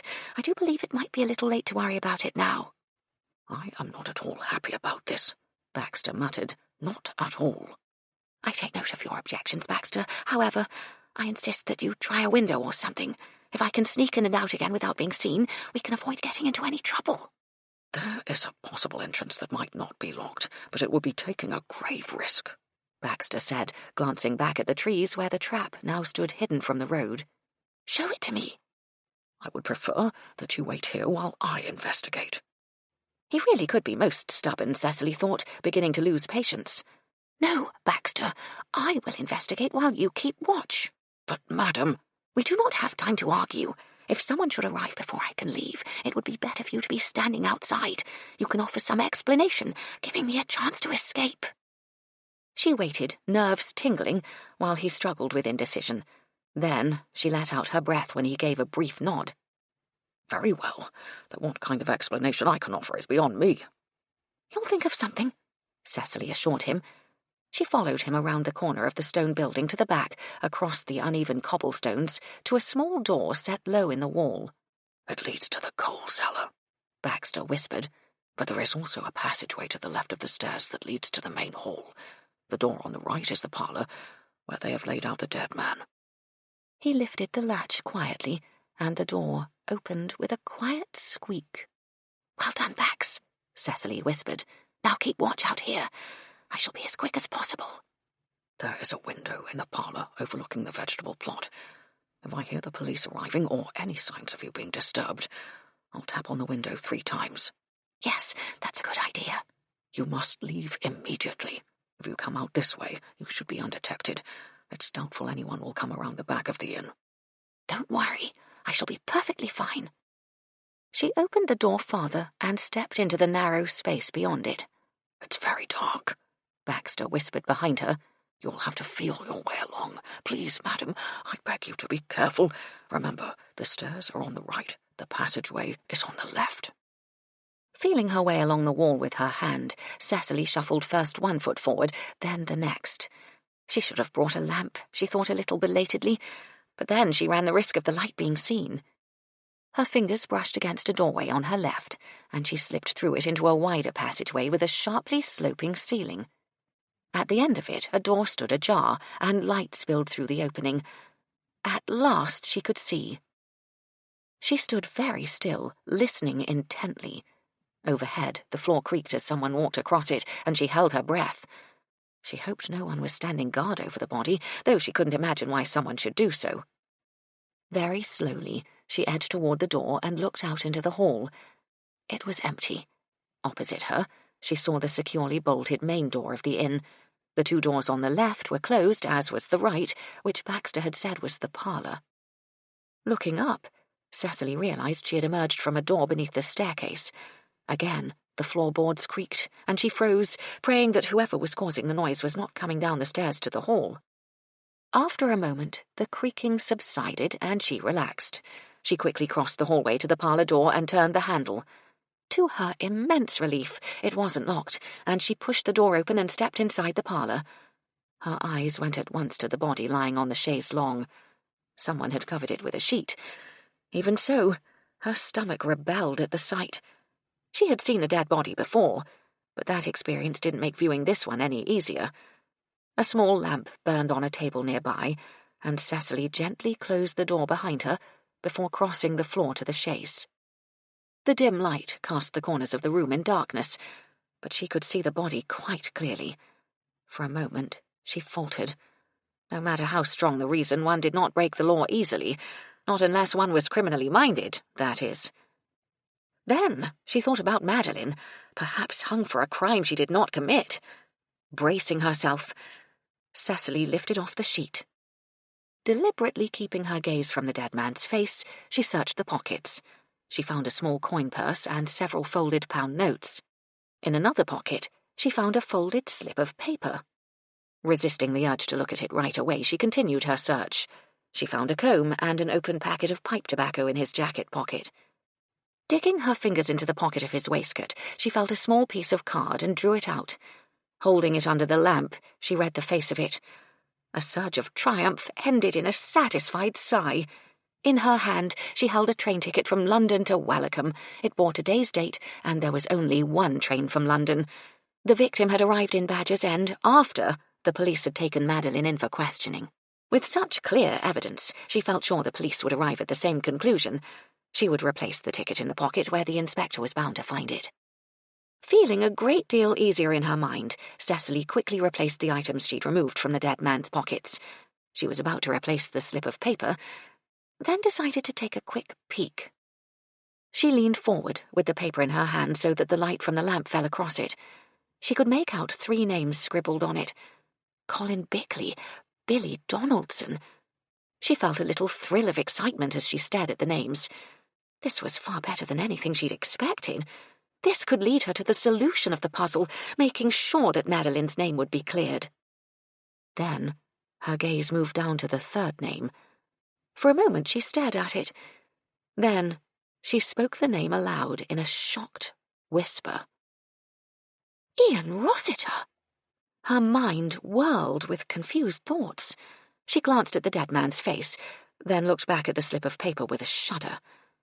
The list made no sense. A sharp tap on the window brought her head up sharply. She heard a 2nd tap, and then the 3rd. With a hiss of breath, she stooped to pick up the sheet and threw it over the cold, still body. Then she hurried to the door and slipped through it. Outside, she could hear the clatter of hooves and a hoarse shout of command.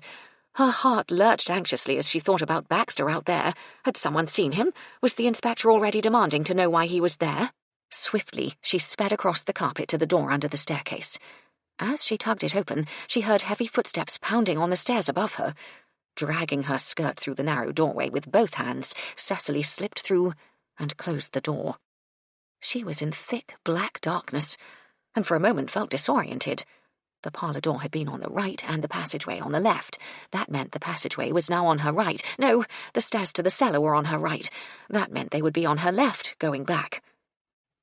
The thunder of footsteps overhead signalled more people on the stairs. Cecily shuffled forward, going a good deal faster on her way out than she had on her way in. She found the doorway to the coal cellars and prayed she wouldn't trip down the stairs. Then she felt the cold, swift rush of night air. "Baxter!" she whispered urgently. "Are you there?" "Thank God! Hurry, madam. If we leave now, we can possibly get away without being seen." She stumbled as she rushed out of the door and felt Baxter's firm grip on her arm. He motioned for her to be quiet with a finger at his lips, then led the way around the building to the front. Cecily had a very bad moment when he paused suddenly and drew back, but then he bent his head and said softly, "It appears that everyone is indoors. I think it is safe to run for the trap." Lifting her skirt clear of the ground, Cecily whispered back, "I'm ready." He lifted his head as if in silent prayer, then strode out into the silent street, keeping to the shadows at the side of the road. Staying close behind him, Cecily trotted to keep up. She was quite out of breath when she heard the soft whinny of the bay standing under the trees. Baxter, abandoning proprieties for once, bundled her unceremoniously into the trap and leapt in beside her. "Try not to make too much noise," he told Samuel, who merely nodded as if the escapade was an everyday occurrence and walked the bay back onto the road. Cecily had never noticed before how loudly the trap creaked. Promising herself she would have it oiled as soon as possible, she straightened her clothes and sat back in the seat. She didn't relax, however, until they were once more jogging along the esplanade back to the hotel. "Thank you, Baxter," she said as they passed under the orange lamps once more. "I appreciate your help tonight. I shan't forget it." "Neither shall I," Baxter murmured with feeling. "I do hope the effort proved successful." "Yes, most certainly so. I found a train ticket in the pocket that proves the victim arrived in Welcome after Madeline was taken in by the police, in which case she couldn't be responsible for his death." Baxter nodded slowly. "I would agree. However, though I dislike throwing cold water on your theory, that in itself does not prove Madeline innocent of the first 2 deaths. I thought of that also, but it will almost certainly weaken the case against her. It is reasonable to assume that whoever killed the 3rd man also killed the other 2. All we have to do is find the reason." "That may prove difficult." "I think I found something that might help, something that I'm afraid is very alarming.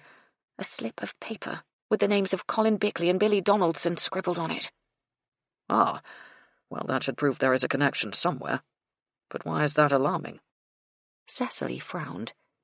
"There was another name on there, Ian Rossiter. I'm very much afraid, Baxter, that Ian might also be marked for death." Chapter 14. Cecily heard Baxter draw in a sharp breath. Then we must warn Ian of the danger. I agree. She shook her head. I just can't make sense of this. The fact that the stranger carried the names of the 2 dead men would indicate that he was the murderer. Yet if so, why would he be killed himself? Apparently by the same method? And why is Ian on the list? Perhaps he can enlighten us. Did you get the man's name? No, I didn't have time to do a thorough search. I imagine there has to be a connection between them of some kind. I would agree. I'll have to question Ian when we get back to the hotel. Baxter cleared his throat. Now that the immediate danger was over, he'd reverted back to his shield of etiquette. If I might suggest, madam, it would be infinitely preferable if you were to allow the police to question Ian, as they will surely do once they begin their investigation. Once they see the list for themselves, I'm sure they will be able to work things out to a satisfactory conclusion. I would tend to agree with you again, Baxter, Cecily said demurely, if it were not for one thing. She held up the slip of paper and waved it under his nose. They don't have the list. I do. For heaven's sake, madam! Baxter's words came out in an explosion of wrath. His efforts to refrain from giving full rein to it were clearly visible on his face. Cecily glanced up at Samuel's stiff back and laid a finger to her lips. We'll continue this conversation in the library, she said softly. Raising her voice, she added, It is decidedly chilly out here, Baxter. I shall be glad to return to the warmth of the hotel. They passed under a lamp, and Baxter tilted his head, allowing his icy gaze to slice through her. She had expected this reaction from him, and it was probably justified. Even so, she squirmed under his reproach. She didn't like upsetting him this way. She knew very well how frustrating it must be for him. He was charged with taking care of her, yet, because of his position, was helpless to control her actions. For a man of Baxter's sense of loyalty and duty, he was in an intolerable situation. Most of his discomfort was his own doing, Cecily reminded herself, in an attempt to assuage her guilt. She was perfectly willing to relax the rules. He was the one who refused to unbend. She felt more than a little thankful when the trap pulled up in front of the main steps to the Pennyfoot. She hoped that Baxter's temper had cooled a little. She hated to see his fierce struggles to contain it. Anger was like laughter. It was better let free. Holding her skirt above her ankles, she preceded him up the steps, feeling the heat of his disapproval on her back all the way up. Reaching the top landing, she paused, waiting for him to open the door. You know what we need, Baxter, she said brightly, watching him take the heavy key from its hiding place behind a loose brick. We need a doorman. I think that would add a distinct flair to the place, don't you? I think we should be able to afford one for the next season at least. I shall have to see about hiring one. Yes, madam. Baxter unlocked the massive door, pushed it open, and stepped back. She didn't look at his face as she stepped into the welcome warmth of the lobby. She waited while he returned the key to its secret home, and then shot the bolts on the door. I do hope Mrs. Parmentier has returned for the night, she said, glancing at the grandfather clock in the corner of the lobby. I can't imagine where she goes all by herself after dark. Perhaps she has a secret rendezvous with someone. Cecily's eyes opened wide. Baxter, how very unlike you to suggest such a thing. The poor woman recently lost her husband.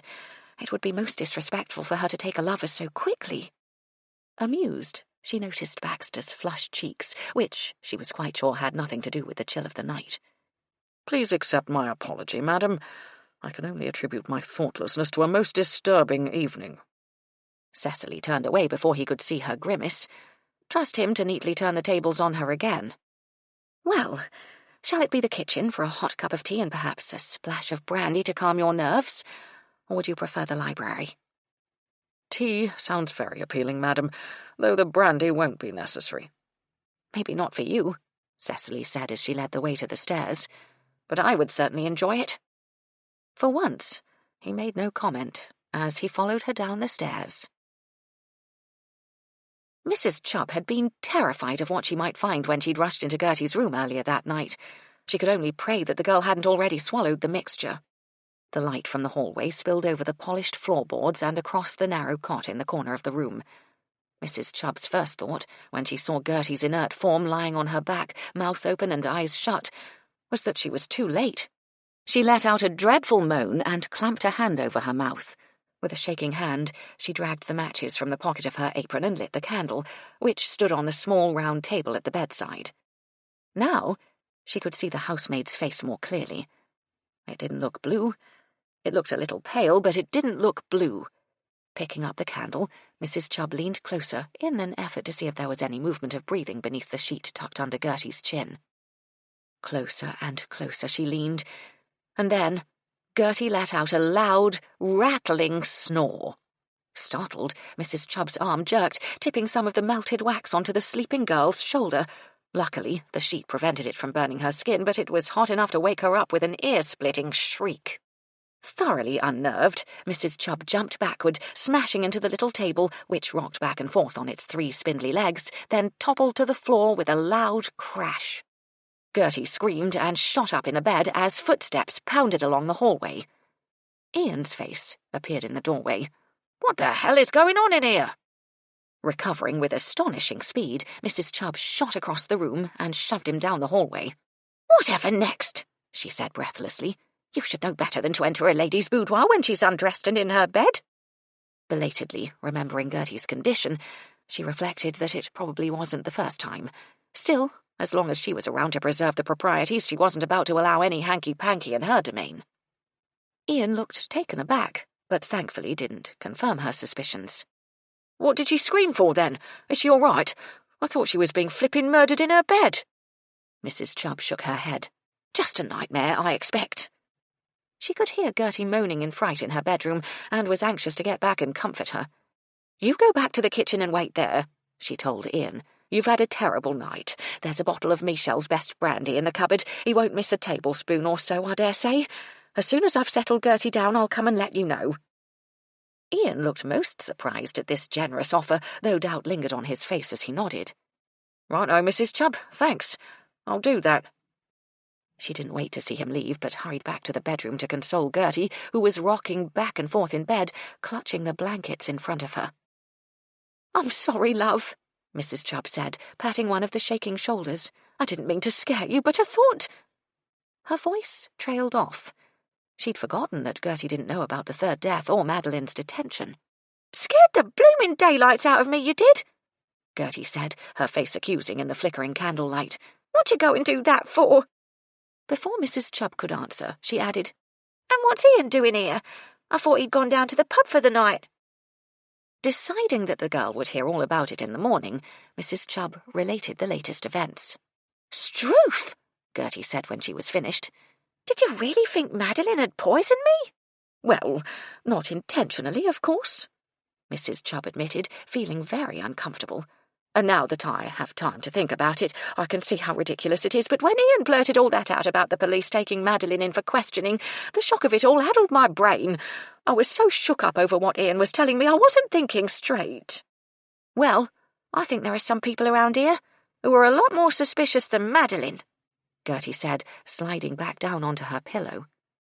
Mrs. Chubb's ears pricked up. "Like who?" "Well, like that Black Widow, for one." The housekeeper tutted. "You still going on about that poor woman? All she wants is to be left alone to mourn her dead husband, that's all. There's nothing strange about that." "Well, I think there's a lot strange about that. Always going out at night and coming back late, and hiding behind that thick black veil." Gertie shuddered. "Gives me the creeps, she does. It's like talking to someone with no face. I hate talking to someone when I can't see their eyes. You never know where they're looking, do you? All widows wear veils when they're in mourning," Mrs. Chubb said firmly. "I did. Not that thick, I bet you didn't. I know Madam didn't. You could still see a bit of her face at any rate. Well, I'm sure once she takes off her widow's weeds, she'll seem perfectly ordinary." Mrs. Chubb leaned over and blew out the candle. "Now, go to sleep and stop worrying about poor Mrs. Parmentier. You'll be having nightmares." "I've already had one tonight," Gertie muttered. Mrs. Chubb reached the door and started to close it. "You know something that's really strange?"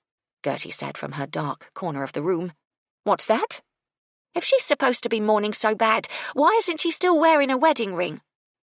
Mrs. Chubb frowned. "I never noticed." "Well, I did. When she took the tray from me, I noticed her hands. Big they were, and she weren't wearing no rings." Gertie yawned. "She didn't even have a marker one. I remember when me mum took hers off. She had a dent in her finger where the ring had been for months." Mrs. Chubb had no answer for that one. "Go to sleep," she said instead. "Good night, Gertie." Gertie mumbled an answering "Good night," and the housekeeper gently closed the door. She tried not to think about Gertie's remarks as she hurried back to the kitchen. There were enough horrible things going on without worrying about something as silly as a wedding ring. She pushed open the door of the kitchen and peeked inside. Ian was sitting at the table, his head on his arms, sound asleep. Shaking her head, Mrs. Chubb backed out again and let the door swing to. He might as well sleep there by the warm stove for a while. No doubt he'd find his way home once he woke up. She passed Gertie's door again on the way to her own room. The possibility that Ian might spend the rest of the night in Gertie's bed occurred to her, and she almost went back to turf him out. Then she shrugged. What the eye didn't see, the heart didn't grieve over.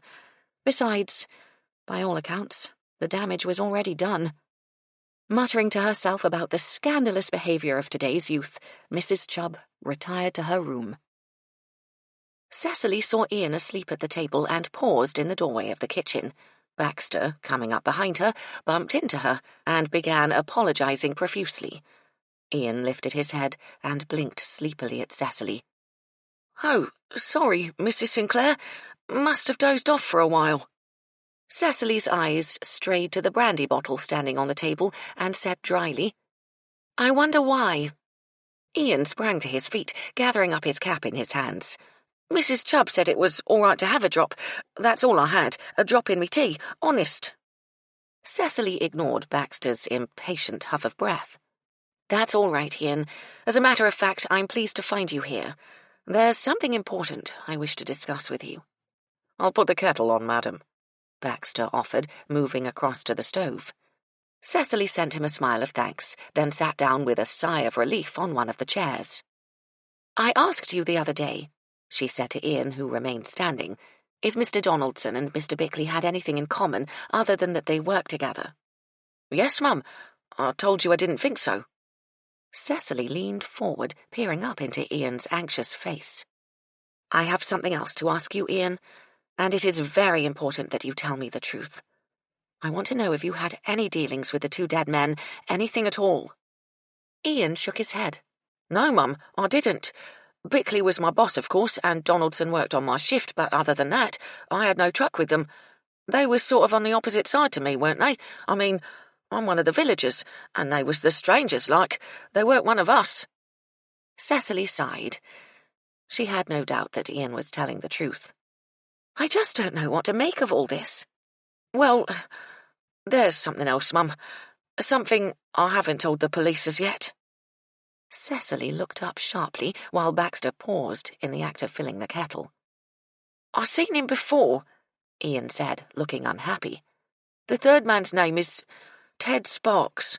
He's a reporter from one of them London newspapers. He was down here a couple of weeks ago, asking a lot of questions. Said he was doing a story on the Lighthouse project." Disturbed by this news, Cecily exchanged a worried glance with Baxter.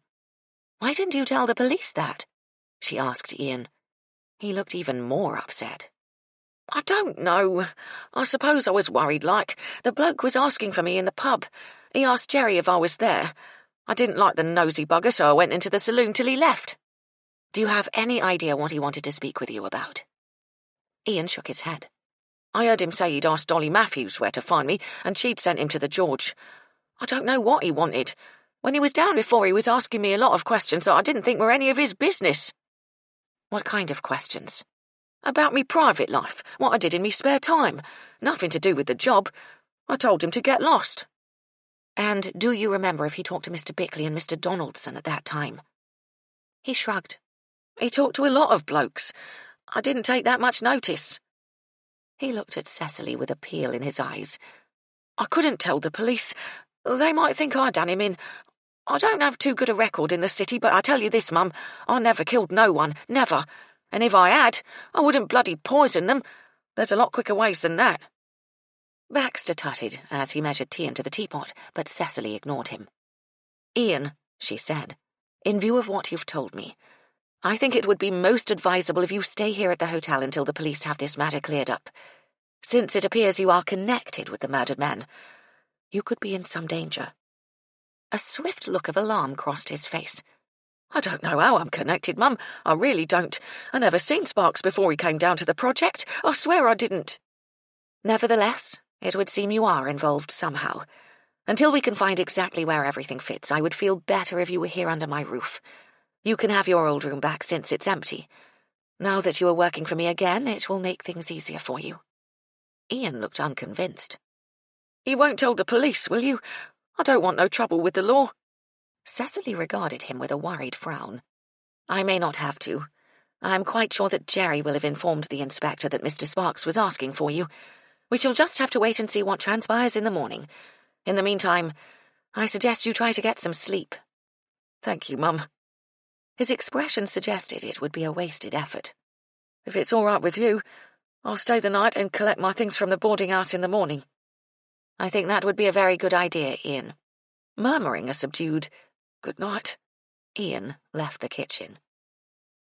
As the door swung to behind him, Baxter said quietly, I'm thankful you saw fit not to mention finding the list.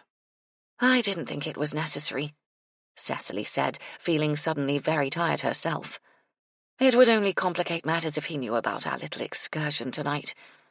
As long as he is here at the hotel, he should be safe. I should think after everything he's been through, he'll be most careful about what he eats and drinks. Baxter nodded. As will we all. I imagine this will be very bad for business at the George and Dragon. I'm afraid, Cecily said slowly, that if we don't find out who is behind all this, it will be very bad for Badger's End and the Pennyfoot Hotel. Between us and the police, Baxter, I hope we can stop this fiend before he murders someone else. Chapter 15. So, what do you intend to do about the list? Baxter asked. He had his back to her, bending over the stove while he stoked the coals. Cecily made a face at him, which he couldn't see. She knew he wouldn't let the matter rest. I shall have to work things out for myself, I suppose. Baxter straightened and turned to look at her, his expression stiff with disapproval. I feel very strongly that you should hand it over to the police. What you have done amounts to tampering with the evidence, and I fear that could have grave consequences for you. Which is why I cannot let the police know I have it, Cecily said calmly. I can't imagine what possessed you to take it in the first place. With all the excitement of the police arriving and in my anxiety to escape without being seen, I didn't have time to put it back. Perhaps we could say that Ian came across it when he discovered the body, Baxter said, looking a little desperate. I think Ian is in quite enough trouble without us making things worse for him. Cecily took out the folded slip of paper from her pocket and looked at it again. I'm afraid there's nothing for it, Baxter, but to work this out ourselves. Inspector Cranshaw has made it quite clear that he will not tolerate me becoming involved in police business again. As you well know, I can't afford to cross swords with the police.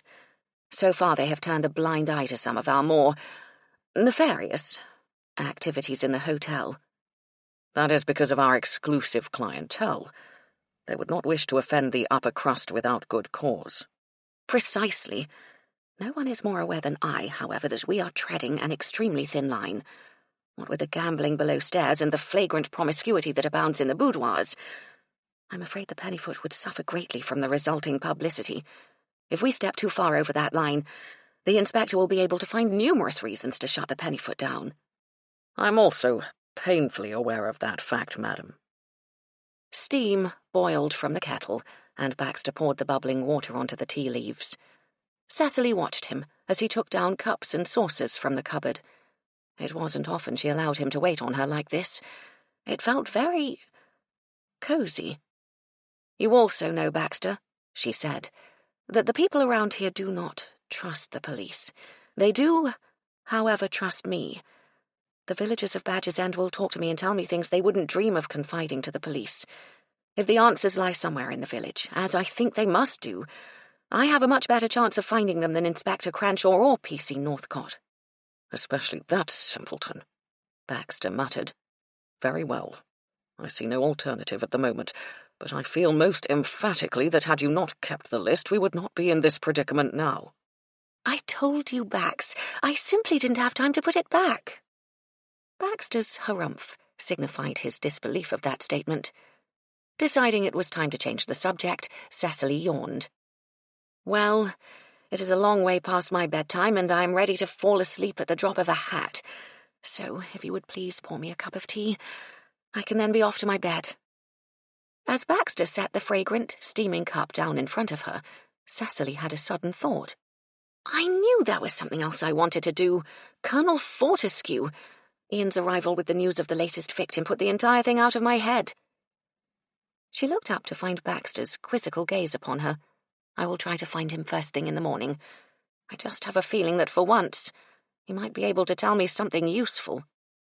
She ignored Baxter's puzzled frown and sipped her tea.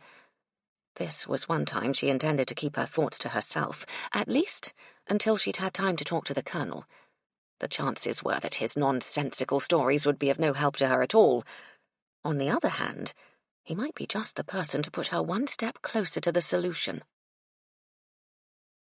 As it turned out, something else happened the next morning to delay Cecily's chat with the Colonel. From her bedroom window, she spotted the police carriage outside the front steps of the hotel.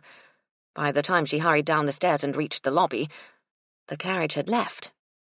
Bidding a bright good morning to one of her guests as she crossed the lobby, Cecily wondered what the police had wanted, and why no one had informed her of their presence.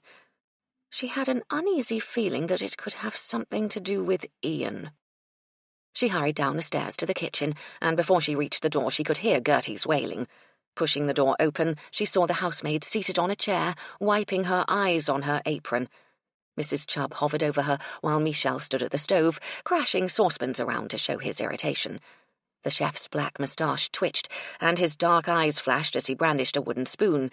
His tall chef's hat bobbed back and forth while he muttered to himself. He swept off the hat when Cecily entered the kitchen, then after she'd acknowledged his greeting, he pulled it back on again and went back to his noisy administrations at the stove. Gertie dragged herself off the chair and stood there snivelling. "What happened?" Cecily asked a worried-looking Mrs. Chubb. Before she could answer, Gertie let out a loud wail. "It's Ian, Mum! They've taken him to the clink!" The last word was almost drowned by her loud sobs. "Pull yourself together, girl," Mrs. Chubb said briskly. "He hasn't gone to prison. He's just gone to answer some questions, like Madeline." Gertie shook her head, her sobs getting louder. Mrs. Chubb looked exasperated, and Cecily touched her arm. "Let me try," she said as a saucepan crashed loudly behind her. Gertie's sobs subsided a little when Cecily said in a kind voice, "Now, Gertie, please tell me what happened." It took the housemaid several seconds to control herself enough to answer, and when she did, her words were punctuated by sobs. "A bloomin' Bobby came and got him. Said the inspector wanted to talk to him about finding the body." Cecily patted the tearful Gertie on the arm. "Now, I'm quite sure there is nothing to worry about. Ian will simply answer the inspector's questions, and he will be back before you know it." But, the Bobby said they was going to ask Ian about all that damage what was done up at the project." Whatever she said next was lost in another storm of weeping. Mrs. Chubb shook her head. "I don't know whatever's got into the girl. She never carries on like this as a rule, not our Gertie. Is there something else worrying you?" Cecily asked, wondering if perhaps the housemaid knew more than she was telling. Gertie's mouth opened and closed, then she blurted out, "I'm scared. They're going to find out about the smuggling." A shocked silence followed her words as Cecily stared at the stricken girl. Then, in the background, Michel muttered a soft, "Sacre bleu." Gertie slapped a hand over her mouth, her horrified eyes staring back at Cecily. "Oh, dear God," she mumbled. "What have I gone and done?" "Smuggling?" Mrs. Chubb's voice rose several notches. "Smuggling? What are you talking about, girl?" Gertie looked from one to another, as if seeking escape from whatever was coming next. "I think you'd better explain," Cecily said quietly. "Sit down, Gertie, and tell us what this is all about." Gertie plopped back on the chair, her face as white as a bag of flour. "I swore I wouldn't tell, but that was before they took Ian off, and if they find out about it, Ian said they'd put him in the clink and I won't see him." She began to sob again, and Mrs. Chubb clicked her tongue. "Perhaps a nice hot cup of tea, Mrs. Chubb," Cecily suggested. The housekeeper looked disapproving, but went to fill the kettle. "Now," Cecily said, "who has been smuggling what?" "Dick Scroggins, that's who. Ian says he's been smuggling brandy in from France. That's why he don't want the lighthouse built. Ian says it's him what done the mess up at the project." "I see." Cecily frowned. "And Ian has been helping him?" Mrs. Chubb snorted in disgust. "Silly young man. I thought he had more sense than that." Michel, who had become very quiet, murmured agreement. "Only with the smuggling, Mum, I swear," Gertie said earnestly. "Ian never had nothing to do with the damage done on the lighthouse. Put him out of a job, it did. He was mad about it." "Well, let's hope the police believe that," Cecily said, not sure what to believe herself. "But it's not going to help Ian by getting all upset. We will have to wait and see what happens. Then we'll know what to do." Finally, smothering her sobs, Gertie said between hiccups, "I'm so worried about him, Mum, that's all. You never know with the bloody police what they'll do next." "Well, I don't think Ian has much to worry about if he didn't have anything to do with the sabotage at the lighthouse," Cecily said firmly. "I'm quite sure he isn't responsible for the deaths of those men, which is what the police are concerned about right now. As soon as he's answered the inspector's questions, rest assured they'll send him back here." "I hope so, Mum," Gertie said in a small voice. "Well now, I think it's time you took a tray up to Mrs. Parmentier," Mrs. Chubb said, looking as if she'd like to strangle Gertie. "Michel has it all ready for you." "I have it ready a long time," Michel said in his thick French accent. "It will not be so hot, but it's not my fault." "Don't worry, Michel," Cecily said with a smile. "I'm sure Mrs. Parmentier will not complain." "Good, I bloody hope not," Gertie muttered, getting to her feet. "I can't take much more of this, I can tell you." Mrs. Chubb raised her eyebrows and shook her head. "Send me word as soon as Ian returns," Cecily told the housekeeper. "I'd like to talk to him." "Yes, Mum, I'll send Gertie up right away." Cecily threw a last glance at the subdued housemaid and left the kitchen. At least Ian should be safe with the police, Cecily thought as she climbed the stairs to the lobby. Maybe she should have warned him about the list last night. She'd thought at the time that the fewer people who knew about it, the better. But now she wasn't so sure she had done the right thing.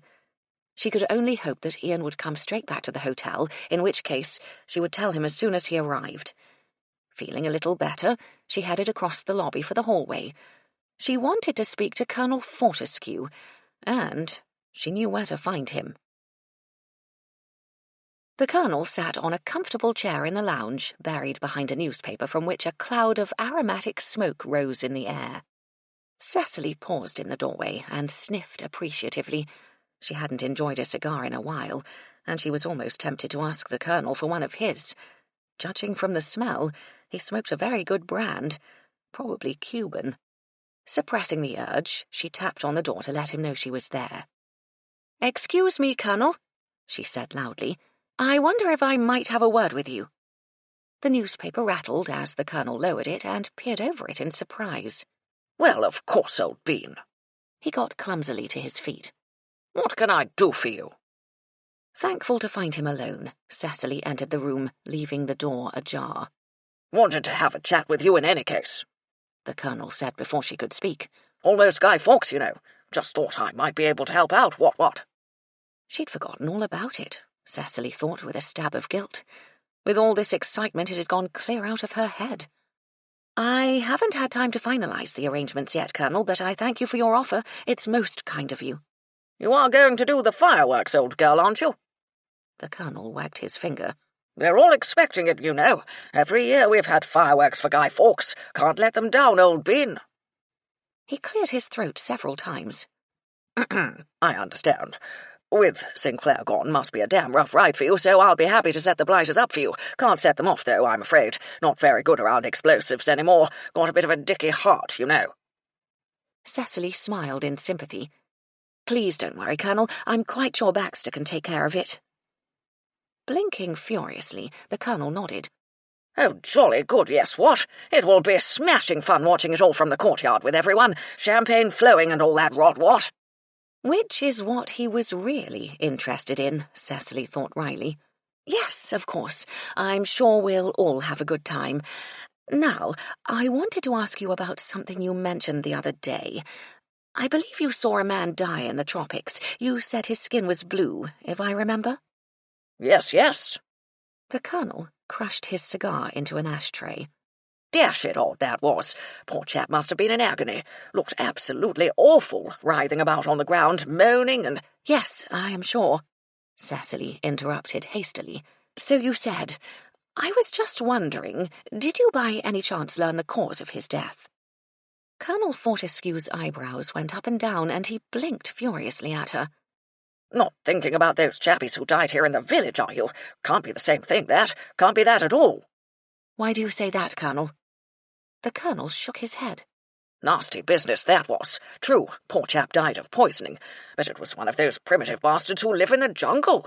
Tiny little nippers they are. Look as if a breath of wind would blow them away. Cecily frowned. I'm sorry, Natives, old bean. Ugly as a baboon, but dashed quick on their feet. Use poison darts. Can kill an elephant with one of those pesky things. Just get a stick of bamboo, dip a sliver into the poison, drop it in the end, and— He put an imaginary pipe in his mouth and puffed through his fingers. Tally-ho, down it goes. Deader than a doornail, old girl. Bloody marvellous, that. He coughed. Oh, beg your pardon. Cecily barely heard him. She was thinking about something Dr. Macduff had told her. Tell me, Colonel, she said. I don't suppose you happen to know the name of the poison they use?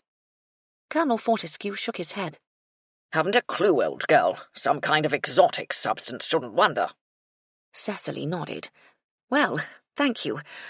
I shan't keep you any longer. She turned to leave, and the Colonel said worriedly, Don't think they followed me here by any chance? Confused, Cecily looked at him. Who might that be, Colonel? The little savages with the pipes. Should hate to have to go around the hotel ducking at every sound. Cecily smiled. I rather doubt it. I'm sure I would have noticed any primitive native warriors running around.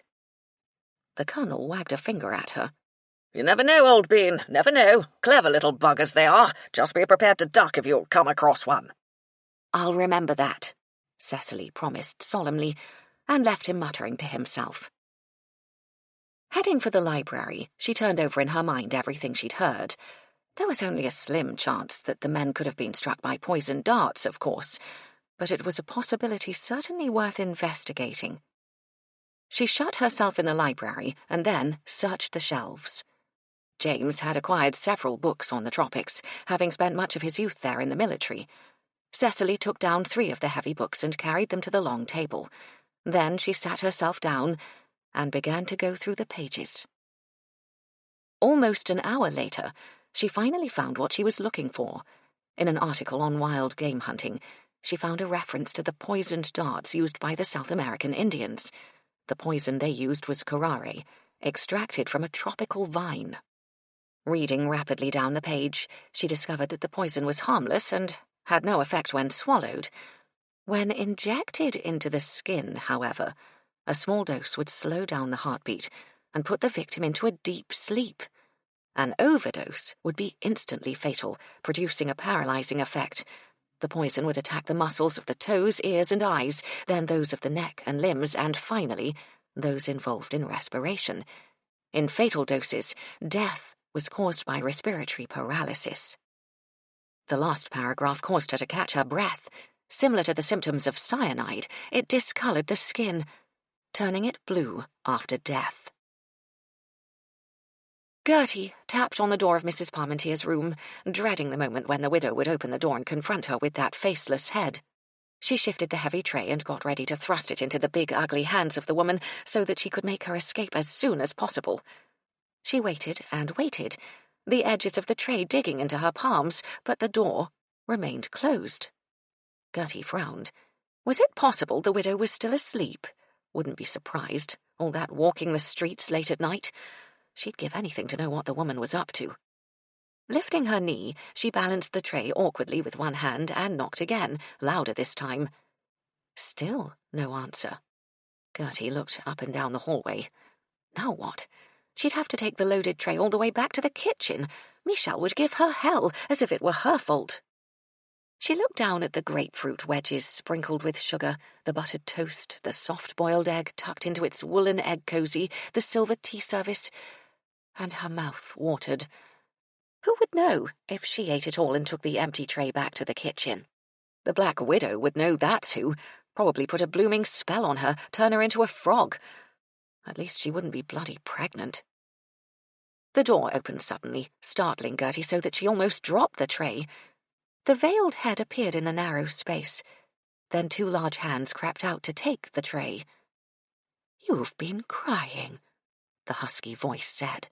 Unnerved, Gertie nodded. "I take it you're still not feeling well." Again, Gertie nodded. "Perhaps I can help. Would you care to come in and talk to me about it?" Gertie began backing away. "No, Mum, I don't think... I haven't got time. I have to be back." Her nerve suddenly deserted her. She turned and fled for the stairs. She didn't stop running until she was safely back in the kitchen, too puffed to tell Mrs. Chubb what had scared her. Chapter 16. It was Baxter's half-day off, and he had left the hotel for his customary jaunt up to Deep Willow Pond, where he fed the ducks and strolled among the trees to unwind from the constant paperwork and the solving of departmental problems that sometimes seemed endless. Cecily decided not to wait for his return to discuss her discovery. She was much too anxious to talk to Dr. Macduff, so she ordered the trap and went into the village by herself. This time, she made no pretense of being under the weather, but came straight to the point when the doctor showed her into his surgery. "Dr. Macduff," she said, settling herself on a chair, "I imagine that by now you have examined the third victim. I assume he died from the same poison as the other two." "Now, you know I can't discuss this with you," the doctor began, but Cecily interrupted. "I need to know this, Dr. Macduff. I do believe I might be able to shed some light on the puzzle." The doctor stared at her. "Maybe you should be talking to the inspector, if that's the case." "I can't talk to the inspector. I think you know why." Dr. Macduff sighed. "Very well. What do you want to know?" "Just tell me, if you will, if the third victim died from the same poison." "Aye, he did." Satisfied, Cecily nodded. "Then let me tell you about what I learned this morning."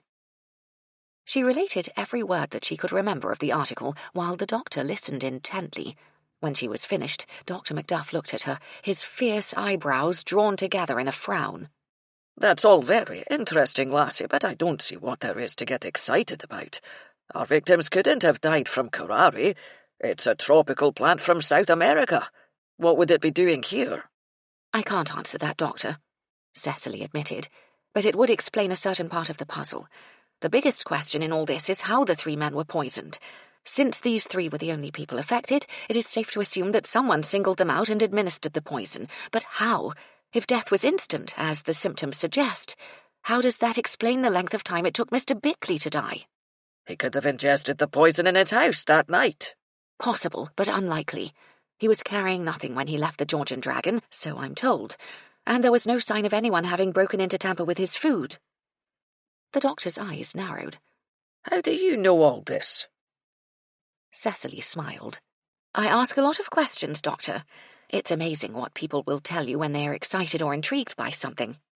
"Yes, well, I still don't see what all this has to do with a tropical plant." "You said there were only two possible poisonous plants. I have given you a third." Dr. Macduff shook his head. "Not a chance. In the first place, the vine doesn't grow in this part of the world. In the second, it is harmless when swallowed. Even if the victim's food or drink had been heavily laced with the stuff, it wouldn't have hurt them." "But what if it had been injected?" Cecily said quietly. The doctor studied her with his clear blue eyes. "What are you saying, lassie?" "I'm saying that three men died after leaving the Georgian Dragon pub. A pub where there has been a good deal of disagreement going on, including several incidents of fighting among the customers of late." That is so, I agree. But I don't understand why you should think a drug could be injected into 3 men without anyone seeing. Cecily smiled. If you remember, Doctor, I told you the natives killed their game and their enemies by blowing a poisoned dart through a bamboo pipe. Still looking puzzled, the doctor nodded. Might I also remind you, Cecily said quietly, that for the past several days practice has been going on at the pub for a darts match. She sat back, enjoying the incredulous look spreading over the doctor's face. After a long pause, Dr. Macduff said slowly, It's something to think about, I grant you. A slim clue, but nevertheless I should look into it. The first 2 bodies have been sent to London already, but I can certainly examine this one again to see if I can find a puncture anywhere in the skin. Good, Cecily said, rising to her feet. I agree, it's not a likely solution. Had it not been for the darts match, I would not have considered it. But the one thing that has intrigued me from the beginning of all this is that Mr. Bickley was found outside his cottage without his coat, which he had worn that evening. If death had been instantaneous after he'd ingested the poison inside his cottage, how did he get outside? Aye. The doctor stroked his beard. So, you're suggesting someone called him outside and then struck him with a dart? Though who would have access to such a poison in these parts, I can't imagine. I'm simply weighing all the possibilities. If we can determine the exact cause of death, Cecily said as she moved over to the door, that could perhaps help us. In the meantime, I need to find out what it is that connects these 3 men. And Ian, she added silently. You know, lassie, I shall have to report my findings to Inspector Cranshaw. Cecily nodded. Yes, I understand that. But I would be most obliged if you could see your way clear to informing me first. I can do that. He narrowed his eyes as he looked at her. If it turns out that you are right about the poison, it will certainly clear Madeline. Exactly, Cecily smiled. Good day, Doctor. Though what it would do for Ian, she thought, her smile fading as she stepped out into the street. That remained to be seen. The first place she intended to visit was Dolly's tea shop. Judging by the faint rumbling in her stomach, it must be very close to midday. A hot sausage roll or Cornish pasty with a cup of tea would go down very well. She walked briskly along the pavement, pausing now and again to peer into the shop windows in the high street. A white fur muff caught her eye, and she gazed longingly at it, knowing it was beyond her means. One day, perhaps, when all the hotel bills were caught up, though goodness knows when that would be. The pale sun gave little warmth from the hazy sky, and a chill sea breeze stirred the last of the dead leaves lying in the gutter. In spite of her heavy cloak, Cecily felt quite cold by the time she arrived at the tea shop. The walk and the crisp, fresh air had put colour in her cheeks and sharpened her appetite. She was looking forward to her meal with a great deal of pleasure. The striped awning flapped in a sudden gust of wind as Cecily pushed open the door of the tea shop to the tune of the jangling bell. The place buzzed with chatter and quiet laughter, and for a moment she thought she might not have a seat. Then Louise appeared, looking hot and flustered. "Oh, Mrs. Sinclair, how nice to see you again. Do please come this way. The small table in the corner has not been taken as yet." Cecily edged her way across the crowded room, exchanging smiles and nods with the rest of the clientele seated at the round tables. "I should like a word with Dolly, when she has a spare moment," Cecily said after giving her order. Louise looked even more agitated. "Oh, I'm afraid Mrs. Matthews isn't here. She has some errands to run, and since the worst of the rush is over, she decided to take advantage of the lull and get her shopping done." "Oh," Cecily said, disappointed. "Then I shall just have to catch her later. Perhaps she'll be back before I leave." Louise smiled and nodded. "Perhaps." She hurried off to the kitchen to get the order, while Cecily sat back and loosened her cape. In the time that it took Louise to return with her sausage roll and tea, several of the customers left the tea room, having finished their lunch. Cecily waited while Louise poured the first cup for her, then set the teapot down in its stand. "I suppose everyone has heard about the death of the 3rd man last night," Cecily said as Louise turned to leave. The assistant shot her a nervous glance. "Oh, yes, Ma'am. Everyone is talking about it, though it doesn't seem to have disturbed anyone's appetite, at least not here." "So I noticed." Cecily smiled. Dolly must be most gratified about that. I'm sure she is, ma'am. Cecily picked up her spoon and began lazily stirring her tea. I understand the poor man was here yesterday afternoon. Louise looked as if she really didn't want to talk about it. I believe he was, yes, ma'am. Did you happen to see him? No, ma'am, I didn't. As I said, we have been busy. I don't remember seeing him at all. Mrs. Matthews spoke to him. Cecily looked up and was struck by the intent look on Louise's face. Not wishing to explain her unwarranted interest in the dead man, Cecily sought to change the subject. Her eye fell on the assistant's hand and the oval-shaped opal she wore. Though it seemed out of place for such a flamboyant piece of jewellery, the stone was quite beautiful, and Cecily said sincerely, "That really is a most unusual ring. May I look at it?" Obviously pleased, Louise held out her hand for inspection. "It was a gift from my husband," she explained. "He actually dug up the opal himself in Australia and had it mounted there." "Really?" Cecily murmured, admiring the vivid colours flashing in the large stone. "Was he a geologist?" "Oh, no, ma'am. Roger was a medical scientist. He was quite brilliant, really. He travelled all over the world to work on his research projects." "How interesting." Cecily smiled vaguely up at the woman. She was remembering something Phoebe had told her earlier in the week. "Her husband was a scientist. There's something very mysterious about his death. He was in Central America, working on a science project, and was infected with this strange disease. No one seemed to know what it was." "Pardon me," Cecily said, suddenly aware that Louise had said something she hadn't heard. "I asked if that would be all, ma'am." Conscious of the other woman's hard, curious stare, Cecily pulled her scattered thoughts together. "Yes, thank you, Louise. That will be all." It had to be coincidence, Cecily thought, munching her way through her sausage roll without tasting one bite. Just because Louise's husband died in Central America did not mean the woman was going around killing people with poisoned darts.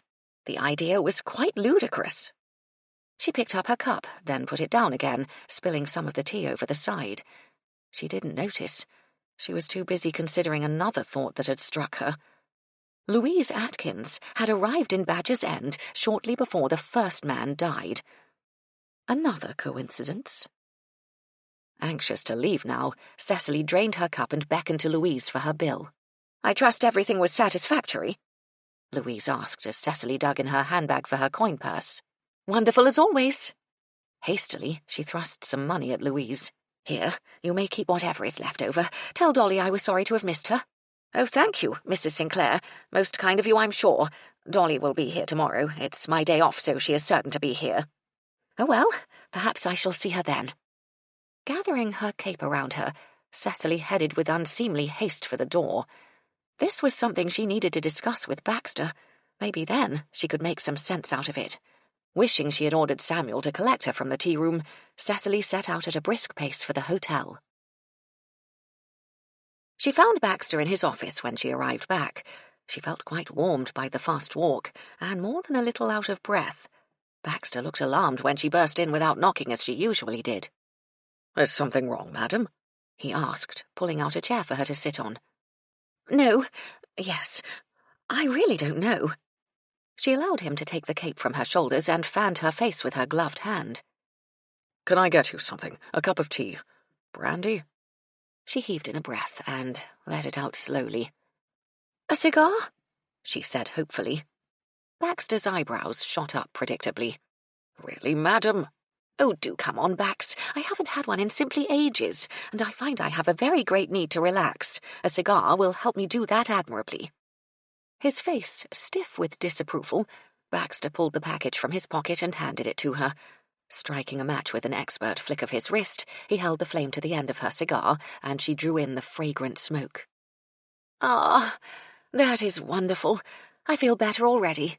"I shall remind you of that when you are lying on your bed with a hacking cough." She gave him a mischievous look. "Why, Baxter, I should certainly hope that if I am lying on my bed, you will not be so indiscreet as to stand there and chastise me." His cheeks flamed. "Of course not, madam." For once, she received little pleasure from her teasing. She had far too much on her mind. "I suppose you have heard that the police are now questioning Ian?" "Yes, madam. Mrs. Chubb informed me of the fact shortly after I returned this afternoon. I suppose it was inevitable, though Ian insisted he had no idea why Mr. Sparks should be asking for him. I'm not altogether certain we can believe every word spoken by that young man, Baxter said stiffly. I have a strong suspicion that he was not entirely truthful about his reasons for leaving the city. I'm afraid you might be right. She told him what Gertie had said about the smuggling. However, she concluded, I'm inclined to believe he is telling the truth about everything else. I shall have to have a word with that young man, Baxter said darkly. He'll be doing no more smuggling, I can promise you. Cecily took another puff at the cigar. In any case, I have some information that I think you will find interesting. She then proceeded to tell Baxter about her morning activities. His face got darker and darker as she recounted her conversation with the doctor and her subsequent visit to the tea shop. I really must implore you, madam, he said when she finally paused for breath. It could be most dangerous for you to conduct this investigation without proper escort. I must insist that in future you inform me of your intentions so that I might accompany you. You weren't here, Baxter, or I certainly would have, Cecily said mildly. But what do you think of my discoveries? Do you not think there could be a possibility that Louise Atkins is involved in some way with the murders? Baxter rocked back and forth on his heels, running his palm over his hair. I really don't know what to think, madam. I'm inclined to think it's merely a coincidence. I haven't made the acquaintance of Mrs. Atkins, but by all accounts she seems a most unlikely suspect. What could a woman like that possibly have to do with the men who died? Or Ian, for that matter? That, Cecily said quietly, is exactly what I intend to find out at the earliest opportunity. Gertie had her back to the kitchen door, her arms plunged to the elbows in hot steaming water as she bent over the sink. Lifting a soapy dish from the water, she watched the frothy bubbles run down the side. Still no sign of the curse, and now with Ian in trouble with the law she could really be lumbered. There she was, stuck with a bun in the oven and no husband. Ruin her bloody life it would. Who would look at her sideways now, once she had a nipper? She should never have believed Ian when he told her it was all right. Don't worry, he'd said. What they were doing couldn't possibly get her pregnant, he'd said. Fat lot he knew. She knew it was wrong, but it had felt so good, and with all those sweet words he was whispering in her ear, no wonder she got carried away. She dipped the plate back into the water, wondering if it would be possible to get married to him while he was in prison. Blimey, she thought, what a bleeding choice. Either stuck with a baby and no husband, or married to a bloody convict. Good job her old man wasn't around. He'd have her hung, drawn, and quartered, that he would. The door opened behind her, and she lifted the plate again, shaking the soap from the rim. She was about to stand it on the draining board when a familiar voice said softly, "Hello, me old love. How's me best girl doing then?" With a loud splash, the plate fell back in the water, and Gertie spun around. "Ian! God blimey, you gave me a start!" He caught her around the waist and hugged her tight. "Got sprung, I did, didn't I? Told you there was nothing to worry about." Blinking back threatening tears, Gertie grinned up at him. "I'm glad to see you, Ian Rossiter, even if you do give me bloody heart attacks." The door opened again before he could answer, and he stepped smartly away from her. Cecily looked relieved as she walked into the kitchen. "Ian, I'm so glad to see you. I saw you arrive from my window. I hope you managed to satisfy the police." "For the time being, Mum. I'll be glad when they find the one what's doing all this, though. Makes me nervous, police stations do. For a bit there, I was afraid they was going to lock me up." Cecily nodded. "I'm sure it must have been upsetting. Did you see Madeline while you were there?" "Yes, Mum, I did. They let her go, too. They took her back to her cottage before they dropped me off. Said they didn't have enough evidence to hold either of us." "I'm glad to hear that," Cecily said. "So am I, Mum," Gertie said fervently. "I was really, really worried, I was." "Yes, well, we all were," Cecily sighed. "But it's not over yet by any means, I'm afraid. Until they find the person responsible for these dreadful murders, both you and Madeline will be under suspicion." "I know, Mum," Ian said gloomily. "They more or less told us that. Things don't look very good for me, I can tell you, what with that detective looking for me, though no one seems to know why he wanted to see me." Cecily looked at him in surprise. "Detective? What detective? Oh, you don't know about that, do you?" Ian shoved his hands in his pockets and sent a quick glance over at Gertie. The last bloke what died, Ted Sparks, he wasn't a reporter at all. He was a private detective working on a case, from what the police can make out, though they can't figure out what. They're working on it in London now. Chapter 17. Intrigued by this news, Cecily said urgently, "Think, Ian. You are positive you can't think of a single reason why a London detective should be looking for you?" Ian looked down at his feet and shuffled from side to side. "No, Mum. Can't think of a single reason." "And are you positive there is no possible connection between you and the first two men who died? Is it possible the detective wanted to ask you about them, something you might have known about them that could be useful to him?" Ian frowned. "Can't think of anything, Mum, except that me and Bickley and Donaldson all looked a bit alike. Used to call us the terrible triplets, they did. I never saw it, but some people said we looked like brothers. I think it was just because we all worked together. Course, we did all have dark hair and dark eyes like, and we had the same kind of bodies, not like those big bruisers with all the muscles." "I like your body," Gertie said stoutly. She then turned a bright shade of red and hastily went back to washing the dishes with a great deal of splashing. Even Ian looked uncomfortable until Cecily smiled. "But you say you never associated with the men after work?" she asked. "No, Mum, never. Like I said, we was on different sides of the fence." Sending a look of apology at Gertie, Cecily said quietly, "They weren't involved in the smuggling with you and Mr. Scroggins?" Ian's face registered shock. He shot a startled look at Gertie, who stared back at him in helpless abjection. "'Struth, Gertie," he muttered. "It wasn't Gertie's fault," Cecily said. "I made her tell me. She was extremely upset and worried about you, and it was obvious she was keeping something from us. I insisted that she tell me what it was." "That's the truth, Ian," Gertie said miserably. "Honest." Ian shrugged. "Well, I'm not doing it any more, am I? Haven't been out with Dick since I got the job at the lighthouse. None of the blokes on the project know about the smuggling. I'd stake me life on it. Dick won't have nothing to do with any of them." "And what about Louise Atkins?" Cecily asked, watching Ian's face carefully. "Did you know her before she came to Badger's End?" Ian's eyes widened in astonishment. "The new woman at Dolly's? Never saw her before in me life. What's she got to do with all this?" "Probably nothing," Cecily said, satisfied with his reaction. "Except for one thing.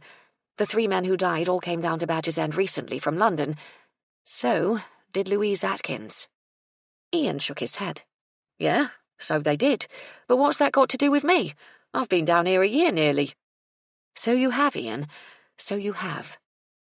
Cecily turned to go, then paused at the door to look back at him. "But you were living in London before then, were you not?" Ian nodded. "Yes, Mum. All me life." "That's what makes me think," Cecily said as she stepped into the hall, "that whatever the connection is, it began in London." She left Ian standing still, staring after her. A little while later, Cecily came across Baxter. He stood by the French doors in the ballroom, deep in conversation with John Thimble, the gardener. As she approached them, Baxter cleared his throat loudly, and John abruptly cut off whatever he was saying. Cecily had the distinct feeling that they didn't wish her to know the subject of their discussion, but she had too much on her mind to worry much about it. The gardener touched a forelock of his white hair, then, mumbling that he had to get back to work, ambled through the glass doors and closed them behind him. "I want to talk to you," Cecily said, deciding the empty ballroom was as good a place as any in which to hold a conversation. "Ian has returned from the police station." Baxter nodded. "And Miss Pengrath?" "Madeline is home also." "I'm sure that must be a great relief for you, madam." "It is, Baxter. Indeed it is. But Ian had something very interesting to tell me. The third man who died, Ted Sparks, wasn't a reporter at all. He was a London detective working on a case, though Ian insists he has no idea why a detective should be looking for him. What do you think about that, Baxter?" She looked up at him, disturbed by his grave expression. "I think, madam, that it's likely the detective was investigating the death of the two men. Undoubtedly that was the reason he was killed." "Yes, I thought you might come to that conclusion."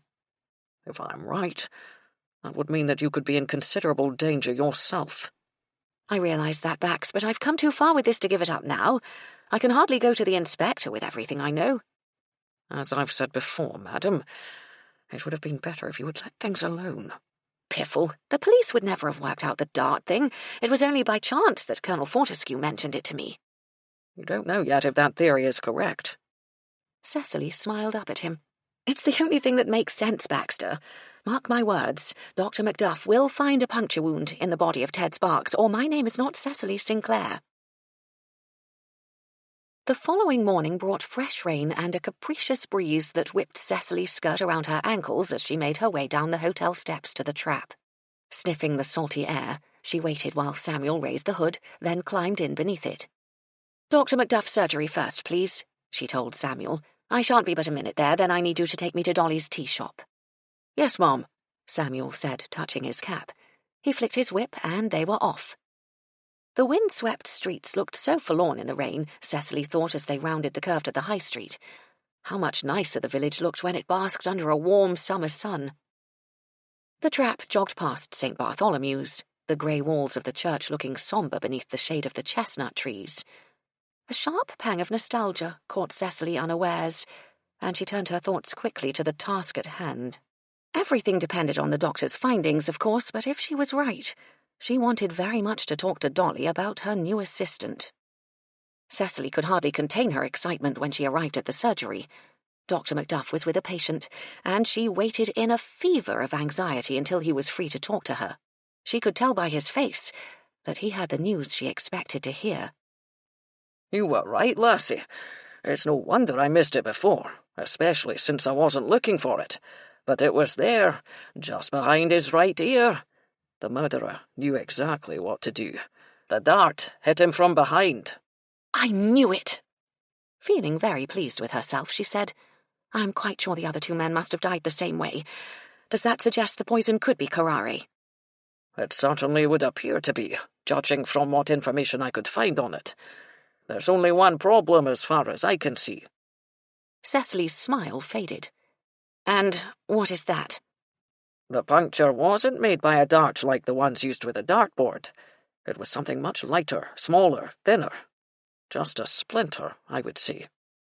Cecily caught her breath. "Like a piece of bamboo?"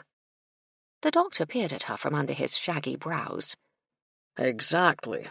If you remember, Donaldson died in front of several witnesses, yet no one reported seeing a dart lying on the ground. A tiny splinter of wood would blow away in the wind." "That's it," Cecily whispered. "Dr. Macduff, I know you have to pass this information on to the inspector, but I would be most grateful if you would not mention my part in it." "Of course, lassie, you can depend on it."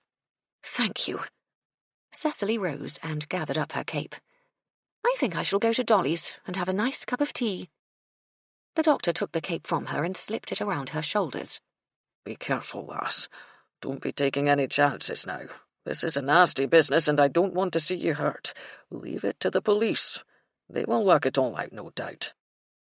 Ah, Cecily thought as she climbed up into the trap, but will they work out the solution in time? Ian's name was on that list, and she had the dreadful feeling that if she didn't put a stop to the murderer's game, whatever it was, Ian could be the next one to turn blue. Cecily felt perfectly safe walking into the tea shop later, since Louise had told her it was her day off. The rain had brought a steady influx of customers to the tea room, and Dolly was rushed off her feet, but eventually she found a few minutes to greet Cecily, who sat at her favourite corner table. "Come and sit with me for a minute or two," Cecily said, watching all but two of the customers finally leave. "I haven't had a chance to chat with you in such a long time." Dolly glanced around the room, then nodded. "Don't mind if I do. It feels good to take the weight off me feet for a minute." She plunked herself down on the chair, overlapping it on both sides. Jamming her elbows on the table, she said cheerfully, "You are looking so much better, Cecily. Good to see you smile again." "I am feeling much better, thank you." Cecily finished her tea and set down the cup. "I can see that business has improved for you too." "Yeah, that lighthouse project has really made a difference. I'm going to miss them all when they go back, as will most of the businesses in town, especially the George." Dolly looked over her shoulder in case anyone was within earshot. Not doing so good down there now, though, since that last one copped it. People are afraid to eat down there, so I heard. That's probably why I've been so busy." Cecily nodded. "Good thing you have Louise to help you out. She seems very efficient." "My lucky day that was when she came down here." Dolly leaned forward and dropped her voice. "Tragic for her, though it was. That poor woman has had more than her share, I can tell you." Cecily tried to hide her avid interest. "Oh? I'm so sorry to hear that. I understand she lost her husband some years ago." "Yes, she did." Dolly licked her lips, prepared to indulge in her favourite hobby. She considered the day a waste if she didn't exchange at least one piece of juicy gossip. "She told me all about it one night after we closed up. Gave her a shot of my gin, I did, 'cause she seemed so depressed. Must have loosened her tongue." It was more like Dolly's expert questioning that had loosened the woman's tongue, Cecily thought. "Anyway," Dolly went on, "Louise's only child lost her husband in all that fighting in Africa. Carrying her first baby she was. She nearly lost it, so Louise said, and spent weeks in bed. Then what do you think? The poor girl died having the baby after all that." Dolly shook her head in pity. "Anyway, Louise ends up having to take care of the little girl. Then Louise's husband goes and dies in the tropics. Working on a science project he was, caught some terrible disease. Poor Louise, all she had left of her old family was that granddaughter. Brought her up, she did." Cecily, listening intently, nodded in sympathy. "It must have been dreadfully difficult for her." "Oh, it was," Dolly said. "It was. But that's not the end of it. Oh dear, no. Something much worse happened after that." Cecily waited, knowing that Dolly would finish the story even if the tea-room were burning down. "Well," Dolly said, settling herself more comfortably on the chair. "This granddaughter, see, she meets a chap and falls in love with him, only he weren't no good, got her in the family way, then took off. Poor girl was so miserable and ashamed she went and killed herself. Left a note, she did, said she was doing the best thing for everyone." Dolly looked down at the tablecloth and heaved a tremendous sigh. "Weren't the best thing for Louise, of course.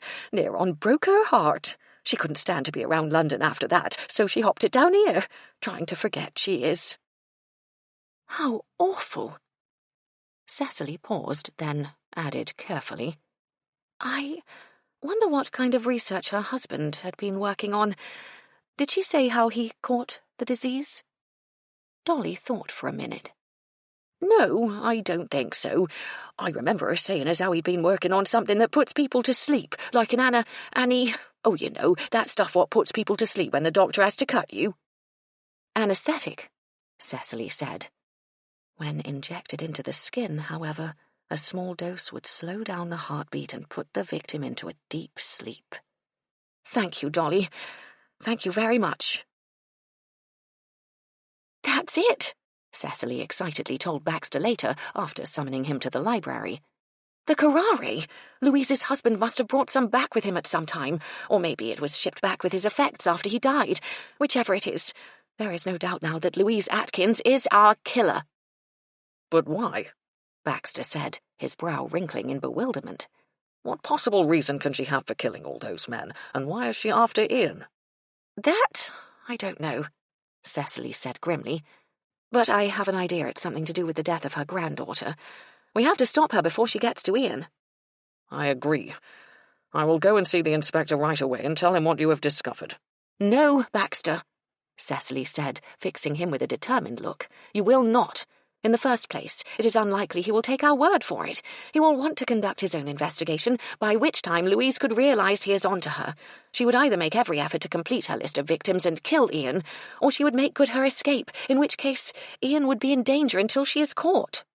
"Madam, In the second place, the inspector is bound to ask several questions for which you will not have the right answers. May I remind you that the Pennyfoots' existence could be in peril if we antagonize him too much?" Baxter ran an agitated hand over his hair. "Then, pray tell me, madam, what do you intend to do?" This was going to be a trifle tricky, Cecily thought, but nonetheless she plunged ahead. "Louise still has her room at the George and Dragon. I intend to search it." "No, I cannot allow you to." "You don't have any choice, Bax." "I shall simply refuse to help you. I shall go to the police, against your wishes if I have to, but—" You would risk Ian's life and the closure of the Pennyfoot?" His mouth opened and shut while he floundered around for an answer. Finally he muttered, "It would be preferable to losing you, madam." Her heart gave a tiny flutter. "Why, Baxter, that is the very nicest thing you have ever said to me." Stretching his neck, he ran his finger around the inside of his collar. "Yes, madam." "I appreciate your concern, Baxter," Cecily said firmly, "but I intend to search that room. If I can prove that Louise is our murderer and hand her over to the inspector, so to speak, he just might forgive me for my interference. It is her day off, so it would be most dangerous to attempt to search today. I shall be forced to do so, however, if you insist on talking to the police." Baxter wore an expression of quiet desperation. "I shall respect your wishes, madam." "Good." Cecily began to relax a little. "Very well. I will conduct the search tomorrow at midday, when Louise will be occupied at the tea-room. The George and Dragon will be busy with the lunchtime crowd, and no one will notice me slipping in there." Baxter looked more unhappy by the second, but he murmured a resigned, "Yes, madam." "What I need you to do, Baxter, is to go in there first and find out which room is Louise's. You have that thingamajig you use to open the hotel rooms. You can unlock the door for me. Then you can come and tell me and keep watch downstairs while I slip up there and search the room. If you watch for me through the window, I will signal when I am finished. If I find what I am looking for, as I feel certain I shall, we can have Samuel drive us to Wellicombe, where we will present the evidence to the inspector. He can then arrange to have Louise detained before she leaves the tea shop at the end of the day." "It sounds so very simple," Baxter said miserably.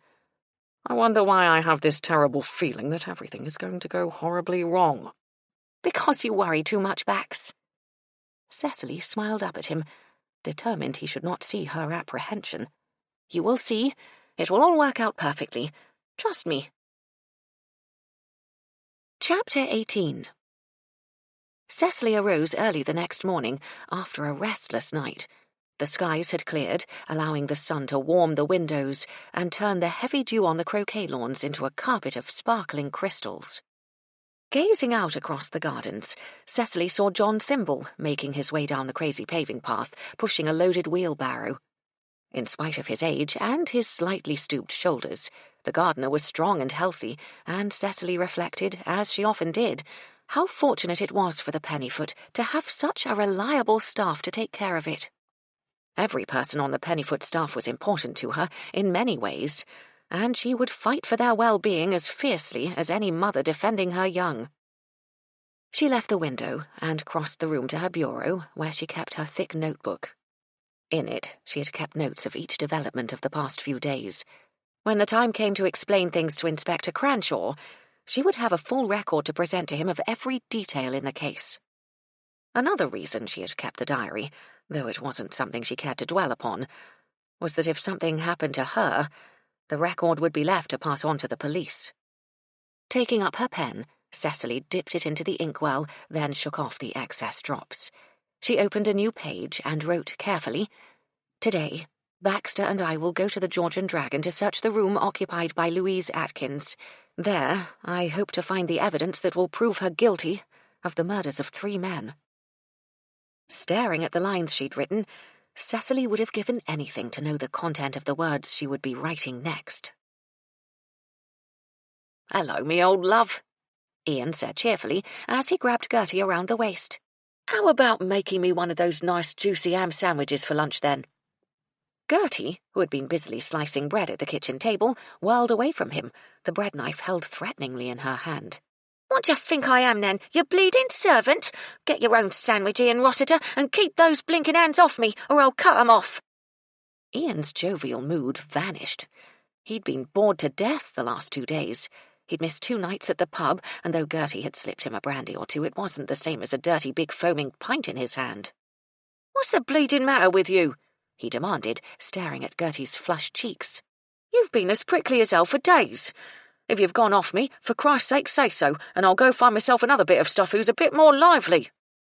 To his utter dismay, Gertie promptly dropped the knife and burst into tears.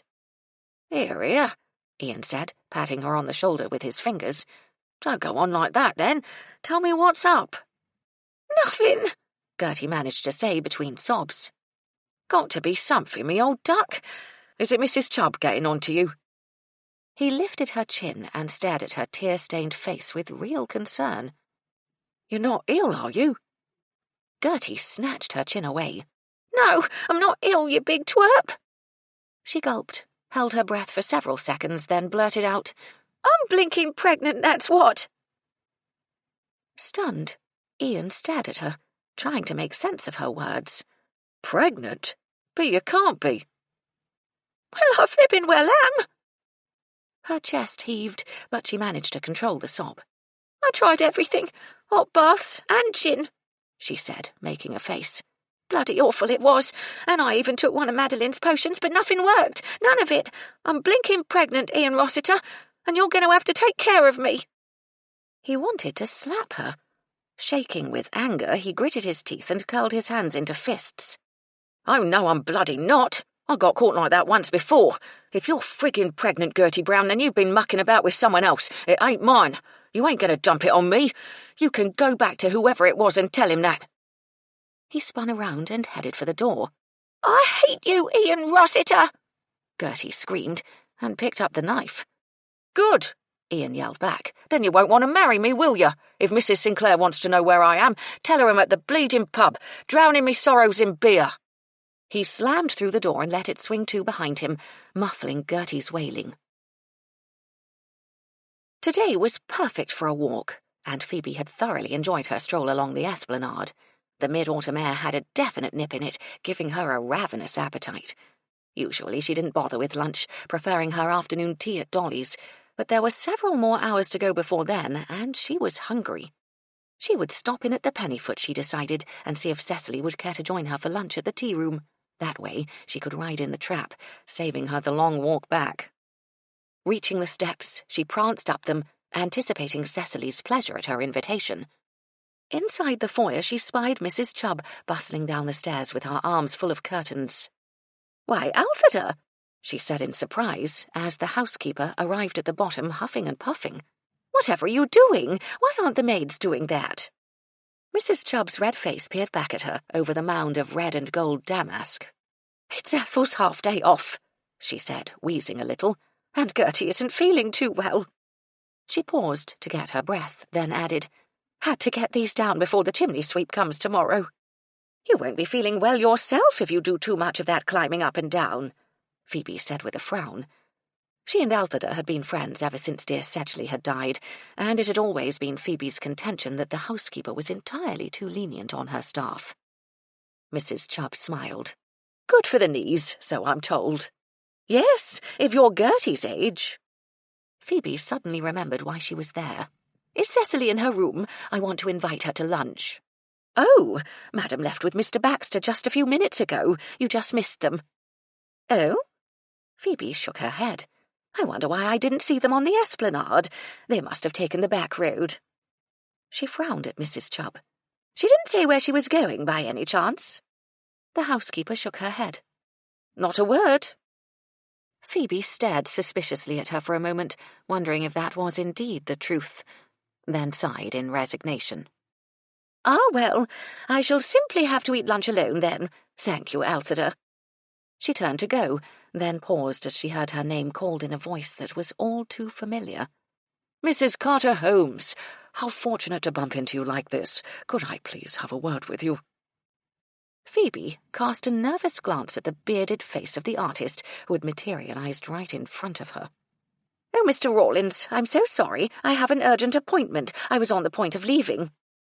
The despicable creature actually had the gall to touch her arm. I won't keep you more than a moment, I promise, but it is most urgent that I speak to you. Phoebe looked desperately at Mrs. Chubb, but the housekeeper merely nodded, then hurried across the lobby to the kitchen stairs. Deciding to put an end to the ridiculous situation once and for all, Phoebe said in a voice that barely hid her irritation, Very well, Mr. Rawlins, but I have only a moment to spare. The artist rubbed his hands together and gave her a fawning smile that she found quite insincere. I would like to paint your portrait, he said, fixing his strange dark eyes on her. Once more, she felt herself being drawn down a long, mysterious corridor. She moistened her lips. My portrait? She considered the request in wonder. Gracious heavens, could the man be serious? What was it Mr. Baxter had called him? Renowned, that was it. Why, this could very well make her famous. This could change her life. This could... That's if you have no objection to being painted in the nude, Sidney Rawlins added. Phoebe's mouth slowly opened and hung there. Her headlong rush down the inviting corridor ceased abruptly as icy-cold anger swept over her. Her hand itched to slap his face, but she was loath to make contact with that scraggly beard. Heaven knew what might dwell in it. If only she hadn't left her parasol behind that morning. She closed her mouth and drew herself up to her full height. She was pleased to see that she almost looked him straight in the eye. "Mr. Rawlins," she said in a cold, deliberate voice, "am I to understand that you expect me to take off my clothes in your presence?" The artist looked a little apprehensive. "I paint nudes, Mrs. Carter Holmes. I prefer my models to have buxom figures such as yours. I can assure you it is all perfectly respectable. My paintings hang in some of the best galleries in Bond Street." Phoebe shuddered. The very thought of strange men ogling her naked body on public display was enough to make dear Sedgley rise from the dead and bring down his wrath upon her head. "Rest assured, Mr. Rawlins," she said icily, "no one will ever set eyes on my body, except the good Lord above when he chooses to take me."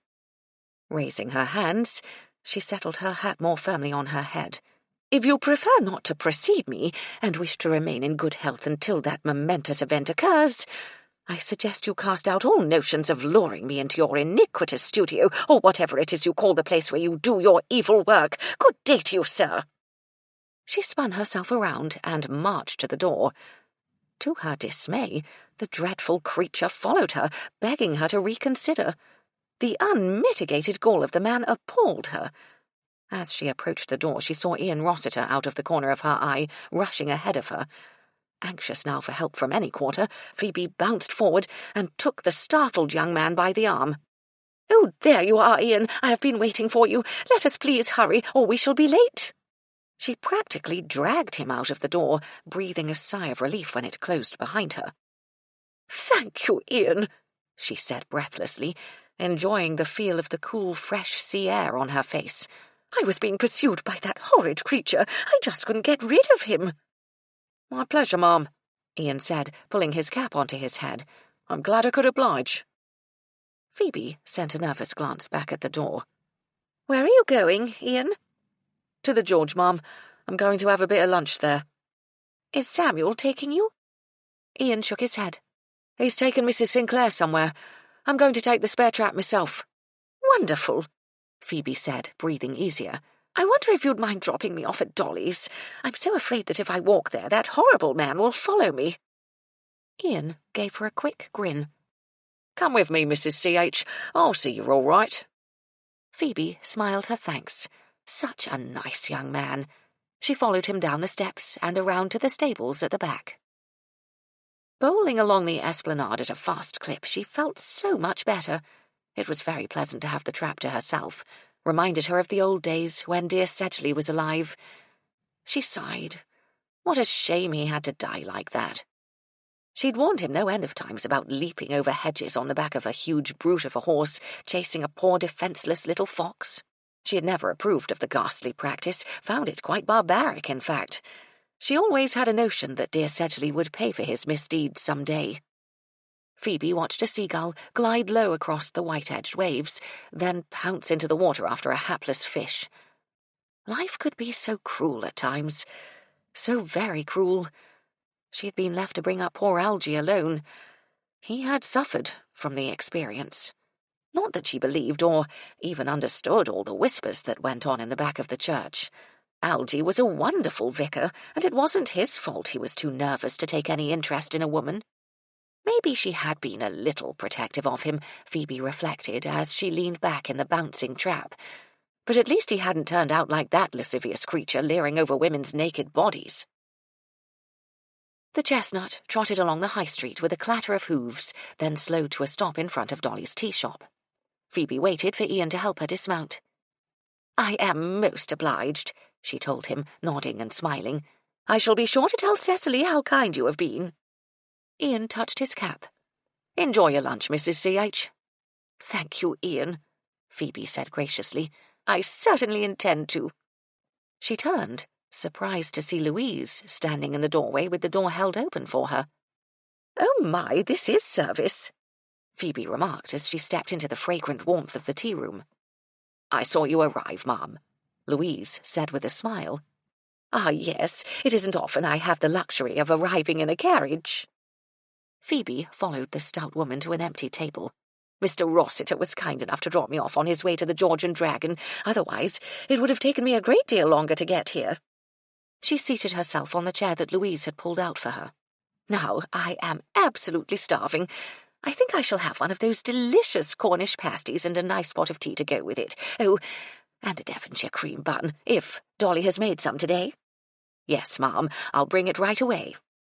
Phoebe sat back in contentment. It was really very nice to be treated with such regard by a well-refined lady such as Louise Atkins. How sad that a woman of her class should be forced to work in a tea-room, even if it was a respectable establishment. Such a come-down. Thank heavens she didn't have to resort to such drudgery. Phoebe looked around at the cosy tables, with their white linen cloths and the silver candlesticks that stood in the centre of each one.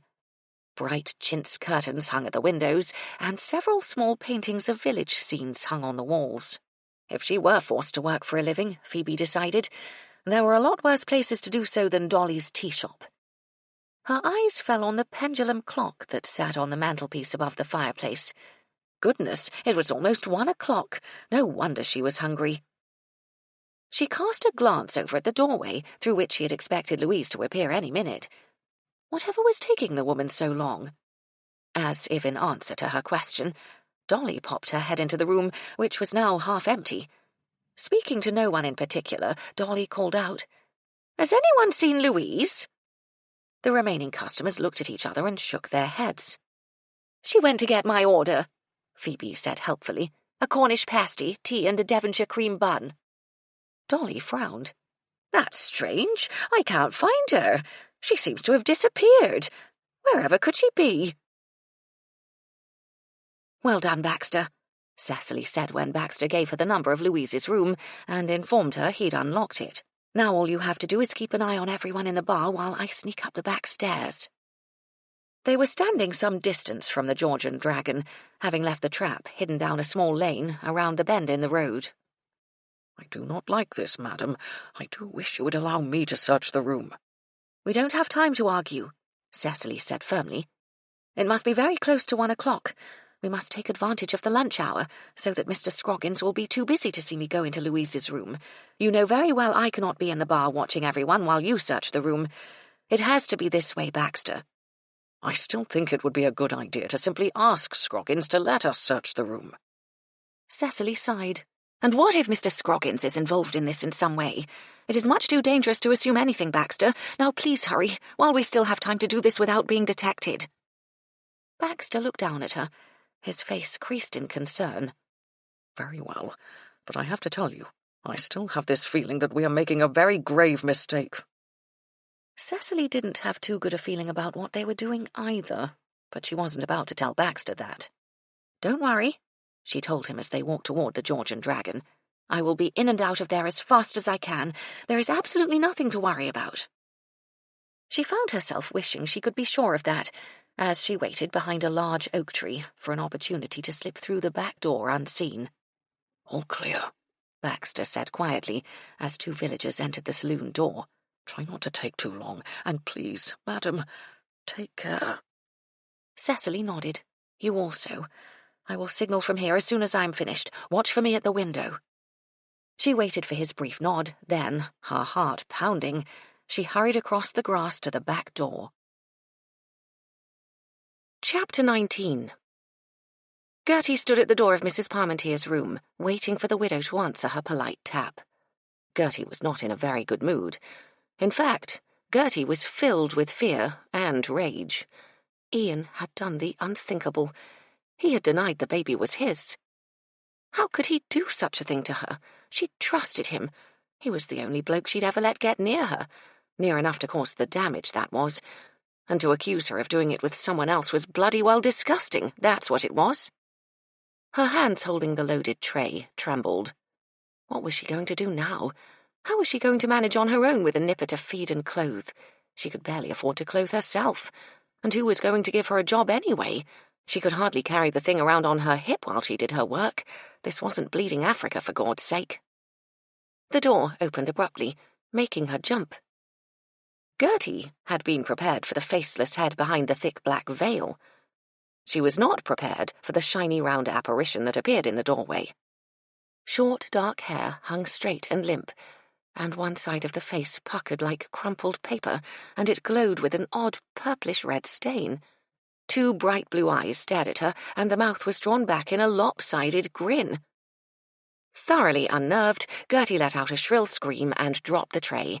The resounding crash that echoed down the long hallway made things worse, much worse, she discovered when she looked down and saw all the smashed china and Michelle's famed bouillabaisse all over the carpet. It was all too much. Gertie covered her face with her apron and howled. She felt a hand on her arm and a gentle tug, but she was too distraught to resist. The soft hands pushed her down on a chair, while she let it all out in great tearing sobs that shook her entire body. "Here," Mrs. Parmentier's husky voice said. "Take these, you'll feel better." Gertie held back the next sob and peeked over her apron. She looked at the 2 small white tablets lying in the large palm in front of her and shook her head. "They're called aspirin," the widow said. "They are harmless, I promise you. Look, if I swallow one, will you take the other? It will help make you feel better." Gertie had never heard of aspirin. All she'd ever taken for medicine was Mrs. Chubb's powders. A glass of clear liquid appeared in Mrs. Parmentier's other hand. "Look," she said, "I'm swallowing one of the aspirin." Gertie made herself look up at the dreadful face. It didn't seem nearly so frightening now, ugly but not frightening. She watched while the widow swallowed the tablet. With a good deal of uncertainty, Gertie took the other one in her shaking fingers. "Put it on the back of your tongue," Mrs. Parmentier said, "and swallow the water. It will slide down." Gertie did what she was told. It wasn't a pleasant feeling, but she got it down. Then, without thinking, she said in alarm, "It won't hurt the baby, will it?" Mrs. Parmentier smiled her lopsided smile. "No, it won't hurt the baby." She sat down on a chair opposite Gertie and looked at her. "Now, why don't you tell me all about it?" Gertie looked into those kind blue eyes, full of sympathy and tenderness, and before she knew it, she was spilling it all out, how she and Ian had done it, and now she was pregnant, and with all the trouble about the murders, and then Ian lying that the baby was his, and how she didn't know what she was going to do. Mrs. Parmentier nodded throughout it all, then asked a lot of questions that made Gertie blush, but somehow she answered them anyway, without even meaning to. Then Mrs. Parmentier smiled cockeyed at her again. "My dear," she said softly, "I doubt very much if you are pregnant. From what you've told me, your young man was telling the truth. In order for you to have a baby, he'd have to do much more than he did." Gertie looked at her in astonishment. "Go on!" "I have a book I'll be happy to give you," the widow said. "It will explain everything better than I can, but there's something I want to try. I think it might be able to help you." She pulled at the chain around her neck and withdrew from her blouse a beautiful yellow stone set in gold. "I want you to look at this pendant and keep your eyes on it. Just try to relax. I'm going to count down from 10, and I want you to watch the pendant." Gertie stared at the amber stone, swinging back and forth in the widow's fingers. She listened to the soft voice counting backward, and suddenly felt very sleepy. Baxter stood in the public bar, having positioned himself so that he had a clear view through the window to the street beyond. If he tilted forward, he could just see the thick oak tree from where Cecily had arranged to give her signal. He'd ordered a half-pint of ale, but was too worried to enjoy it. He would gladly leave it on the counter if it meant that Cecily had finished her precarious task and was beckoning to him from the oak tree. Dick Scroggins, his face flushed and glowing, called out as Baxter looked out the window again. "Hey, mate, haven't seen you down here lately. Good to see you. I could do with some more customers. Been a bit sparse lately." Baxter smiled and lifted his beer in answer. The pub certainly seemed a lot quieter than he'd noticed before. Usually, 30 or 40 men crowded into the snug little room, making movement impossible unless one shoved one's way through a thick mass of bodies. Today, however, no more than a dozen men stood drinking at the counter. Baxter put his beer down, turning his head as he heard the bar door swing open. At least there was one more customer for Scroggins. The more the merrier. Less chance of Cecily being spotted on her way out with all the noise and confusion that went on when the bar was crowded. Then he twisted his head back quickly in dismay. To his intense discomfort, the newcomer was someone he knew. "Why, Mr. Baxter," Ian said behind him. "I'm surprised to see you down here. I didn't know you patronised the George." Baxter placed a slight smile on his face and looked at him. "Upon occasion I do, Ian." "Really? So what's the occasion? Maybe I can help you celebrate." Ian held up his hand to catch Dick's attention. "Pint of wallop, me old fruit, if you please." "Coming up," Dick called out, then stuck a glass under the barrel tap and tugged down on the handle. "I was simply in need of a change of air," Baxter said, lifting his mug. "Picked a right place here, then, didn't you?" Ian said, nodding at the thick, smelly haze of smoke that filled the room. "Done better to have gone for a walk on the beach." Baxter leaned forward to take a look out the window. As he did so, he was nudged aside by a thick-set man Baxter didn't recognize. The man ordered a beer in a belligerent tone, and Ian said out of the corner of his mouth, "One of them cocky bastards from London." Dick snarled an answer back, and took his time in reaching for a mug. "If you don't want me frigging business," the man said, leaning his pudgy elbows on the counter, "I can bleeding well get me beer somewhere else." The rest of the men had stopped talking and watched the proceedings with great interest. Baxter got a nasty feeling in the pit of his stomach. "Why don't you do that, mucker?" Dick said, tipping the beer out of the glass into the drain. "Go back to bleeding London where you belong, and take the rest of the yobs with you. Bloody good riddance." "We'll go when we're good and ready. And I wouldn't be so bleeding anxious to get rid of us if I were you. You won't get your friggin' lighthouse built if you don't watch it." Dick, who had obviously been imbibing for some time, leaned across the counter and stuck his nose in the labourer's face. "I don't want the bleeding lighthouse built, mate, and if you build it up again, I'll be back to knock it down again, won't I?" For a moment, the Londoner stared at Dick in astonishment. Then, with a howl of rage, grabbed the publican by his collar and dragged him over the counter, yelling, "We lost our bleeding wages because of you, you bastard!" Before Baxter could move, a dozen men surged up to the two combatants and joined in the fracas, pinning Baxter into the corner. He lunged forward, only to meet a solid fist to the nose. The last thing he remembered was seeing a dozen circles of light, all rotating around each other through the smoky haze.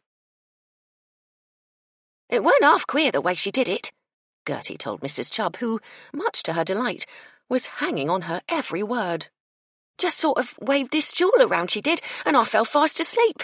When I woke up, she said everything would be all right in a day or two." Mrs. Chubb looked impressed. "How did she do that, then?" Gertie polished the fork in her hand with renewed vigour. It amazed her how much better she felt, like a new person. "She used to be a doctor," she told Mrs. Chubb. "The kind what puts people to sleep, then tells their mind what to do. She said as how I wasn't pregnant, but because I was worried about it, that's what was holding everything up. She said that now the worry was gone and I was relaxed, it will all sort itself out again." Mrs. Chubb nodded. "Marvellous. Shame about her face, though." "Yeah." Gertie stopped polishing and stared into space. "She said she'd always been upset about her looks, 'cause she's so big and clumsy. Her parents were German, she said, and all her family's like that. She said she always thought men like their women tiny and helpless like." She glanced down at her own generous curves. "God help me, then, that's all I can say." "Not all men like small women, otherwise the big ones would never get married." "Yeah, well, she knows that now, but she said that's why she never got married, 'cause she never gave a bloke a chance to get to know her." Mrs. Chubb gave a start of surprise. "Then she's not a widow?" "Nah. Gertie shook her head. See, when her house caught fire and she got her face burnt, it left her looking so ugly, she said no man would ever look at her after that, so she pretended to everyone she was a widow and covered herself with that veil. She sighed and put down the fork. Funny thing is, when you get used to it, you don't notice it so much. I mean, it isn't that bad. But that's why she went out at night. It was the only time she would walk along the beach without her veil. Said she loved to feel the wind on her face, but didn't want people staring at her. What a shame. Mrs. Chubb counted out a pile of serviettes. There are some men out there who don't care what a woman looks like. It's what she's like inside that counts. Yeah, like that Mr. Rawlins. Mrs. Chubb looked up sharply. Mr. Rawlins? What's he got to do with anything? Gertie smiled. Well, he's the one what got Mrs. Parmentier to take off her veil. Said she had a beautiful body, said he wanted to paint it. When she told him she had a terrible scarred face, he made her let him look at it. She picked up another fork and smiled at her reflection in it. Go on, Mrs. Chubb said, her counting forgotten. So what happened? Well, when he saw it, he said it wasn't nearly as bad as she made out, that it didn't matter what her face looked like. He could tell she was a loving, caring person, and that's what matters. Gertie looked up, her eyes sparkling. She said it made her think, and he gave her the courage to face the world again, even if people did stare at her. She's even going back to being a doctor again, and it's all thanks to Mr. Rawlins. Well, that's a turn-up for the books, to be sure. Whoever would have thought it? It just goes to show, Gertie said thoughtfully. You can't tell what people are really like just by looking at them. Most of the time they're a lot different than what you think. You never said a truer word than that, Gertie, my girl. Anyway, Mrs. Parmentier seemed quite taken with Mr. Rawlins. Wouldn't it be lovely if he fell in love with her and they lived happy ever after? Go on, you silly goose, Mrs. Chubb said. Full of romantic notions you are. Better get on with your work before Michelle gets back and starts complaining. But she said it with a twinkle in her eyes. Cecily looked around the neat room, trying to decide where to start. The chest of drawers seemed a likely place, but she was quite sure that if Louise was hiding anything as dangerous as a poisonous drug, she wouldn't casually leave it in a drawer where anyone could find it. Not that she would be expecting anyone to be searching her room, of course, Cecily told herself as she crossed to the chest. She had to start somewhere. She pulled the drawers open one by one, hating what she was doing, but acknowledging the necessity of it. The piles of neatly folded underwear slipped through her fingers. Louise Atkins believed in buying the best.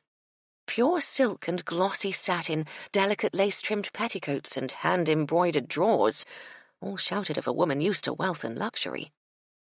Feeling very much like a common intruder, Cecily went on searching through the various drawers without much success. She found nothing out of the ordinary, and obviously she would have to ferret out a more sophisticated hiding place. Climbing onto her hands and knees, she peered under the bed. Nothing but a few dust balls. Carefully she ran her fingers along the iron frame, hoping to find a container of some sort, and terrified of pricking her finger if she did. She didn't hear the door open. The first she knew of someone's presence was when a voice asked quietly, "Is this what you are looking for?" Cecily jerked her head up, then scrambled to her feet, her heart hammering wildly. Louise stood just inside the doorway, holding a short length of bamboo pipe. She wore a faint smile on her face, but her eyes were cold and calculating. The eyes of a killer. Cecily sought frantically in her jumbled mind for any reason, no matter how absurd, to explain her presence. She could come up with nothing. She was in a public house, searching under the bed in what had been a locked room. There simply was no explanation for that. She looked helplessly at Louise, who seemed to be enjoying her predicament. The perception sent chills chasing down Cecily's back. "It really will be a quick death," Louise said in a conversational tone.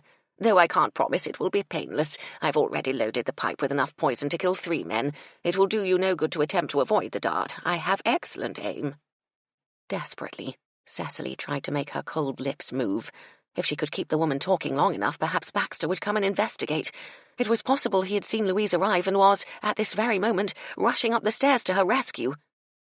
Before she could speak, Louise added calmly, "My husband taught me how to use it as a means of self-defense, since I was living alone in the city so much.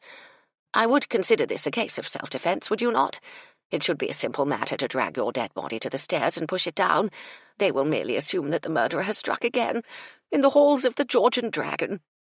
She laughed, a dry, hollow sound that frightened Cecily far more than her words had done.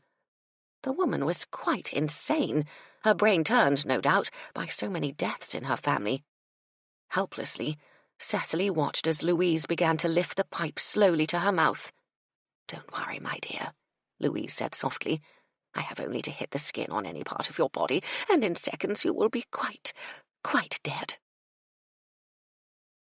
Chapter 20. Baxter blinked as he felt strong hands helping him to his feet. He shook his head, his eyes watering at the pain in his nose. Good Lord, he thought, he must have been hit by a train. The room whizzed around him a couple of times, then slowed, as if he were on a roundabout at the fair. "Give him a brandy," someone said, and pressed a cold glass into his hand. He stared down at it, realizing where he was and how he'd come to feel as if he'd been thrown down a cliff. He was in the bar at the Georgian Dragon. It seemed very quiet. Apparently, the fight was over. Hard on the heels of that thought came another one. Cecily. How long had he been out? He threw back his head and emptied the glass into his open mouth. The fiery liquid burned all the way down to his stomach, but it had the desired effect. His eyes snapped open and, coughing, he spun around to look out of the window. With a rush of relief, he saw no sign of Cecily behind the oak tree. Beside him, Ian said, "Took quite a bashing there, Mr. Baxter, I must say. I hope you're feeling better now." Baxter heard the hint of admiration in Ian's voice and smiled thinly. "Yes, thank you. My head is harder than it looks. May I reimburse you for the brandy?" Ian shook his head. "It was on the house. Dick was sorry about you getting socked." Baxter looked over at the publican, who looked a little dazed, but otherwise still functioning. "He has a lot more to be sorry about, I'm sure. When the police get word that he was responsible for the damage to the lighthouse project, he'll no doubt have to face charges. He will most likely have to pay for the new equipment." Ian laughed and laid his finger along his nose. "Nah, not on your life.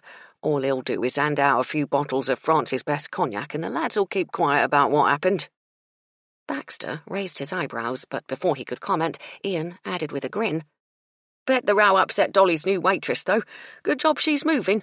She'll be bloody glad to get out of here, I reckon." Baxter stared at him, hoping he didn't mean what he thought he meant. "Louise Atkins?" Ian nodded. "Must be her day off. She got back a little while ago. I saw her going past the window when we was all fighting. She must have gone up to her room." With a muffled oath, Baxter slammed his glass down on the counter. "Come with me," he ordered Ian, then headed grimly for the stairs. "Just tell me one thing," Cecily said, having finally found her voice. "Why would you want to hurt Ian? He doesn't even know you." Louise gave a short laugh. "Very clever, Mrs. Sinclair. I don't know how you worked that out, but you're right. Ian Rossiter doesn't know me, but I think he might very well have known my granddaughter." She talked, Cecily thought with a shiver, as though she were holding a normal conversation at some pleasant social event. "She was abandoned by the father of her unborn child," Louise went on, "and unable to face the shame of it. She threw herself off Westminster Bridge. She landed on a barge below and broke her neck. She died instantly. That man must pay for his sins." Cecily felt a stab of sympathy, but her eyes remained fixed on the bamboo pipe in the other woman's hand. "But Ian has lived in Badger's End for the past 12 months. I understand he travels to the city most weekends, does he not?" Cecily frowned. "But if you suspect Ian of being the father, why were the other men killed?" The hand holding the pipe jerked, sending another cold chill down Cecily's back. "That stupid detective. I hired him to find the man who seduced my daughter. All I knew about him, from the little my granddaughter had told me, was his age, vaguely what he looked like, and that he worked down here on the lighthouse project." Her best chance, Cecily thought, was to wait until the very last minute, then drop to the floor behind the bed. If, by the grace of God, Louise missed her with the dart, she might possibly have a chance to reach the woman before she could reload the pipe. That was assuming she had another dart. It was a possibility Cecily couldn't afford to ignore. "Anyway," Louise went on, "when the fool came back from his investigation, he told me he could get nothing from the men he questioned. The best he could do was to narrow it down to 3 men, so I decided that all 3 men must die in order to be sure that the right one paid for what he did." Great heavens, Cecily thought. Now she knew the woman was insane. "But why did you—" she began, but Louise cut her off, freezing her blood. "Enough of this talk, I'm afraid, Mrs. Sinclair. You have asked your last question. It is really a shame that you couldn't keep your nose out of my business. I am so sorry I have to do this." Cecily tensed as Louise lifted the pipe to her lips. Then, closing her eyes, she dropped to the floor. As she did so, she heard the door handle rattle, a loud thud, and a muffled exclamation. Without thinking, she raised her head, in time to see Louise staring at her hand that was pinned against the wall in front of her face. Baxter stood in the doorway, his face white as a sheet, looking at Cecily as if he'd never seen a woman before. "Madam, are you all right? You weren't hit, were you?" Too shaken to speak, Cecily shook her head and climbed unsteadily to her feet, her gaze returning to Louise. She heard Ian mutter, "Bloody hell," but her attention was on the other woman. Louise made an odd sound, then turned her head with an awkward, stiff movement, her eyes wide and glaring at Cecily with a horrible, fiendish light. "You!" she said in a strangled voice, then clutched her throat. "Do something, Bax!" Cecily cried, but knew he couldn't. It was much too late to help the stricken woman. Louise made a gurgling sound and slowly collapsed to the floor. She thrust out an arm in appeal, her fingers curled like claws. A terrible rattling sound poured from her throat as her body twisted and curled in violent spasms, and her eyes rolled wildly in her head. Cecily could watch no more. She sank onto the bed and covered her face with her hands until the awful sound had ceased. "It's over, madam," Baxter said quietly. He stood next to her, very close but not touching her. She felt a strong urge to seek comfort from him, longed to hold his hand, but knew she could not. "Thank you, Baxter," she whispered. "You saved my life." He cleared his throat. "I think it was more a matter of fortune, madam, but I am happy to have been of assistance." For some reason, the trite words made her want to weep. Gertie and Mrs. Chubb sat huddled in front of the roaring oven as Ian gave them the gory details of Louise's last moments. "Sleuth," Gertie whispered when he'd finished. "That must have been bloody awful to watch. Poor madam, she must have felt dreadful." "She'd have felt a lot more dreadful if Mr. Baxter hadn't rushed in when he did," Ian said with relish. "He slammed the door open, and Mrs. Atkins was standing right there in front of it. Sent her into the wall, it did. Mr. Baxter says she put her hand up against the wall to stop her face from hitting it. The pipe was in her mouth, and she puffed the dart right into her blinking hand." "Serves her bloody well right," Gertie declared, shuddering. "She would have killed madam, and you as well." Ian gave her a cold look that seemed to cut her in half. "Would have been all right for you if she had, wouldn't it? Then you could have blamed me for what happened to you, and no one would know the difference." Gertie opened her mouth to protest, but Mrs. Chubb got up noisily from her chair. "Well, I can't sit around here listening to gossip all day," she said, giving Gertie a meaningful look. "Finish what you have to say to Ian, my girl, then get on with those dishes. They'll be twice as hard to wash if the food dries on them." "Yes, Mrs. Chubb," Gertie said meekly, and watched the housekeeper bustle out of the door. "I'm going too," Ian said, making for the door. "The new equipment arrived this afternoon, so I'm back on the job. You won't be seeing me around here for a while." "Ian," Gertie said as he reached the door. "I'm not pregnant." He looked back at her. "You was just pretending that you was." "No, of course not, you big twerp." She got up from the chair and walked toward him. "I thought I was, but I didn't understand. Mrs. Parmentier told me I couldn't be. She gave me a book and—" She felt her cheeks growing warm, but was determined to finish, no matter how blinking awkward she felt. "Well, I know how it happens now. I didn't before. I really thought you'd gone and done it. But now I know you couldn't have, and I've never been with nobody else but you, Ian, love. I swear it." He stared at her, confusion all over his face. "Mrs. Parmentier?" "It's a long story," Gertie said softly. "But if you come back tonight, I'll tell it to you then. Perhaps I can get the night off so we can go to the bonfire party on the beach." He looked at her for a moment longer, then gave her his warm, wonderful grin. "All right, me old love. I'll be back tonight, then." Leaning forward, he gave her a loud smack on the cheek, then vanished through the door. Hugging herself, Gertie smiled and went back to the sink to tackle the dishes.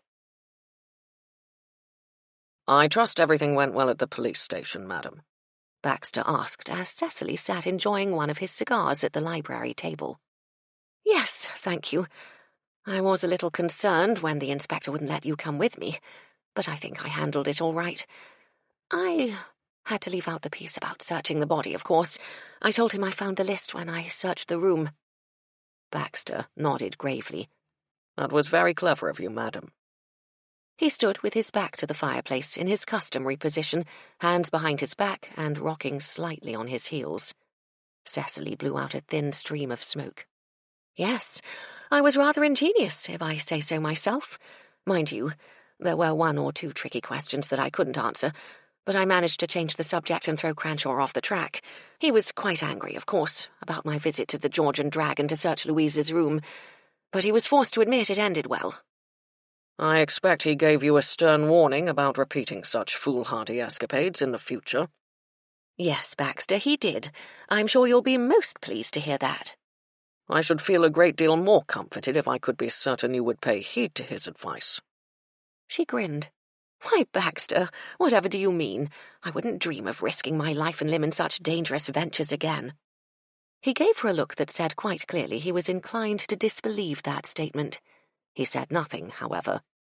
"The one thing that had me puzzled at first," Cecily said, adroitly switching to another subject, "was why Louise found it necessary to kill Ted Sparks.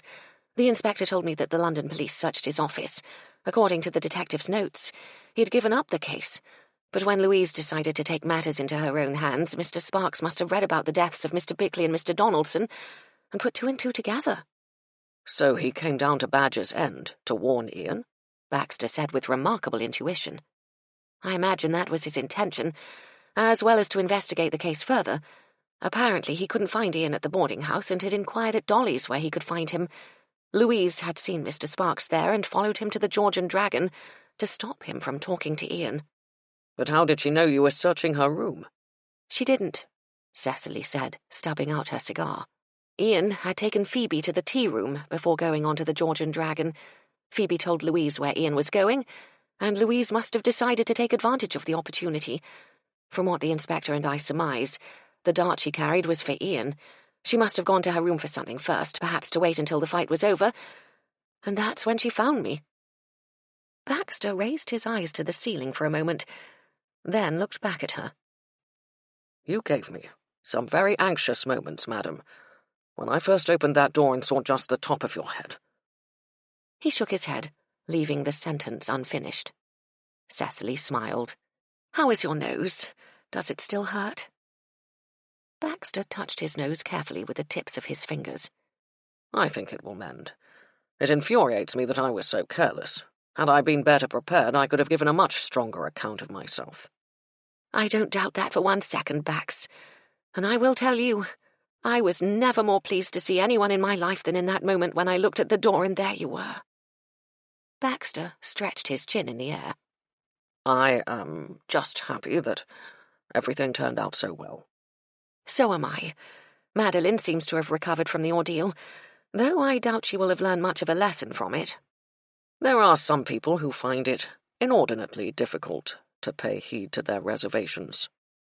She looked at him suspiciously, but he stared back at her with an air of sublime innocence. "Well," she said, "the one regret I have now is that all this excitement has put my schedule entirely out of system. It is November the 5th, and I have done nothing about the fireworks display. I'm quite sure I've ruined the entire year for Colonel Fortescue." Baxter cleared his throat. "With apologies, madam, but since you were otherwise engaged, I took it upon myself to make some arrangements with John Thimble. If you would care to come with me, you can inspect the display which we set up in the roof garden." Cecily looked at him in pleased astonishment. "Why, Baxter, how very thoughtful. The guests will be extremely happy that they will not miss out on the festivities, as shall I, for not having to tell them it's cancelled." She rose to her feet. "I shall be happy to go to the roof garden right now and see for myself." Baxter, looking uncommonly pleased with himself, opened the door for her. As she passed under the portrait, she looked up. "There you are. You see James. He takes very good care of me, as well as the Pennyfoot. You have chosen well." Baxter stood back to let her pass, murmuring as she did so, "I fear Mr. Sinclair would be most disturbed if he could see how imprudent his wife can be at times." Cecily paused, leaning back to send another look at the portrait. "Don't listen to him, James," she said. "He can be an intolerable fuss-budget." Smiling, she sailed through the door. This concludes Do Not Disturb by Kate Kingsbury, narrated